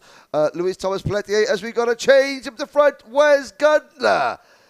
Well, can we get a Maverick, a Goose reference in Top Gun? Wes Gundler into the lead of the race. The first time he has ever led a Rotax race. Raleigh, North Carolina's Wesley Gundler. He's going to be ruining the fact that he couldn't make it down last weekend for that. And I think that, Wes's sister is in college. Hopefully Wes's sister will be watching this. I know Wes's mum is watching back home. Hope you don't mind the house being all alone in the Gundler household when you can watch your son do this on track here in Orlando.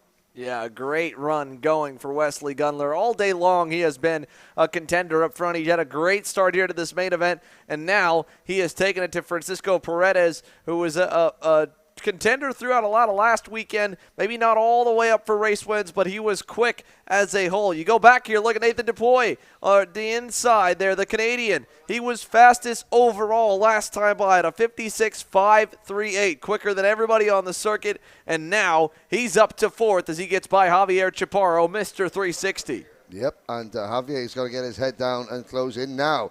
Victor de Alencar in the bright blue car that is chasing Gennaro Trappa for 7th position. So Trappa, after being you just looked at the way Gennaro raced last weekend. I mean, at the first round at PK, round number 1, Gennaro was in a class of his own. The rest of the field have worked very, very hard to get back on terms with Gennaro Trappa, and a bit like Gianluca Savalia with DD2. Now the field have got to him. Is he getting a little bit rattled? Possibly. Yeah.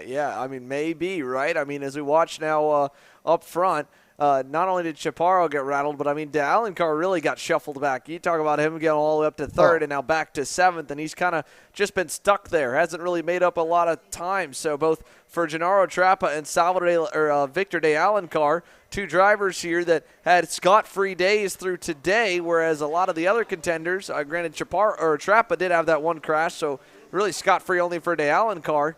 But no real movement towards the front of the grid. In fact, here's a look at 4th and 3rd and 4th with Eric Questo coming under pressure from Nathan Dupuis. Whoa. Dupuis last time again was quickest on the racetrack overall at a 56.29, 2.5 tenths better than the leader. So Nathan Dupuis is making up ground on everybody, and we'll see if Team Canada's Nathan Dupuis can keep going forward. He loses a little time to Eric Questo, who takes the fast lap honors, but both of them are closing in on Wesley Gundler and Francisco Paredes. Eric Questo, a best finish of 5th at PK in the first final. Nathan Dupuis got onto the podium in the second round. 3rd place for Nathan. He's looking for a second podium here. Now, I know that he's been traveling. His parents are there in the motorhome, and the motorhome, they better have a couple of shelves full of trophies, because the way that Nathan's driving, the one trophy he got at PK may not be the only trophy that he earns this year's Winter Trophy. Chasing the very distinctive purple and pink Eric Questo into turn number 12.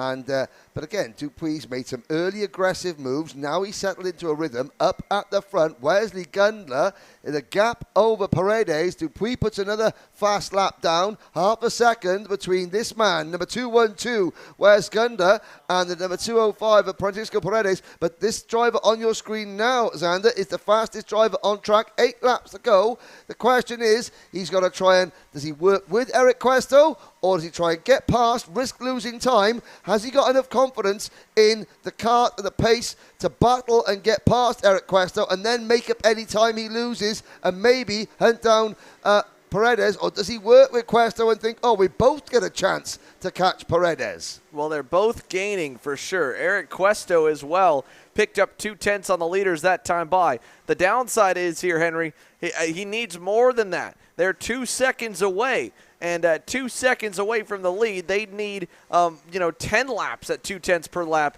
to close the gap. They've only got 7 across the line. Wesley Gundler, top gun to the top of the boards when it comes to lap times now. The leader will go to a 56.106. He sets the quickest time overall, opens that gap up over Francisco Paredes, and meanwhile, again, Cuesto loses a little more time as Nathan Dupuy closes up, and look at this battle. This is for 5th. Javier Chaparro's had a really solid start, but he has not had the pace of the leaders, and he has not had the pace of the driver behind him either on the fellow Lando Norris kart, Salvador De La Vecchia. So De La Vecchia looking to crack the top 5, get himself some more championship points as Cuesto closes in, or gets closed in on by Dupuy.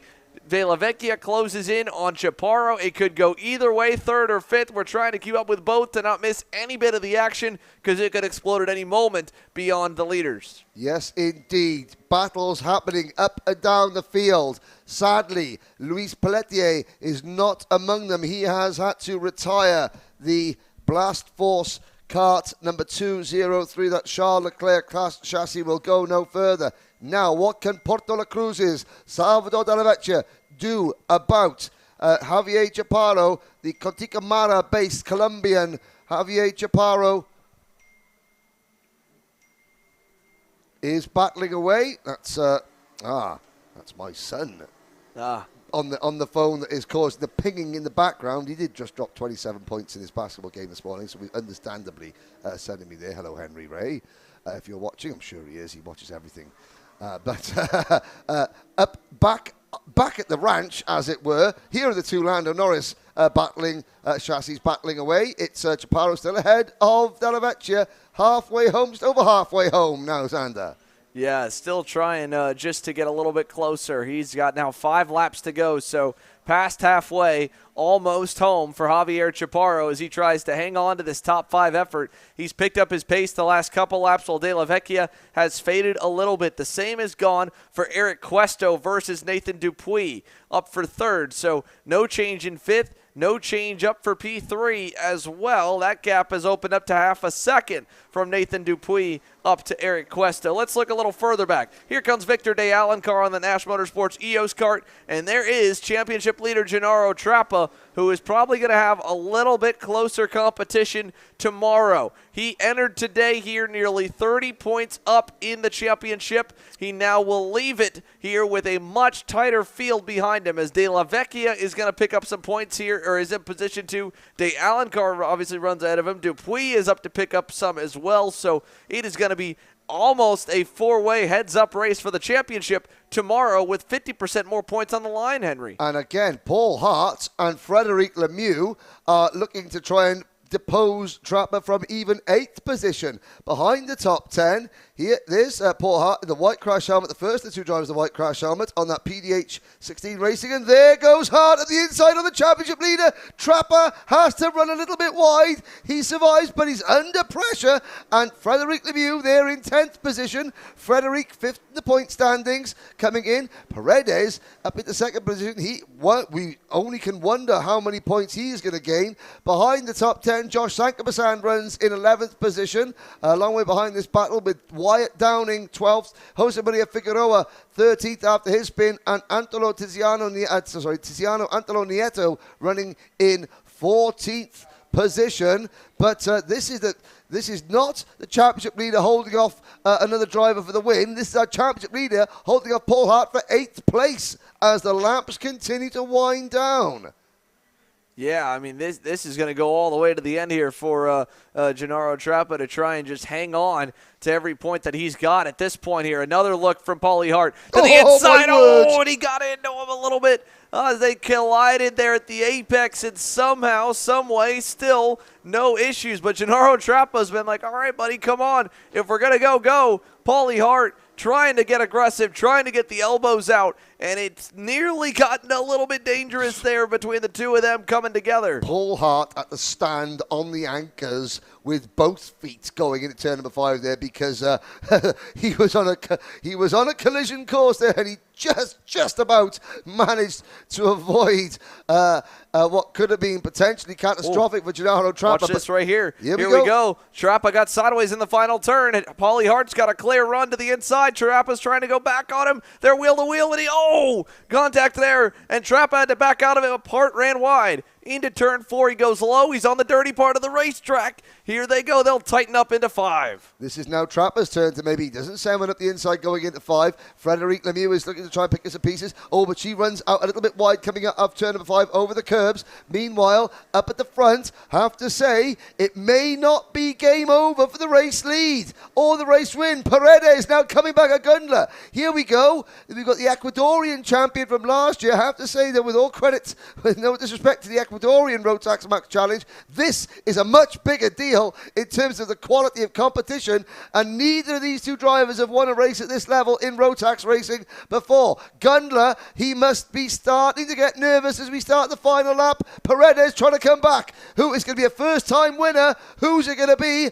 Gundler or Paredes, with Cuesto and Dupree still fighting over the final podium position. This is a great battle that'll go all the way to the end. Wesley Gundler got the exit out of turn 5 that he needed. Here he comes through the pit bend. Turn 7, turn 8. There's really 2 major passing zones left. You have coming into turn number 9 right here, the final hairpin, and then going into the second to last corner, turn number 12. You can see that 3rd and 4th, Eric Cuesto, Nathan Dupuis, they've done a great job cutting the gap down. Maybe if things were a little bit different, it would have been them fighting for the win, but it's Gundler, and he blocks the inside. Can he hang on? Wesley Gundler will take it. Top Gun to the top of the boards. He wins round 3 in Orlando. What a drive, what a race. Congratulations. We have got 3, count them, 3 new faces on the podium.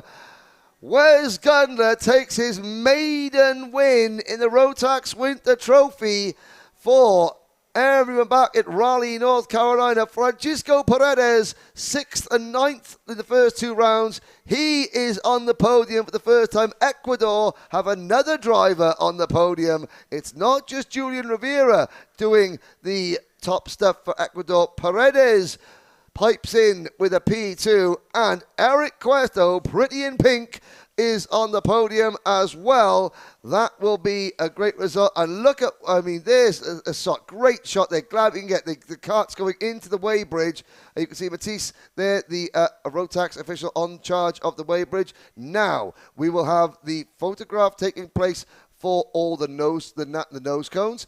There is Nathan Dupuis there on the right. There's Wesley Gundler. Can't quite see the reaction, but you can see the handshake there between Paredes and Gundler, as somewhere there's a very proud Mr. Gundler. I think they're just giving the thumbs up. He's going to be happy indeed. Yes, you are on camera. And there's Nathan Dupuis. He's going to be proud as well of the way Nathan drove in that one, just missing out on the podium. But again, I love these shots. Xander, as you know, they're the reactions of the drivers afterwards, where you see the emotions on their faces. There they go on to the scales. And so this is where they make sure that all the carts make the minimum class weight. And it's going to be kart and driver. They check the...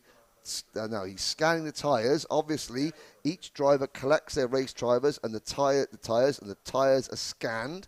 And now he'll scan the tyre to make sure they're using the correct tyres. Any one of those 8 tyres they were given yesterday. Of course, you can't then just go and get another new set of tyres out the back of the workshop. That will be an instant exclusion. There goes Paredes across the weighbridge. Into tech comes your provisional junior Rotax Race winner here in round 3, Wesley Gundler. He hasn't taken his crash helmet off yet. Want to see that smile. Want to see the big smile from our newest race winner, Wes Top Gun Gundler. Francisco Paredes behind him, and Eric Questo in third. Nathan Dupuis right behind him in fourth.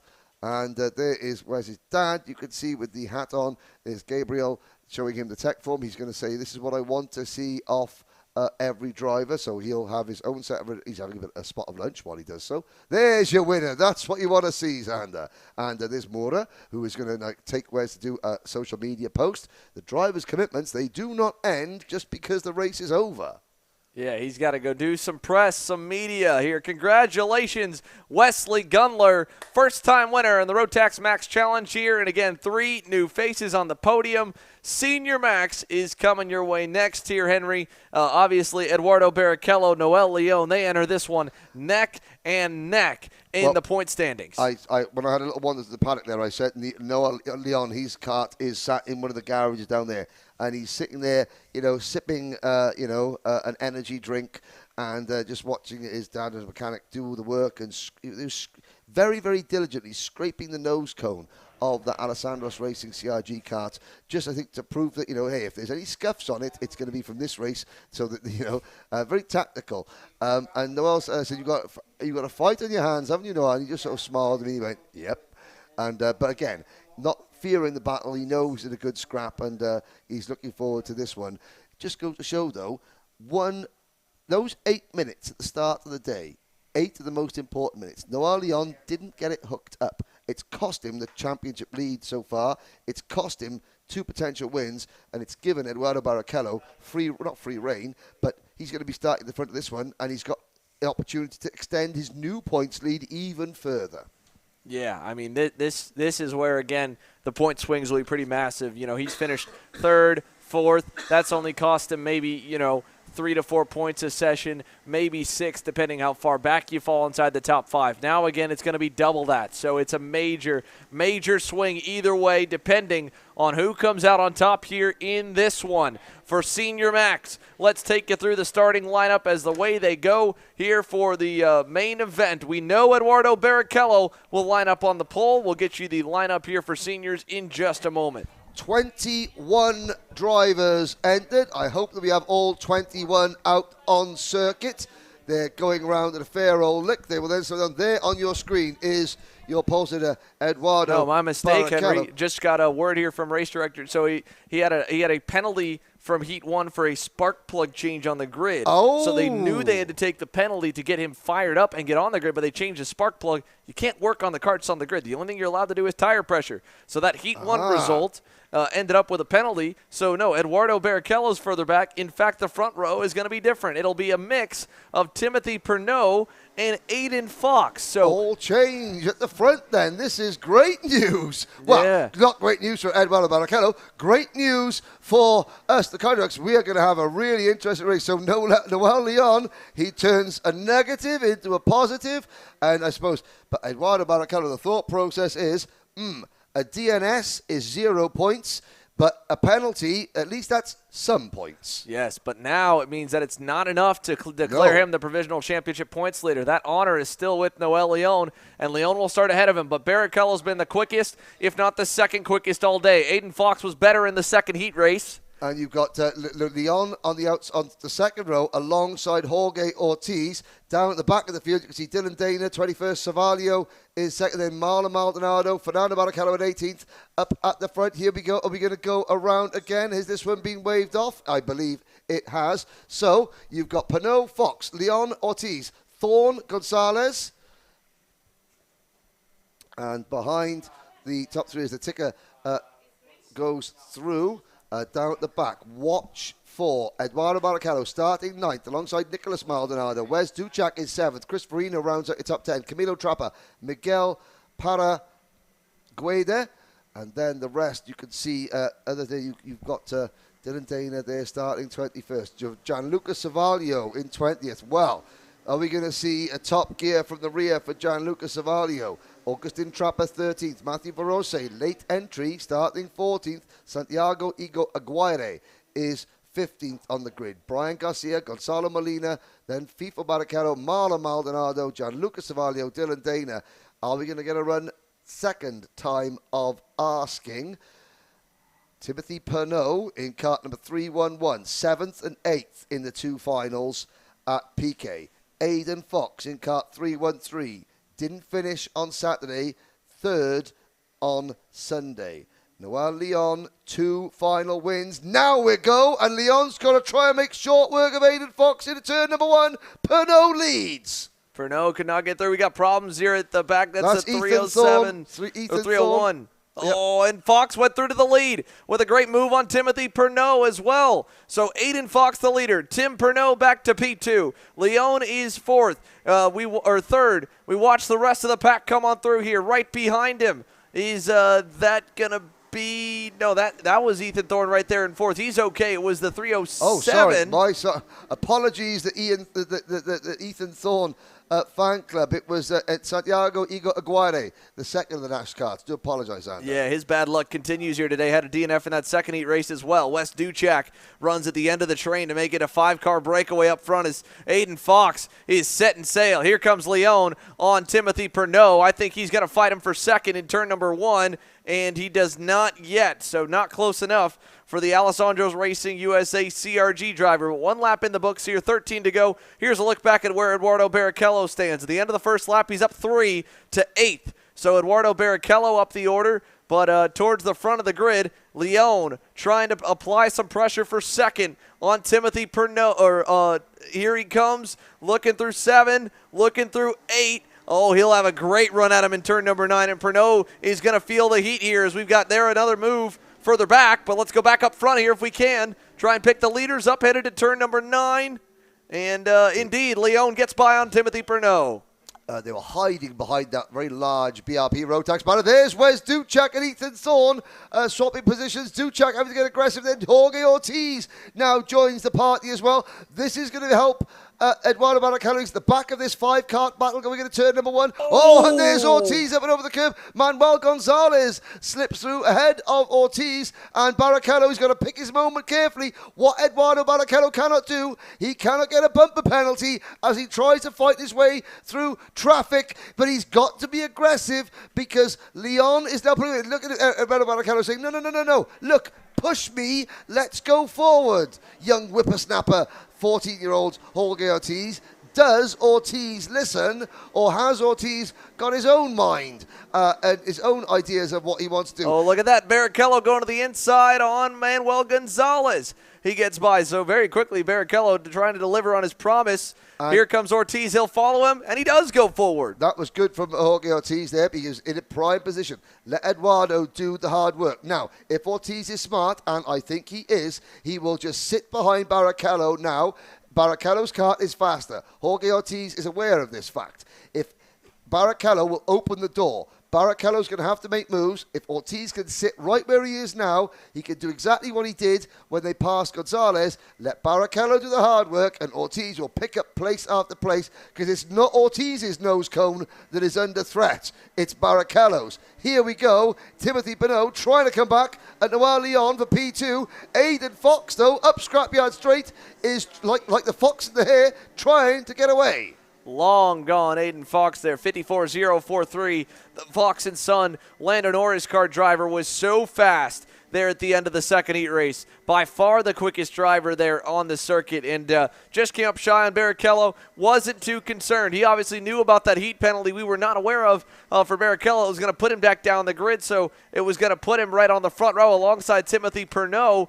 And now, taking advantage of that opening lap battle, he was able to get around Pernod, and Aidan Fox is pulling away as this is the fight for second back to 5th here. It is Leon, Pernod, Duchak in the 4th spot. Ethan Thorne is 5th. You find Barrichello a 2.25 seconds away from this grouping. So Dudu Barrichello, 5 seconds off the lead, 1.4 back from 5th on the racetrack. This is all that we've got left to fight for with just 10 laps to go. I don't think we'll see much of a fight coming to the doorstep of Aiden Fox. He put another half a second, Henry, on the field last time by. Yeah, in the earlier race, I might have erroneously mentioned that it was Wes Gundler's assistant that got to college and leaving Mrs. Gundler all alone. It's not. It's Aiden Fox's sister. I was speaking to Aiden's dad, Chris, and I said, "Did you go all the way back up to Connecticut between rounds?" He goes, "Yes, I did. You know, daughter's in college, and mum is sort of like, you know, like when the chicks leave the nest, mother hen sometimes gets a little bit lonely. But, well, mother hen, mother fox, as it were,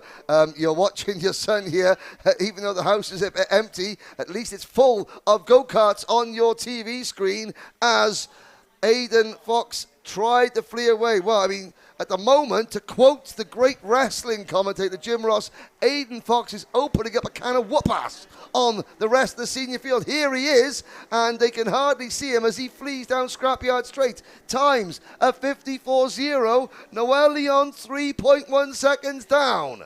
Yeah, way back for Noel Leon here. But again, Aiden Fox, he's needed a day like today here to have 2 good runs of the heat races to get him maximum points potentially in the main event. This is the type of run for Aiden Fox that takes him from 50 to 60 points out of the championship lead to all of a sudden entering in the thick of it come tomorrow to put himself in potential for a Rotax World Finals ticket berth. We go up back to 2nd, 3rd, 4th, 5th. Look at this here. Manuel Gonzalez going at it with Jorge Ortiz. Yeah, so the last time we saw this battle, Ortiz had passed Gonzalez and was pulling away and was chasing Eduardo Barrichello. Obviously, while we've been looking at the leaders, Ortiz has dropped back and Gonzalez has come back at him. And that is the battle for 7th position.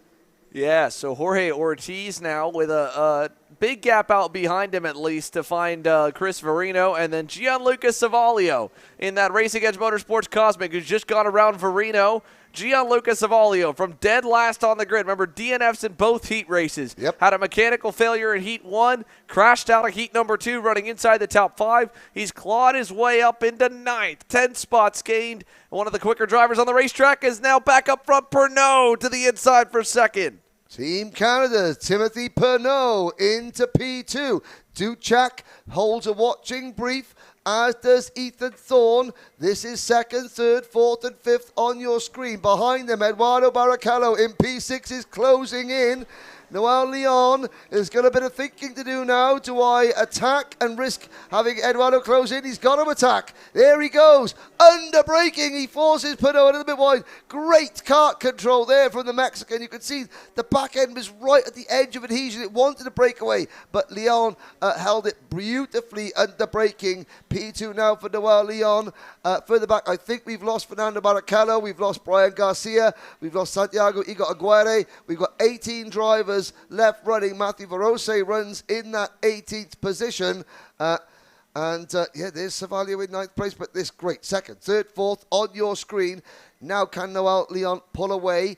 He tried it before, and Timothy Pernod pegged him back. Yeah, so now as they go through the long sweeper here, you can see Eduardo Barrichello's PSO Karting Bureau Art getting a little bit closer into frame each time.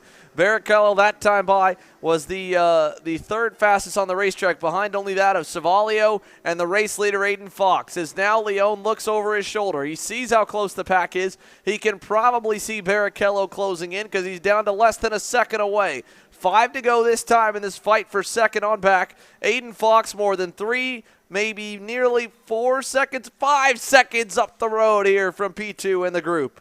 Yeah, and I could just about remember what it was like to be a driver. And Eduardo Barrichello, he's looking at this. Eduardo Barrichello, his eyes are out on stilts. He is driving the wheels off that kart now because you can see him closing in. There's a move. That's Ethan Thorne passing Wes Duchak. But again, this is Barrichello. He's closing in. He's closing in. He is absolutely on the limit of adhesion as Pernod makes his move. And it's going to be a crossover. Will Noel Leon get it? Will Wes Duchak? Oh, tyre smoke there as Ethan Thorne and Noel Leon. And here comes Eduardo Barrichello on the outside, almost 3 wide. It's now a 5-kart battle for 2nd place. What a run there. Duchak, the biggest loser. He gives up a spot to Ethan Thorne. And now, as Barrichello closes back up on him here, Timothy Pernod, 4 laps to hang on here. The fight for the podium is on. Noel Leon tries to hang on over Thorne. Barrichello is all over Wes Duchek. He'll have a big run at him here into turn number 4. Duchek opens up, and down the inside he comes. Eduardo Barrichello into the top 5. And, of course, look at this. 2 of these drivers will finish on the podium. Ethan Thorne, his best finish from the first weekend, 8th in round number 1. Timothy Pernod was 7th in round number 1, 8th in round number 2. Obviously, Noel Leon and Eduardo Barrichello dominating the first and second places on the podium. And Wes Duchek, looking back there, 6th and a 5th. So, 3 of these drivers looking for their first podium of the Rotax Winter Tour. Noel Leon and Eduardo Barrichello. And now, nose to tail, 1 and 2 in the championship. Right there together on the track. As the laps continue to wind down, Aidan Fox now 7 seconds up the road. He has kissed his field goodbye and is hightailing it on his way to the checkered flag. I've got to say, he was threatening to do that. He's turned solid pace at PK into race-winning pace here. Yeah, and at a racetrack, again, where he's got locals like for Eduardo Barrichello, like many who have a lot of laps around Orlando Kart Center. Aidan Fox is a Northeasterner. It's a long way from home from him as Barrichello gets by on Noel Leon. And we talk championship Look implications. Look at them waving to each other. Yeah.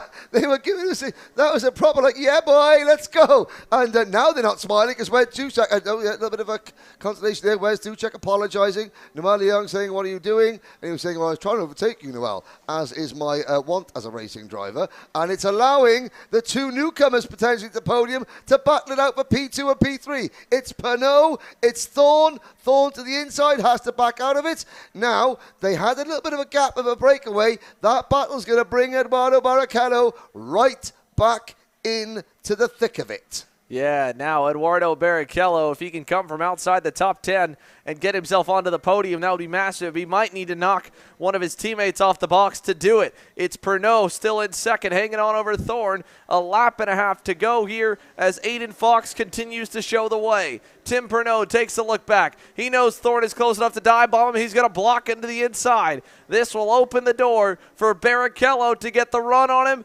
Thorne sees him now. He goes low to the S's and into 12. And now we go single file. I thought Barrichello might have got him. He could not have gotten down the inside. They all defended nicely. 1 to go. White flag in the air. What a fight we have inside the top 5. And behind them, look at that driver with the purple race suit who is now just behind Wes Duchek. Gianluca Savalio up into 7th place. Here we go.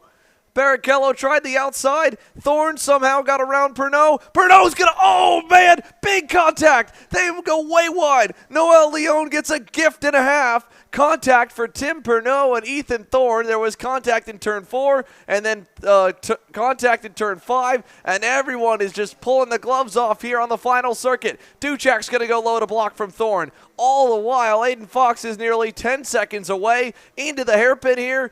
Barrichello nearly into the wall. That was close. He skimmed the barrier there as we wait. There's your winner. Aidan Fox takes the victory by a huge margin. Who's going to come out on top in second position? It's going to be Noel Leon and Timothy Pernod on the podium provisionally. Eduardo Barrichello in 4th. Duchek in 5th. Savalio, what a drive. Up 13 places. I said we're going to have a top gear from the rear, and we did for Gianluca Savalio. Gonzalez 7th. Ethan Thorne 8th after that incident.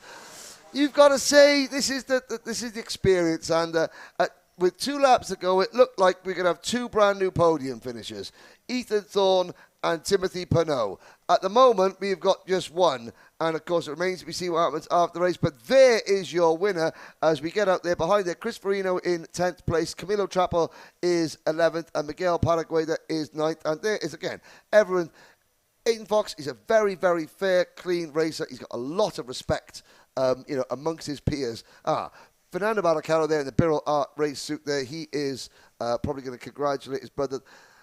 of all the Birrell Arts that are here, and they are running very well. They're running very well apart from one. Fernando Barrichello's kart, I think it was cursed. I think the kart, it's like the Christine of the go-karting world. It just does not want to cooperate. Poor Fernando Barrichello. But look at that. He is still smiling, watching his brother and his dad do well, even though the Rotax Winter Tour 2023 will not be something that FIFO looks back on with any degree of warmth when all is said and done. Now let's have a look at the body language check.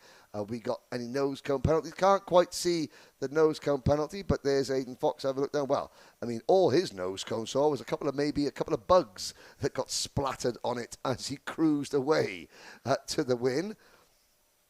And you can see on the left-hand side of your screen there, that's Gianluca Savalio's mechanic in the Cosmic T-shirt, who's probably quite pleased with the way that Gianluca did that. And I think Gianluca needed that run, I've got to say, after a tough time in both classes this morning. Gianluca needed that thing. Remember, Gianluca, you can do this, you know.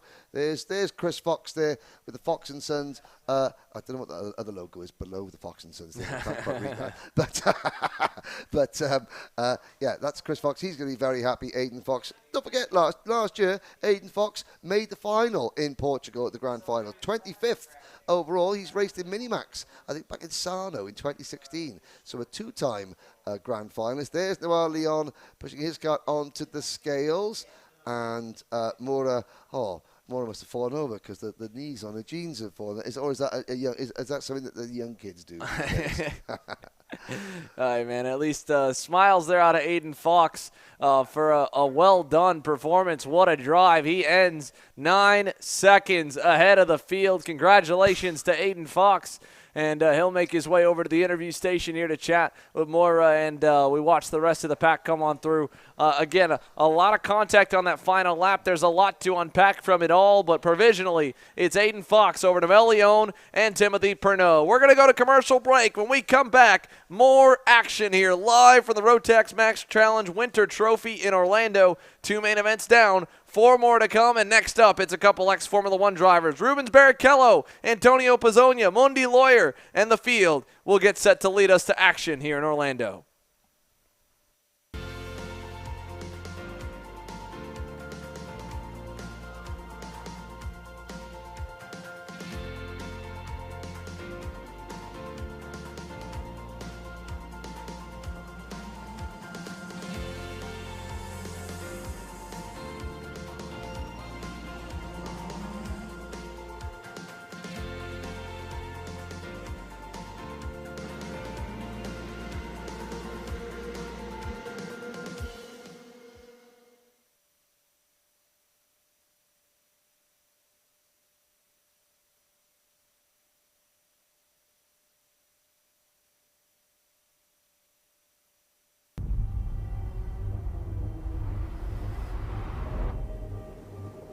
Why do you come here? Is this your career? Or is it all about fun? A chance to get away and leave it all behind?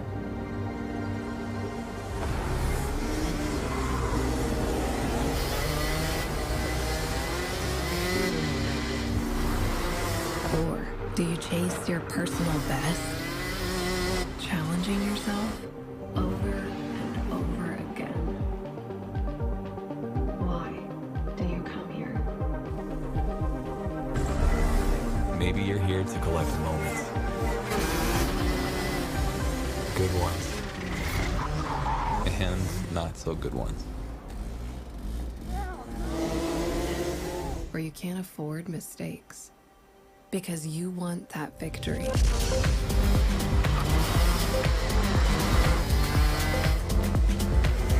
It's all about this one moment when the hard work finally pays off.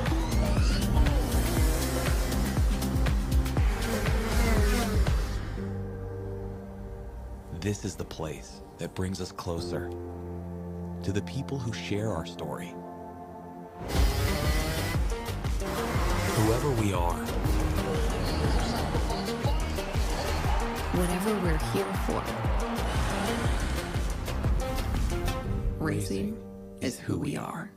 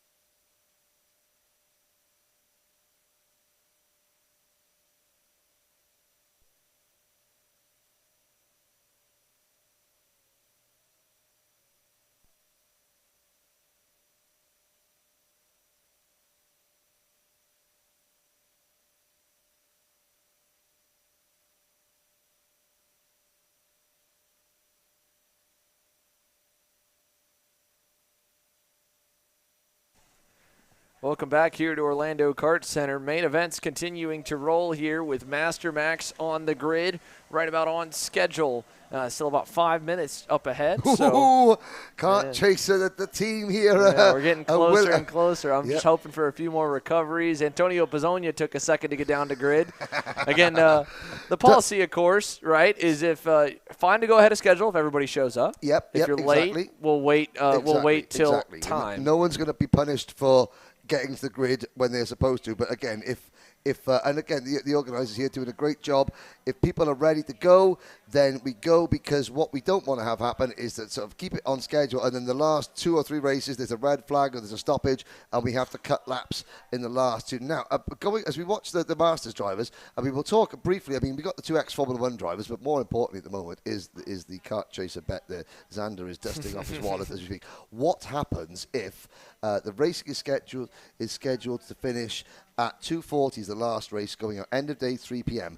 If we've got 2 laps to go at 2:59 p.m., obviously we do run the full slate, because we're not going to stop it 1 lap before the end at 3:01. However, we finish at 3:01. What does that do to the Kart Chaser drinky poos afterwards? It just means, you save some money? I save some money a little bit. That's there all we that go. means right there. There's no opposite bet. No one took me on the opposite bet. That's just me being very generous to our, to our team. Now, we've got some work to do overnight, first and foremost, to make this even better of a production tomorrow. So our day doesn't stop at 3 o'clock. Neither does for the organizers. Of course, we got podium ceremonies at 3:15 and a lot more preparation for tomorrow, because tomorrow those elusive Rotax Grand Finals tickets get handed out. But before we get there, we've got to decide who wins on Saturday. Masters Max, Rubens Barrichello, Antonio Pizzonia, the front row, Vince Carey to the inside of row 2. And look at this very early start for Rubens, and we're green down to 1 with a jump right at the beginning of the start box. Rubens was not hanging about. You could see Vince Carey jumping up and down in his seat there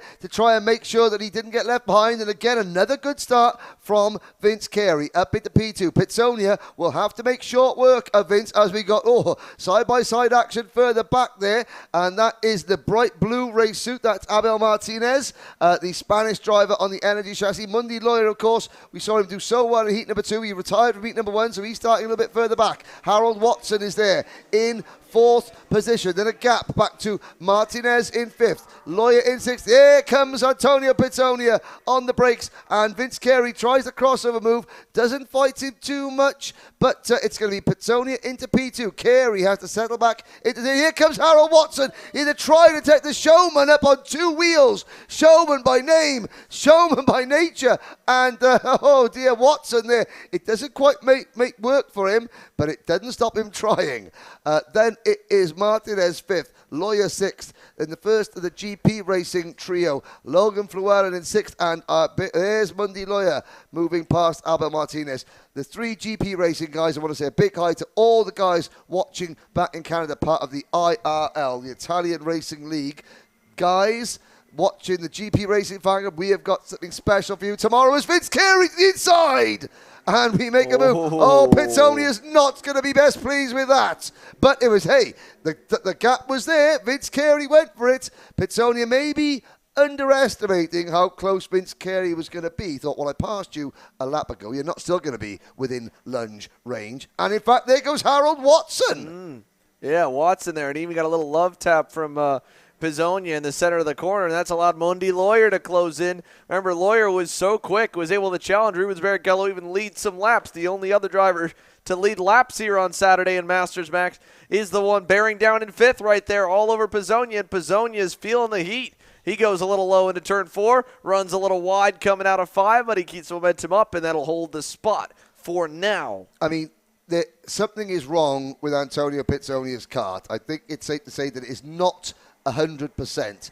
Antonio, after being the equal to Rubens Barrichello throughout PK Raceway Park weekend, is now struggling, so there is a problem with that kart there. Oh my word, Mundi Lawyer. That is... Well, there's a joke about Peruvians marching forward going on there. I don't know what it is. Lawyer made a move there, and that really, I think if it wasn't for Harold Watson's side pod, Mundi Lawyer might be buried in a barrier right now. Yeah, my goodness, Mundi Lawyer. I mean, that was there's aggressive, and there was a send and a half, and that was right now probably double all the way through to turn number 9, but it's paid off. Right now, no contact, as we see again Pizzonia running very wide coming out of there. He's done that almost every lap, too. Yeah, and that almost looked like there's some inherent understeer. I'm almost, though, I wonder if the steering column might not be straight on that car, because if you have a look now, as he comes out of this corner, does the car run? Well, that was his normal line. That's okay. But certainly coming out of turn number 4, it's not the preferred line. He really struggles to get the power down, and the car, and as soon as the car powers out of a corner, it wants to understeer. Behind this battle, 4th and 5th, there is still Abel Martinez in 6th, Luis Quinones in 7th. Then the GP racing battle, Fluelling leading David Le Provost and Victor Kuzmichov. Again, you fans of the Italian Racing League, you've got a WhatsApp group going. We've got some good fun for you tomorrow as our 3 GP racing drivers. Again, there is the first of them on our screen, and we try and give coverage to every driver here. The guys, the amateur racers, the hobbyists, they are just as important as those who are going for grand final tickets. They add the colour, they add the character to the Rotax paddock that we try and replicate mini grand finals. And again, it's not just about people race to win. The drivers you're looking at here, there's Quinones and there is Fluelling. They are trying, they work just as hard with what they've got equipment-wise and budget-wise as the likes of Rubens Barrichello. Now into the hairpin here. Look at this. Steady on. Hello. Wow, that was a little bit sideways for Logan Fluelling down the inside. Just a little too much rear brake going into the corner. Obviously, all rear brake on these cars, so a little too much to lock up. And now he has to, probably dig his head down and go, that was 3 laps worth of work. I got to do it all over again to hunt him down. Dig his head down, take his race suit to the laundromat at the end of that one because that could have been big. Let's just say that. Rubens Barrichello. Newsflash, ladies and gentlemen, Rubens Barrichello leads this race not by 10 seconds or 9 or 8. He leads this race by 1 second over Vince Carey. And second newsflash, neither of them are the fastest drivers on the circuit, because that award goes to Mundy Lawyer at the moment, at 55.485 seconds. Barrichello, you could say, he may be saving his tyres. He may be doing the Alain Prost method of winning, which is you win by the smallest margin possible, saving your equipment as much as possible. Vince Carey, though, this is giving Vince a huge amount of a boost of confidence, because he can see Rubens not pulling away. And that's the difference. That's going to give Vince Carey a real boost. And it doesn't matter whether Rubens might be hanging back. He might be driving at 95%. We don't know. All we know is that man on your screen, backing it in to turn number 4, Vince Carey, is driving out of his skin at the moment. Best I've ever seen him drive. Yeah, he is doing an awesome job. Again, that time by quicker than Rubens Barrichello by 0.2. So whether Barrichello's going easy or the field is caught up over the course of the day, as we see the showman all over Pizzonia, not enough to go into turn number 8. Another driver who, again, has really picked up his pace. Antonio Pizzonia right now just hanging on for dear life to his World Finals hopes as they exit out of turn number 9.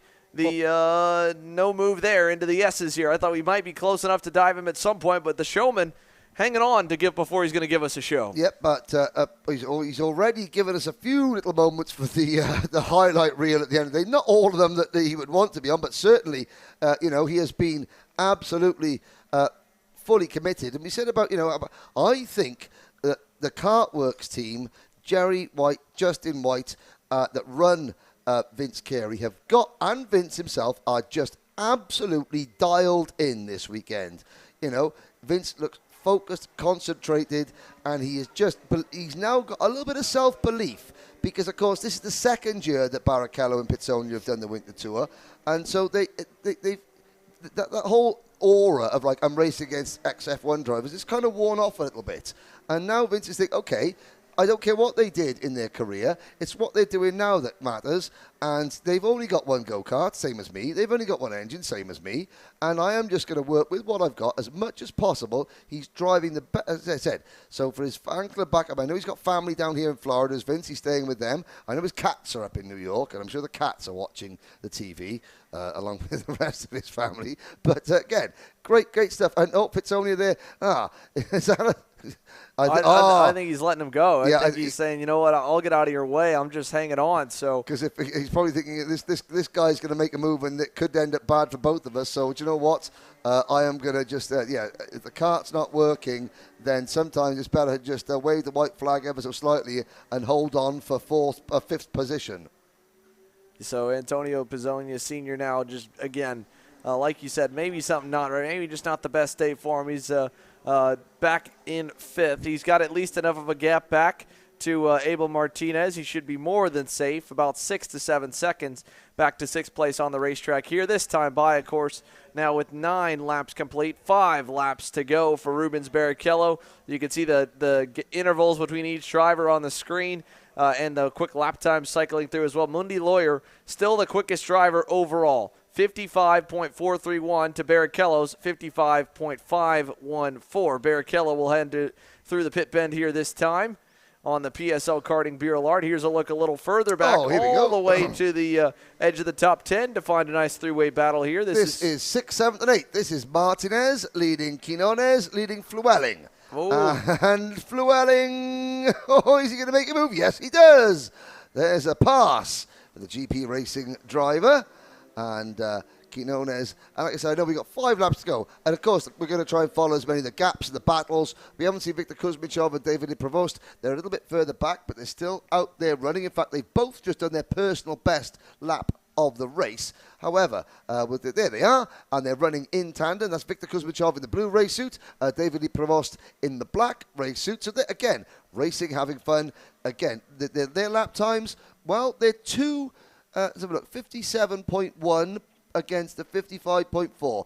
Well, Victor Kuzmichov and David Prevost, you are less than 2 seconds slower than Rubens Barrichello, ex-Formula 1 driver, in that race. And that should give everybody at the Italian Racing Lead a good idea. We want more of you down here next year. We want a whole paddock full of GP Racing kart drivers and their Senior Max chassis because, again, they may never win a race, but they've never lost a party. Yeah, not at all here. And now they're moments away from the party beginning because we're coming this time to 3 to go here as they exit turn number 9, and the battle continues. Flewelling with a big run up to Martinez here this time. He'll be closing in on him, and maybe, he had a little look to the inside into turn number 12, but didn't do it. However, we also got a battle coming together for second. Here's a look at it. This is Mundi Lawyer closing in on Vince Carey. Mundi Lawyer has been the quickest driver overall lap after lap. He's got to run short on time to catch Rubens Barrichello. He'll be able to tip his hat that he at least was quicker than him all session long. And now, having to come from the rear of the grid, Mundi Lawyer's already on the podium. He wants more. He wants second here with 2.5 laps to go. Okay, Vince Carey hasn't stepped on the podium this year. In fact, last year I think he missed out on the podium as in the finals as well. Doesn't want to beat himself. He's put himself in his best ever position. He qualified for the grand finals the year that it was cancelled. But then again, that year he didn't have to go up against 2 XF1 drivers. So the dream is still alive at the moment for Vince Carey. He's outscoring Antonio Pizzonia, and he's outscored Antonio Pizzonia, not just in this race, but I think in the last race as well, possibly. I can't quite recall that that far back in my hazy memory. But now he doesn't want to lose out on... Hey, if Mundi Lawyer is quicker, then Mundi Lawyer is going to make a move. Vince is going to have to defend. We've got about a lap and a half to go. There's your race leader, Rubens Barrichello. And here's your battle for second place. It is Vince Carey versus Mundi Lawyer. Oh, Mundi Lawyer giving Vince Carey, well, I say a love tap. I'm not quite sure about the love part of it, but it was just a reminder, just a brief reminder that Vince Carey has a Tony kart sniffing around his nether regions, as it were.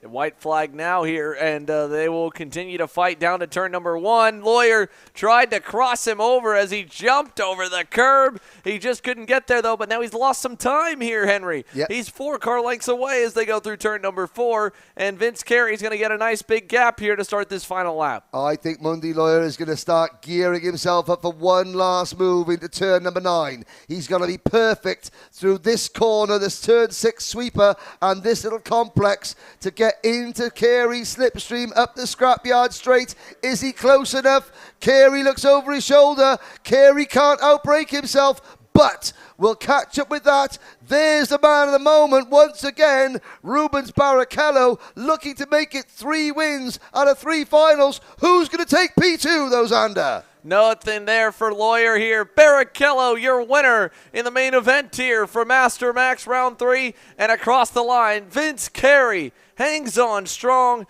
He holds off a hard-charging Mundi Lawyer. Where's the rest of the battles? Look at this one. Oh, hello. Oh, all the way towards, is that a Flewelling? That's a Flewelling has been caught past Quinones.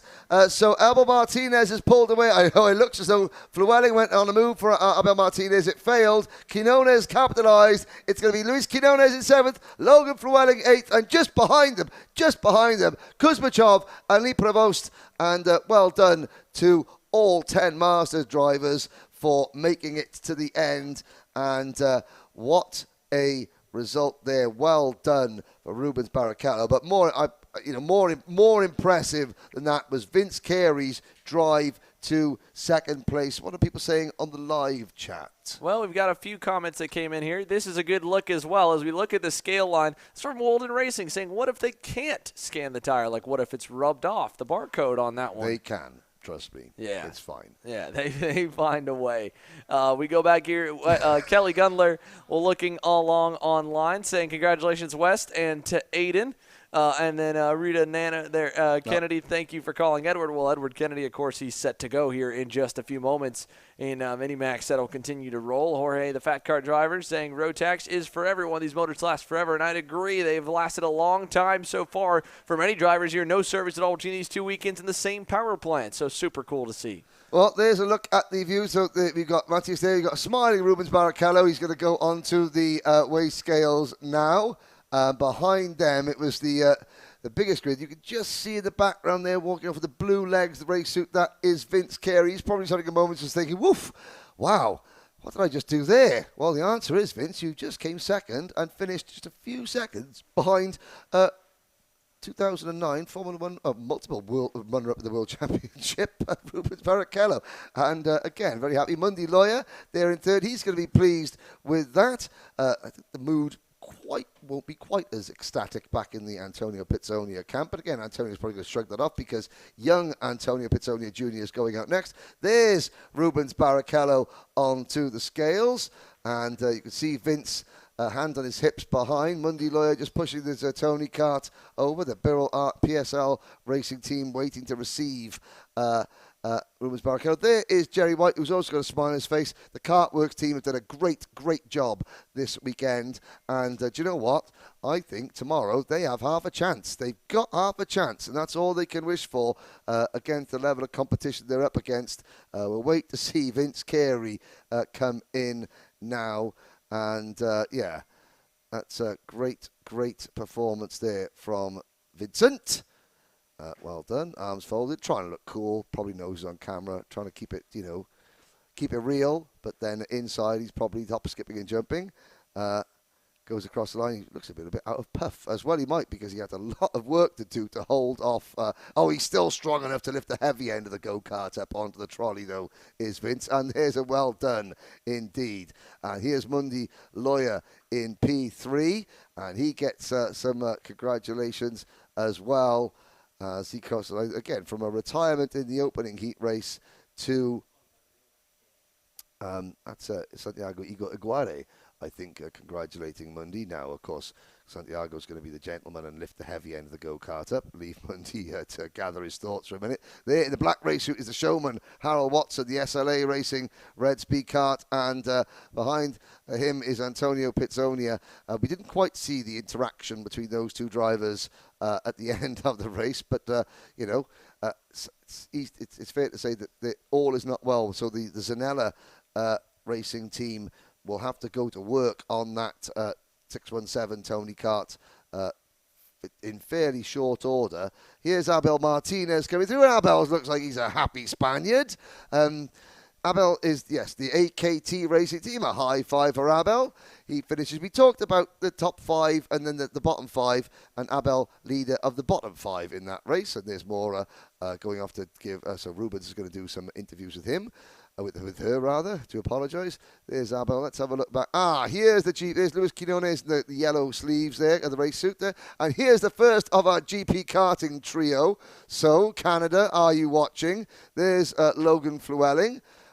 He's got the rib protector on. And here's Viktor Kuzmichov with the streamlined haircut going through. And David Lee Provost at the back there. Great battling all the way up the field, down the field. 3 races to go, Xander. Getting ahead of myself. Trevor wishes I was getting ahead of myself. Trevor wishes it was 2 races to go because he's thinking, woohoo, beverages.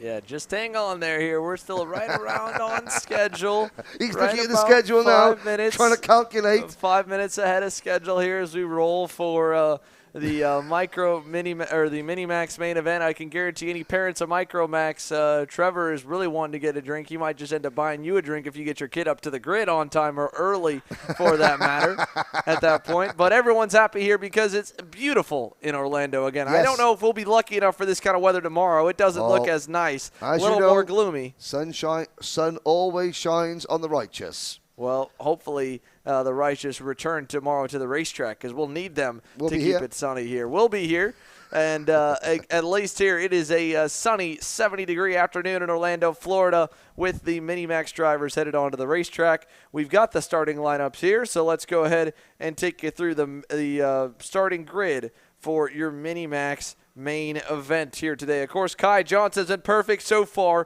Swept both the heat races from the pole. He'll line up on the pole for the main event in that PSA race team, Bennick. Alexis Baillargeon has been competitive. He'll line up to the outside of him on the outside of row number 1. Row 2, we'll find another consistent duo. Antoine Lemieux to the inside. Goodwood Kartway's David Zhao to the outside, starting 4. Luke App second in timed qualifying. 5th here on the grid for the main event to this outside, Luis Cifres. Iago Lempin will roll off in 7th, alongside the driver that's had to do the most heavy lifting here in the Mini-Max class today, in Edward Kennedy. He rolls off 8th here after having to start from dead last on the grid and 17th in both of his heat races. He's driven forward now to row 4 on the starting lineup for the main. Felipe Benito and Iso Sang will round off the top 10.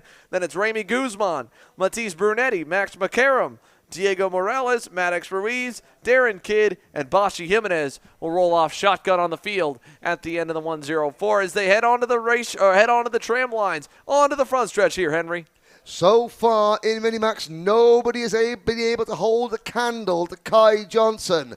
Alexis Baillargeon on the outside of row 1 needs to make a good start. He's made a decent start. He slots up in front of Antoine Lemieux into turn number 1. So Baillargeon gets the whole shot on Lemieux and prevents Antoine Lemieux from getting into P2. And now, with David Zhao in 4th place, the trio of Canadians can head off. But Lemieux up the inside, wheel to wheel with Baillargeon. And Baillargeon, Baillargeon and Lemieux have found themselves discussing the same portion of tarmac several times over the last weekend and this weekend so far, and it shows no sign of abating, but they're going to have to be the best of frenemies now. Friends and enemies, they're going to have to be frenemies to work together to catch Kai Johnson. I did just borrow my co-commentator in the UK, Anthony Jordan's quote, and I'm not apologising one bit for it. Well, he'll have to deal with it here because we might need to use it again later on today. Yes. Darrell Waltrip used to call it co-opetition. Cooperation, competition. But, I like that one too. Yeah. But either way, they're going to have to work together if they're going to catch Kai Johnson, because that Bennick entry kart there, that number 116, the PSA Racing Bennick kart, looks absolutely hooked up. And Kai Johnson looks like a driver, like we saw last weekend, who's in complete control of everything. It's happening as he wants it. He doesn't have to make any effort. The kart, the driver, engine working in perfect harmony as... Fortunately, the Blast Force Premier Karting Goodwood Kartways trio looking to break that harmony and create a right old racket at the front of the field. Well, we'll see if Kaiman can continue the momentum here. He enters as the provisional points leader into this main event by just a hair.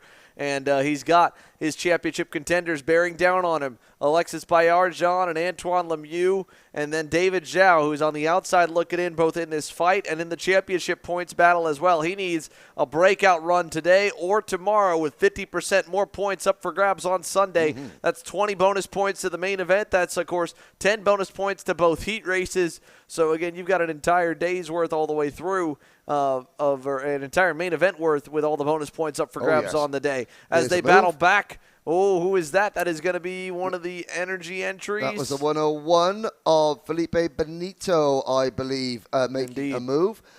Edward Kennedy, we look at it. So Bashi Jimenez runs 17th. Darren Kidd runs in 16th position. There's Kennedy right there on cue there, Henry. He makes his move for 5th. Right, well, Nan Rita has just thrown a gin and tonic all over the sofa back home, over the couch rather, back home. But Maddox Ruiz in 15th, Max Karim 14th. That's some of the drivers that we may not see too much of as the race progresses, but they're out there nonetheless. And those two energy chassis make a move. But again, like we said, we talked about Noel Leon, those 8 minutes of qualifying. It was a mistake, obviously an exclusion, and Edward Kennedy has had to fight back the rest of the day. He's still not there with the leaders, but he is not far off. And if Alexis Bayerjon manages to start scrapping with Kai Johnson, then I think Kennedy could have something to say with still 9 laps to go.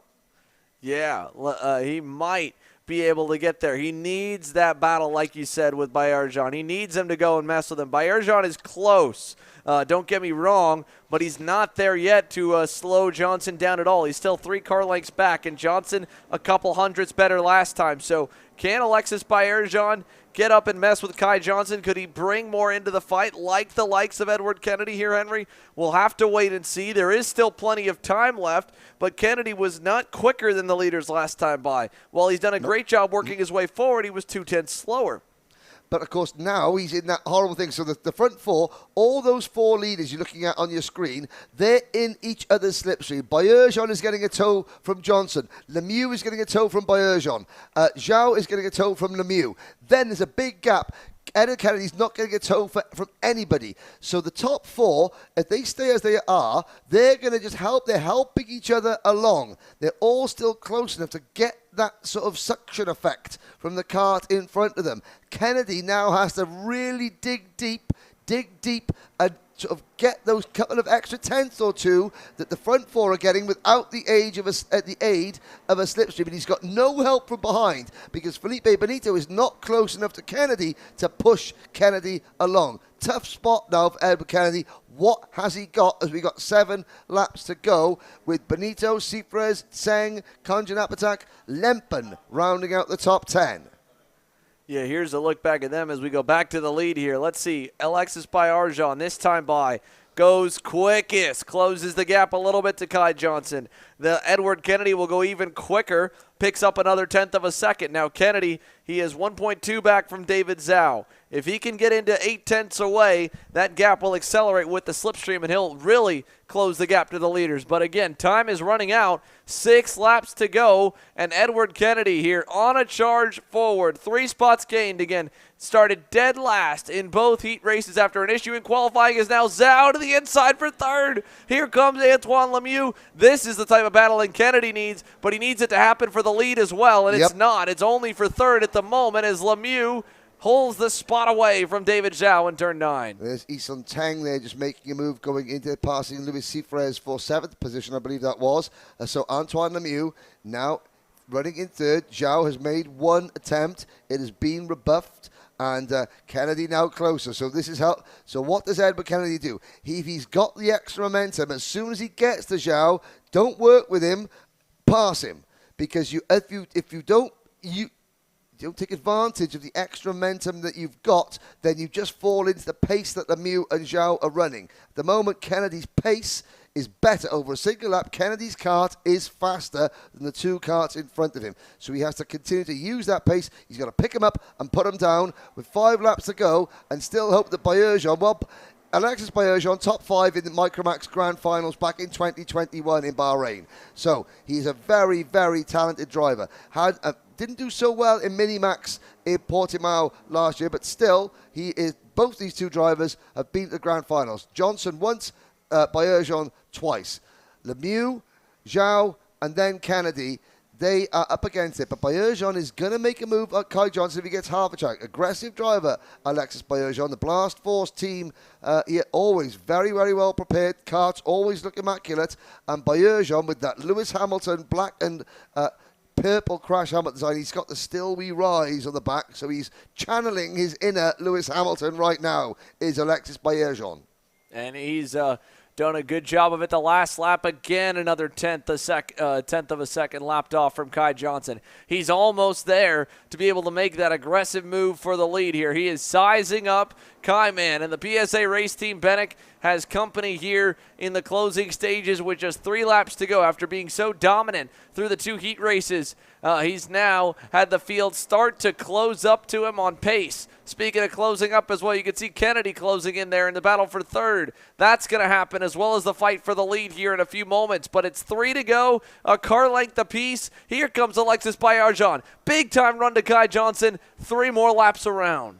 And, of course, what the camera angle doesn't show is that as you cross the start-finish line, the circuit veers left before the right-hander at turn number 1. Just a very sort of slight curve, but it does make it harder for you to dive up the inside going in at turn number 1. It looked as though Baerjean had the run as it came onto the straight, but just because of the nature of the circuit, couldn't quite get the momentum he needed, couldn't quite get the track position he needed to make that move and hit the apex at turn number 1 without running the risk of clattering into Kai Johnson. Up the straight we go. Scrapyard straight for this, which would be the 10th time. 3 to go, less than that now. It's going to be 2 to go next time around. Oh, a lot of curb. First time I see the minis using a lot of curb coming through turn number 11. Now, what can Baerjean do again? Will he look to the inside? No, because he's got to turn left ever so slightly before the right-hander. It's a very early apex and a big curb at the entry of turn number 1, which puts a lot of drivers off. Now through turn number 4 here, Kai Johnson is pulling even a little bit further back away, right when he's feeling the heat the most. He's turning up the wick. He's at his best lap of the race that time by 58.156, 100th better than Baerjean, who sends it deep through turn number 7. But did Alexis Baerjean use up everything he had in the tank? Is there anything left here to challenge Kai Johnson as the white flag will wave this time? He closes up in the toe through turn number 9. That was good, and he'll maybe be close enough for a shot. But right here, Kai Johnson's been so good about getting over the curbs and setting up for turn number 12. Better than anybody else on the racetrack. It gives him enough of a run that he's safe down to turn number 1 and really doesn't have to worry until the back half of the circuit when the toe is inevitably pulled by Baerjean back close to him, because we're back to a car length and a half again. Again, Kai Johnson sets his best lap of the session, and now we're on the final circuit here, Henry. One more time around, the fight for the lead and the fight for the podium. Well, Alexis Baerjean has now spent the entire race studying the rear bumper of Kai Johnson's kart. He has now got just about 8 corners, make that 7, make that 6 corners now to go to do something about it. He's there in a position. He takes a wide line into turn number 8. That means he's going to get on the power nice and early up Scrapyard straight. Johnson knows he's there. Johnson will cover. Can Baerjean send a bomb up the inside into turn number 9? The answer is no. One chance now for Alexis Baerjean. He's going to hit those curbs hard now and try go round the outside of Kai Johnson. Johnson was defending. Oh no! Alexis Baerjean in the barriers. Johnson wins. And Baerjean, there was I didn't see any contact, I've got to say. But again, it was Baerjean on the outside, the way that he sort of had his hands in the air. He wasn't pointing at Kai Johnson. He had his hands in the air to say, oh no. He tried the high line, and the high line came back to bite Alexis Baerjean. Kai Johnson, the ups and downs of Kai. You go from the elation to the desolation as Baerjean. Johnson defend, and Baerjean, well, do you know what? If you're going to defend the inside, I'm going to try. And that is a driver that knows, has he just cost himself a ticket to the grand finals? Has he cost a chance out there? The team will pick him up, I am sure, and he'll be back tomorrow. What Oh, we talk about these drivers. They are what they do, Zander, is so professional. The teams are so professional. We ask a lot of the drivers. You've seen them. They're getting dragged away. They finished a race on live TV. Don't forget, thousands and thousands of viewers around the world watching them do what they do. The minute they get out of the kart, they're asked to go off to do more interviews, and yet then they get out of the kart and you realise Alexis Baerjean is 11 years old. And that is the reaction you get. It's just devastating for Alexis. He'll be back stronger tomorrow, however, I am sure. A quick rundown of the remaining finishers, because in all that, we kind of got a little bit lost. Yeah, Antoine Lemieux benefits up to second there. David Zhao third. Edward Kennedy comes up just 2/10 shy of the podium from back on 8th in the grid. Picks up 4 spots to finish 4th. Felipe Benito 5th. Luis Cifres 6th, Iago Lempin 7th, Iso Sang 8th, Luke Kenzanapatak fades but holds on to the top 10 in 9th, Matisse Brunetti 10th, Max McCarron, Remy Guzman comes out 12th, Diego Morales, Maddox Ruiz, Darren Kidd, and then Bashi Jimenez, the 16 who finished. Baerjean gets credited with 17th, and I think really, like you said, no hard impact that put him into the wall. What happened is the same thing we've been talking about all day. Offline is so dirty here that when he went to the outside, and then Johnson again kind of released the brake to make sure he pinned him as wide as possible once he realized he didn't need to go slow and worry about a crossover. He ran him wide as well, and so Johnson a little bit offline meant Baerjean way offline, in the marbles, in the rocks, in the dirt, and then from there just no traction, no grip, and he just kind of was a passenger sliding off the racetrack and into the wall. So credit to Alexis Baerjean. Fully sent it, went for the win. You can't ask for anything more from your driver. He laid it all on the line. It didn't pay off today. It might pay off tomorrow. But today's winner, Kai Johnson in Minimax, gets to celebrate and enter tomorrow with a potential points lead in the championship if all stands. Micromax is coming up next here. DD2 Max will follow as we get ready for more action here live from Orlando. You're watching the Rotax Max Challenge Winter Trophy here on Kart Chaser.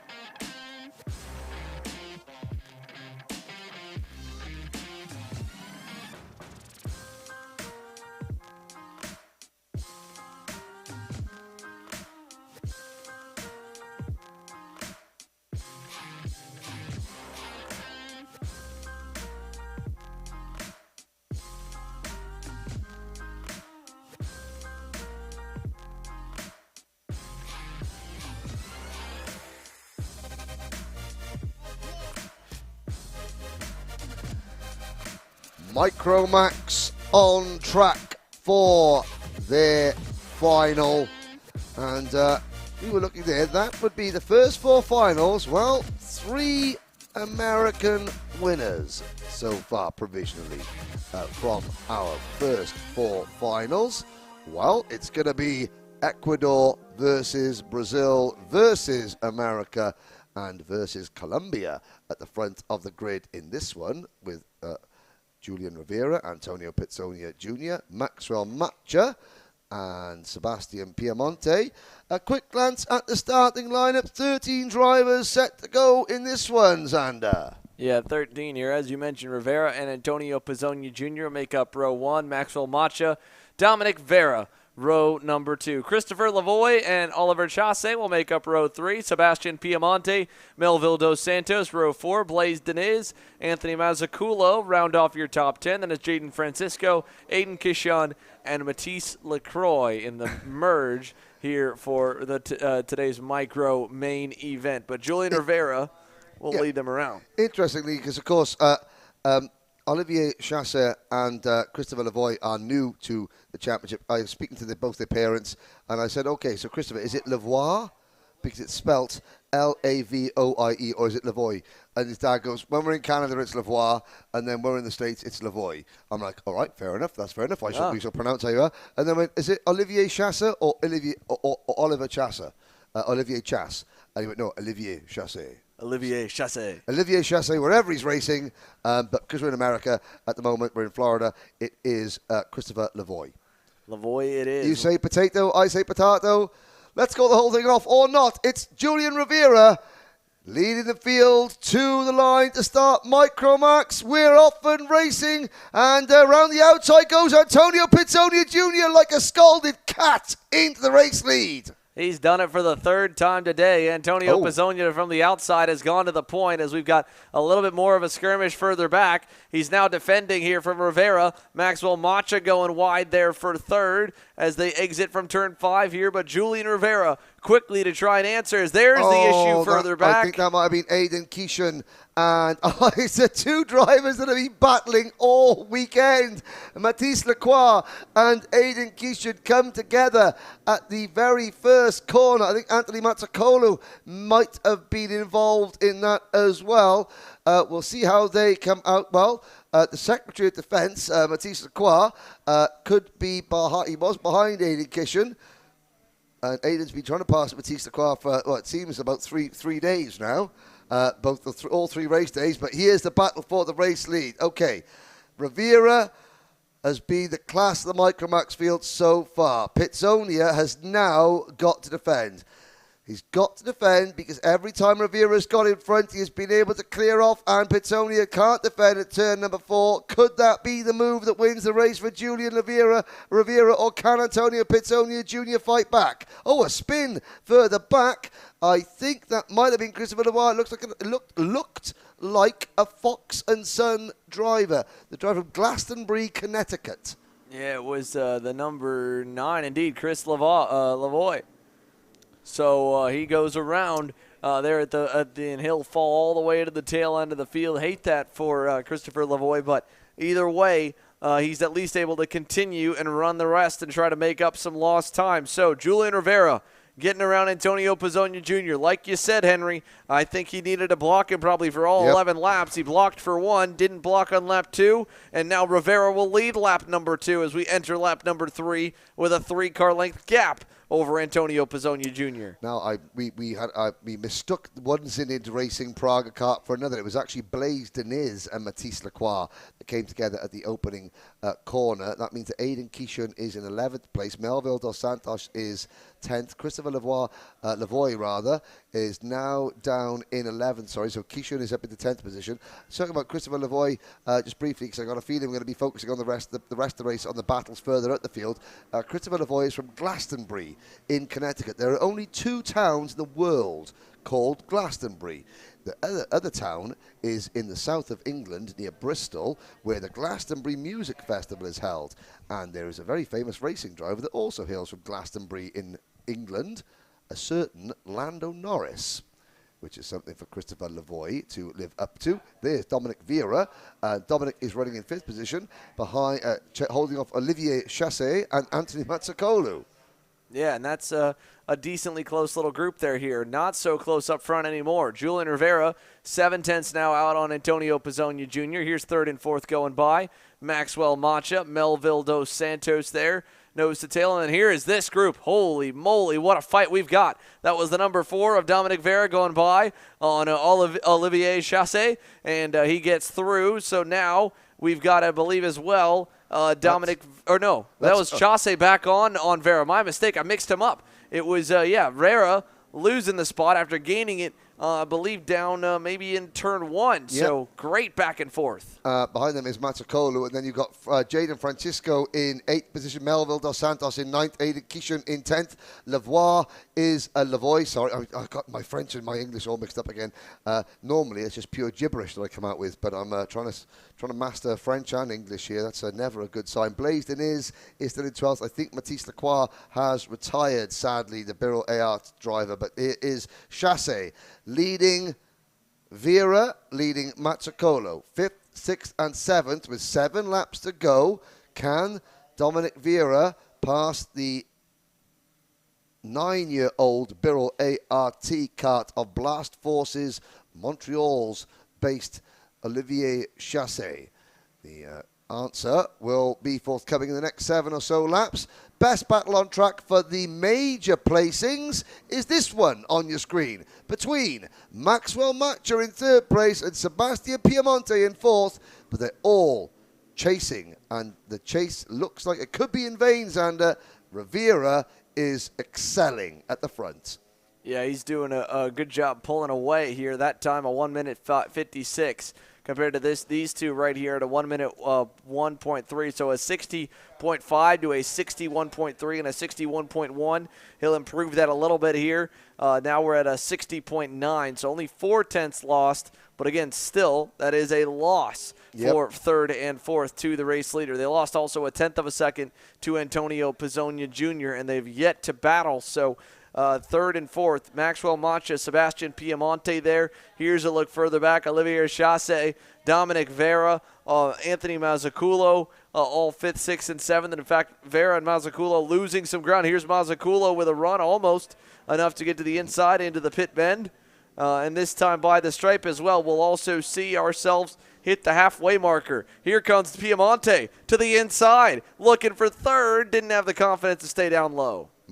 Macho, she bounced down there trying to urge that kart to go a little bit faster.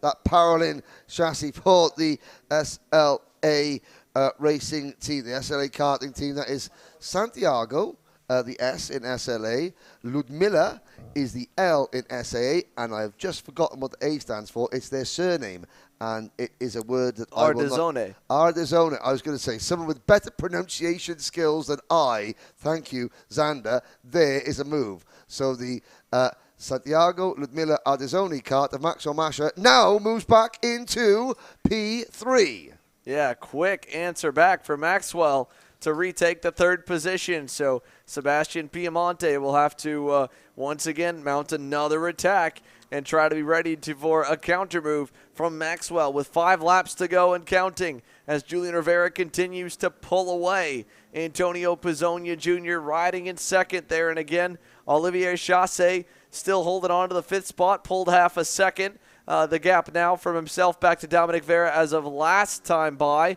Might be a little bit closer this time, though, because Anthony Mazzacolo has gone around Vera and has closed up to Olivier Chassé. Yeah, indeed. You have to say, once again, maybe Dominic Vera, youngest driver here, starts to tire a little bit as we get into the longer races. Maxwell Macha still holding on to P3 from Sebastian Piemonte. Coming into today, there was only 3 points separating Piemonte from Julian Rivera at the head of the championship standings. Julian Rivera has, well, he's certainly given himself a lot of breathing room going into tomorrow's final round. But as things stand, nobody, absolutely nobody in any class can be assured of any championship position. It's going to be a great day tomorrow. I know today today's not over with yet, as here comes Piemonte to the inside of Matcha, and this time Piemonte can make the moonstick. Will Matcha fight back going into turn number 11? No. Into turn 12. Can't do it. He's going to try and get a run on Piemonte coming out of the penultimate corner through turn number 13 now. This battle's still a great one, Xander. Yeah, great fight all the way down to turn number 1 here for Maxwell Matcha and Sebastian Piemonte through the first 2 corners with just 3 laps to go now here. And the battle for third could not be better. They've been bracing around each other pretty much all weekend here so far, Henry. I mean, Heat 1, Heat 2, they've been near each other. Sebastian Piemonte, I think, looks the strongest he's been right now. And Maxwell Matcha, on the other hand, has been pretty consistent throughout the day, but now he's got the biggest fight he's had to deal with. I gotta say, Piemonte has been very, very quick. I mean, he had that mistake in heat number 1. Just as he was about to catch the leaders, he spun backwards. I think it's a case of Matcha is... I think the kart isn't as strong. The engine maybe not as strong for Maxwell Matcha but his track knowledge is keeping him in there. Oh, look at that. Oh, wow. What a move there from Matcha. I was going to say, it's grit, determination, and track knowledge that is keeping Matcha in contention here because it seems like on a straight line, he isn't as strong, but in the corners, and again, lap after lap, circuit knowledge and driving skill, obviously, is what is keeping Matcha in front. He's working really, really hard. They all are. But Maxwell Matcha is working really, really hard because remember, at PK, the gap was much, much bigger between the top 3 and Matcha, who was generally 4th place pretty much all the way through. He has closed that gap. I know his dad's been working really hard on the kart, but Matcha is doing his bit on the circuit. He probably, and I shouldn't really say this, but I'm going to, he probably wants to get back in his dad's good books because there was an incident in the paddock where Maxwell on his bike shouldn't have been riding in the paddock and was, and then almost came a cropper with a truck, and I think the bike is now in the bin, and Maxwell is now thinking, okay, let's just try and get back in my dad's good books. Yeah, you might be able to do it to bring him some hardware in place of it or try to trade the hardware for a dumpster diving run to get him back.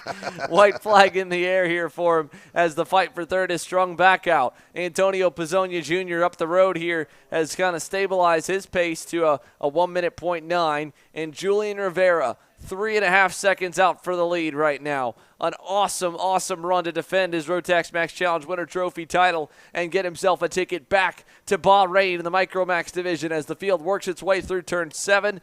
8 here now is the right-hander coming up there, Maxwell Matcha. 4 car lengths out. He should be safe for third. Here's your leader, Julian Rivera, for the final time. Heads for turn number 10. It has been a consummate performance for Julian Rivera, driving above and beyond his 9 years of age. The checkered flag comes out, double checkers, double fist in the air, and it is another win. It's now his 2nd win in a row. Here's a further back battle. That's Melville Dos Santos in the green and white Tony kart, chasing Jaden Francisco for 8th position. Rivera, though, a winner by 3.5 seconds over Pizzonia Jr. And Maxwell Matcha hangs on to the final place on the podium by 0.3 of a second ahead of Sebastian Piemonte. Olivier Chassé is 5th. Anthony Mazzacolo is 6th. Vera is 7th. Then it's Francisco in 8th. Dos Santos in 9th. And Lavoie rounds out the top 10 ahead of Aidan Kishan in 11th. And Blaise Diniz, you can see, just crossed the start-finish line there. Not a lot that Blaise could do in that race and after being taken out. Art Chaser, you're watching round 3 of the Rotax Max Challenge Winter Trophy from Orlando.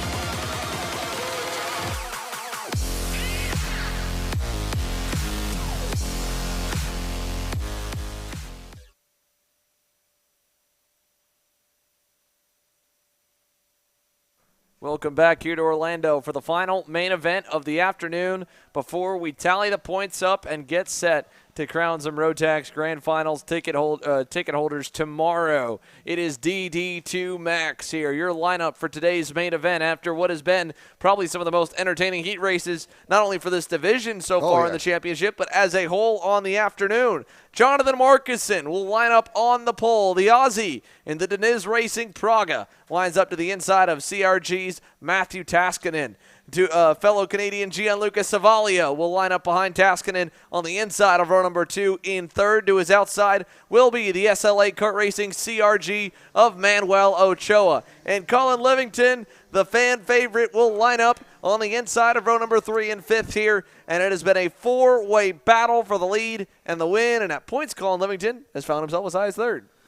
Yes, and again, for those of you, DD2 coming back to the United States. It's a big grid of DD2s in Canada, and that's where you've got 3 of our 5 entries from. But again, now in the United States, there are some chassis. There are more chassis. The battle was getting the chassis. There's more drivers than karts at the moment in the USA. I hope that the action that these 5 drivers have given us over the last weekend and a half is going to inspire a lot more people, and the DD2 class, I hope, will grow and will be on offer in every Rotax event because they really are impressive pieces of kit. And the drivers that drive them also impress. Led by Australia's Jonathan Marks and Matthew Taskinen, trying to go around the outside of turn number 1.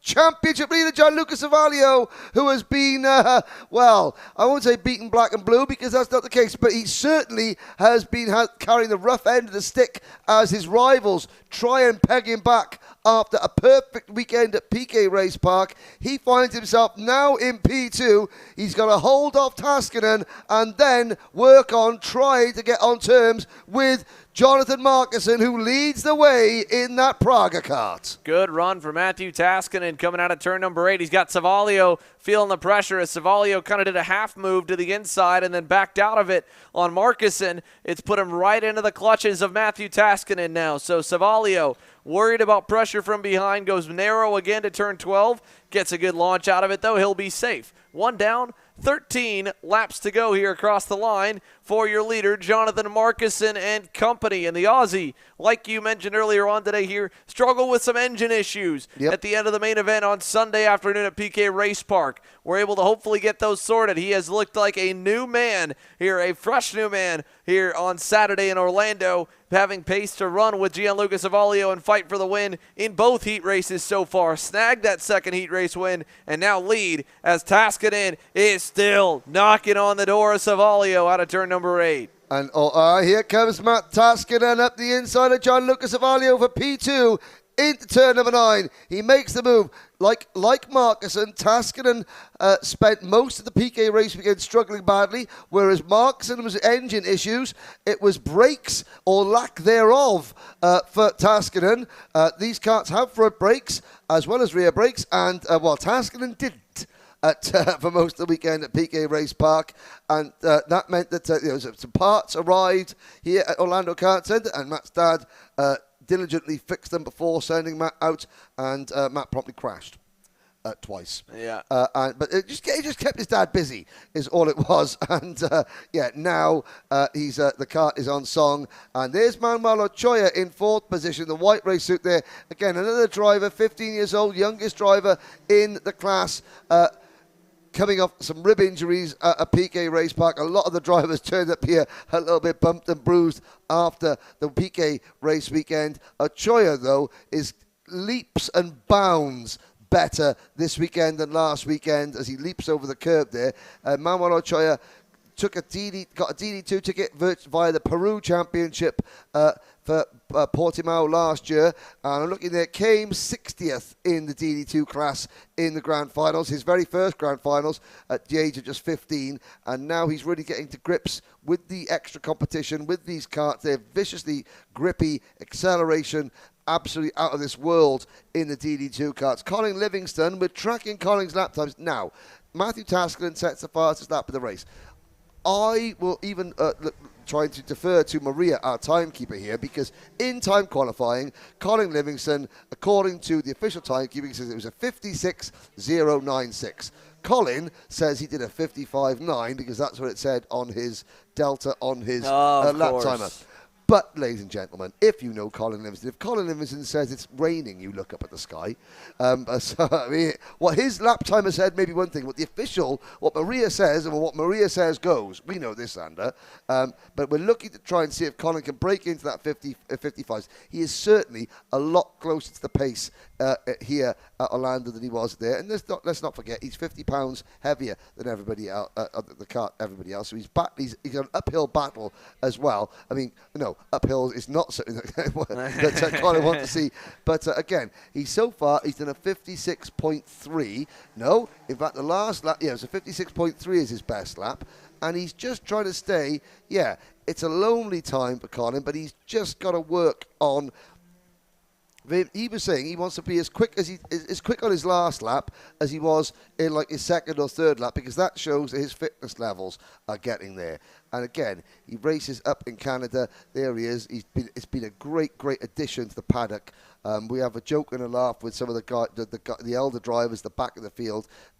It's not because we're belittling their achievements, because again, what they do is fantastic. But again, the Rotax pride themselves, on making sure every driver is made to feel as welcome and gets as much coverage as possible, just as much coverage for the drivers at the back of the field as the drivers at the front of the field, and that's what makes the Rotax paddock a little bit unique, and that's something that you guys, the Kart Chaser, will probably the more you do work with Rotax, the more you'll understand that, it's about the racing, and it's about the parity, the fairness, but it's also, and about the tickets to the grand final, but it's also about the characters that make up this sport. The guys that, we want people back home looking at this sport thinking, do you know what, I could have a go at this. There's a couple of blue-collar guys there, the everyman racer, that, I could do what they're doing, and, have a lot of fun while we're doing it. Not quite sure how much fun Jonathan Markson's having at the moment, because Matthew Taskinen is about to catch him and discuss the lead of this race with him. Yeah, he is tracking him down. He's been doing it for the last couple of circuits.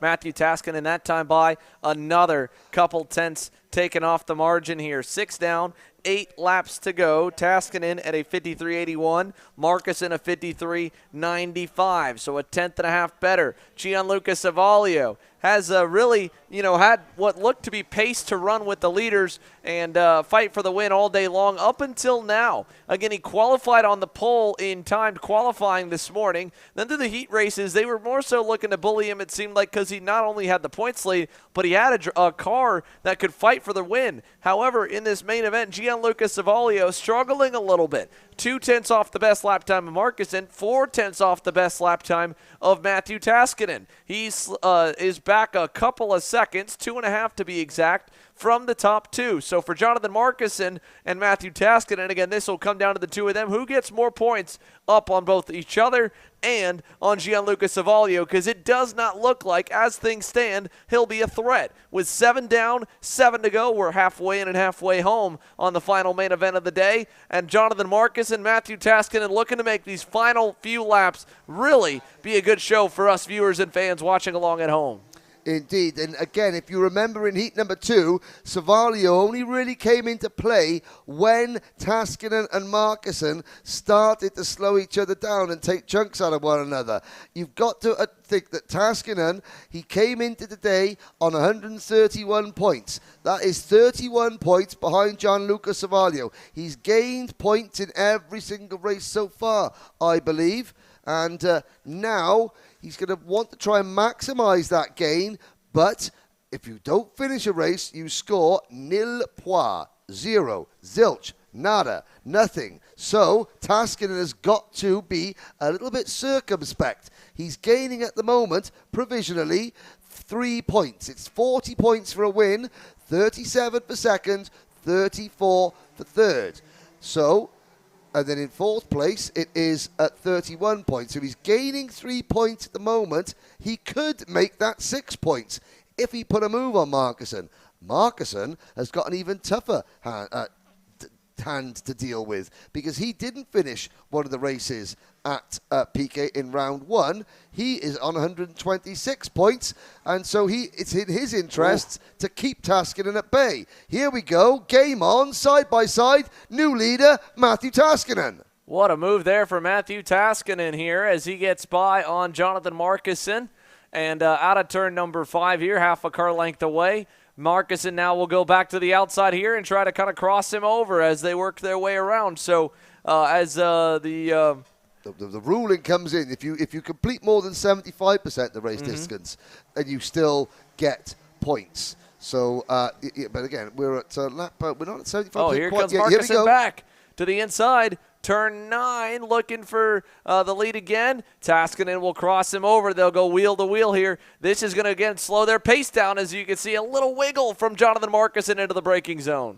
Indeed, and Taskinen up to the task at the moment. And he gets his head down. Markussen chasing right behind into turn number 1. That's a great camera angle there we just saw. That shows the circuit, how it veers left before it turns right.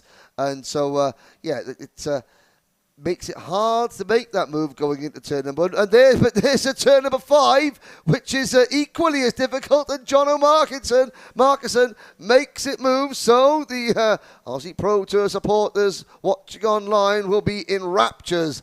They will have been spraying Castlemaine 4X all over the place. And if there's a Barbie, you can chuck up a couple of shrimps on it.